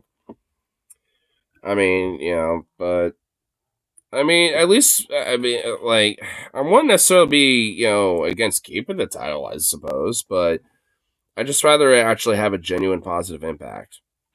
Because also the ones who are competing for the title, like China, Russia, or, etc., like, they're, not exactly, got good intentions either. They're pretty imperialistic and shitty in their own ways. So, I mean, I just rather, like, we reframe our title to be actually something that's kind of positive and good for the world. But, I guess that's just me being a dreamer. But hey, at least I ain't the only one. You know what? Get enough dreamers together, and you got a movement. Gets Australia to boot, China invades in hours, maybe Indonesia. I mean, hell, I wouldn't be surprised if they could do that, at least, to the U.S. to a certain extent. Maybe not, like, all of it, but at least the West Coast. But, honestly, that wouldn't last long.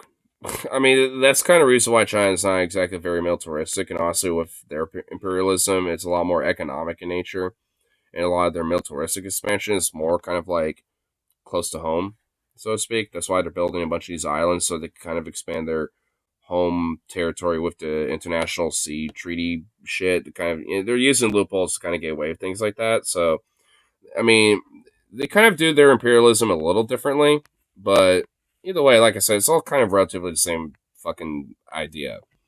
And it's just their way of trying to compete for that fucking, like world leadership title. What mess did USA? Well, yeah. Even though it's to a certain extent kind of having its, collapse to a certain degree. I mean, China is too as well. It's not really, looking all nice and peachy keen either. Russia sure shit ain't. I mean, none of the major superpowers are really doing well. Even though they're all trying to compete for the world, leader title. So, I mean, and USA, I mean, at least as it stands now, it's still going to be the top dog on that. At least for the time being.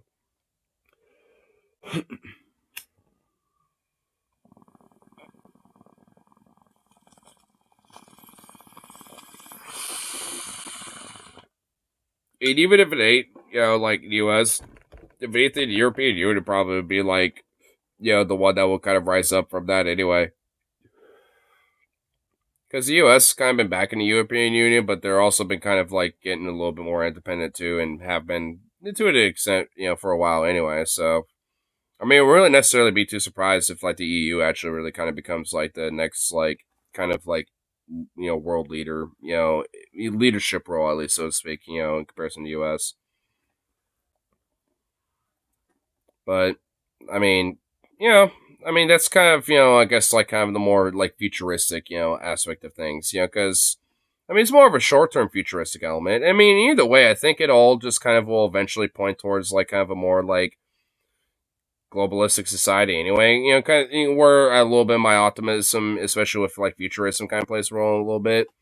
Because I mean, either way, I mean, like the next superpower, I think is gonna potentially, well, maybe not necessarily the next one, but maybe like if not the next, but maybe the one afterwards will, actually be kind of one that has a lot more of a positive, influence to the broader world and actually be able to kind of like, put humanity more on the right track. Maybe, but I guess that just also depends on like, how things play out. I mean, I'm not a goddamn fucking Nostradamus over here. So I mean, things could radically change, because we're already kind of at like a pretty like radical point. I mean, history can go into various different directions, this year, frankly, I mean, as it is right now. So, I mean, it's one of those things we'll just have to see. Oh, Jesus Christ, Venom's here. I was about to load my last bowl and get some food. He shows his ass up. Oh, shit. Oh, shit. Now trouble's really showing up. Missed a lot of fun activities there, boy.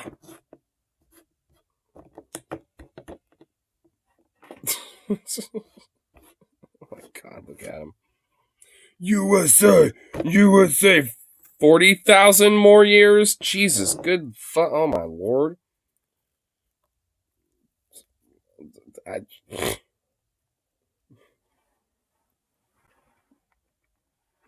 only we had a crystal ball. If only, dude.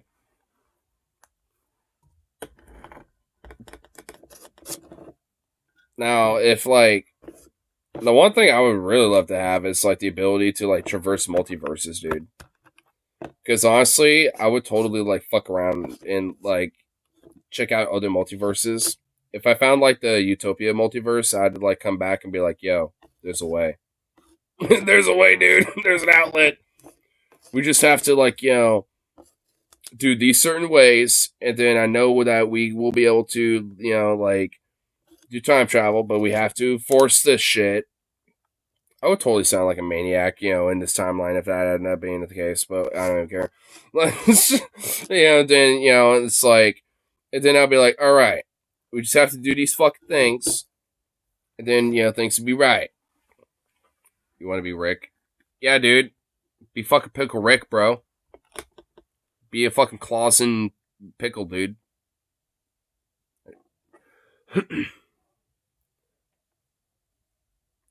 Poor female and have relations. Venom. Oh, jeez. Don't. Dude. Oh, my. Here we go again. He always finds a way to spin it in that way.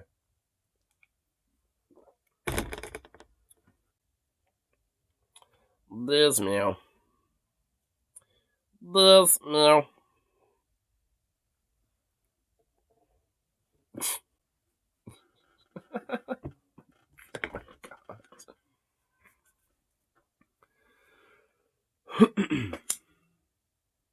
I mean, who doesn't want to make it with a hot alien babe? I mean, I would. I mean, yeah, it's like, I'm just gonna be blown with that one. I mean, I'm also a furry too, so if there's like the off chance that like the alien happens to be like some anthropomorphic looking being of some sort, you know, like they're like some felinoid race or like a reptilian race. I mean, yeah, I mean, you know, yeah, I'm gonna be Captain James T. Kirk.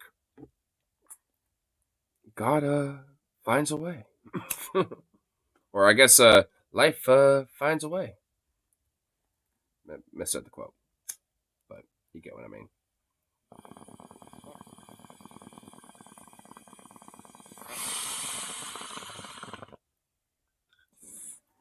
Ever see They Live? Oh. I'm here to kick ass and chew bubblegum.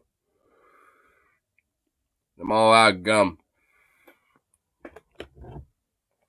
Dude, the longest fight, you know, like fist fight scene in movie history. Fucking badass movie. Dude, the movie's awesome.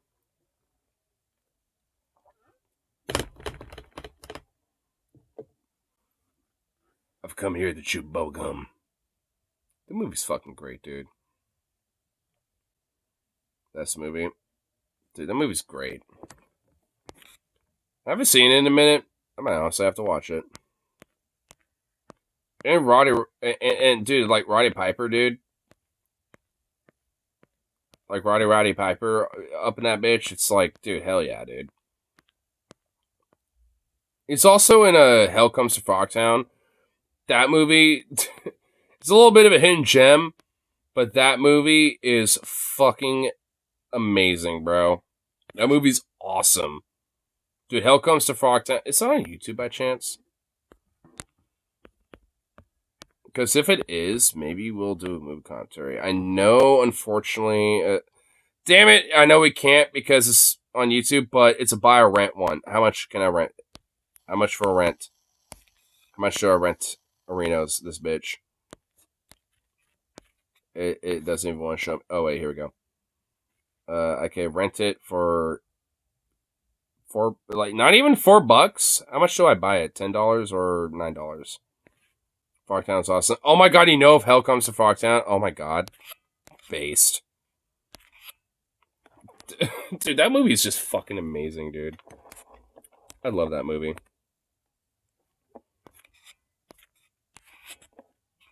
Pluto TV Street. Well, we can't do movie. Well, dude, that's not the issue.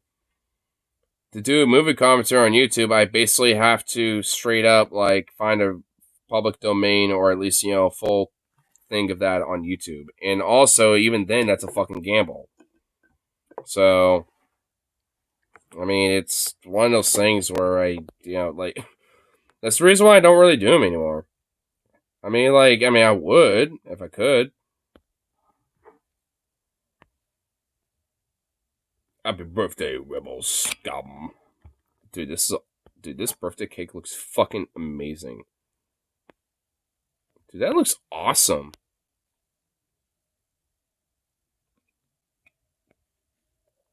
Looks fucking dope, dude. I want that. Looks awesome.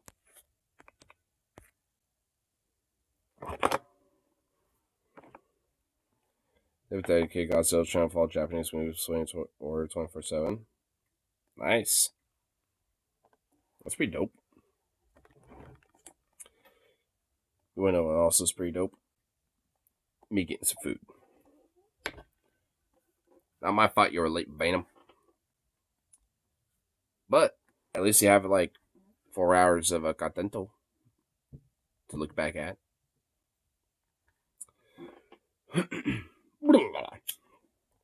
But of course, you know, I shall be back around, you know, for that next one in the morning or the afternoon, whenever the fuck I decide to do it tomorrow. All the good stuff. So, let me catch this out and call it good for y'all.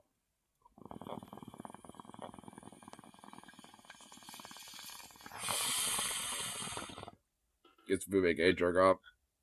No. No, like, I'm actually hungry. Besides, can't do that on an empty stomach, man. Come on now. Gotta have at least some integrity here. But anywho, I at least got good, so. Peace out for now, of course. But I should be back on for the next one. So, a toodaloo, my lovely buckaroos. And blah.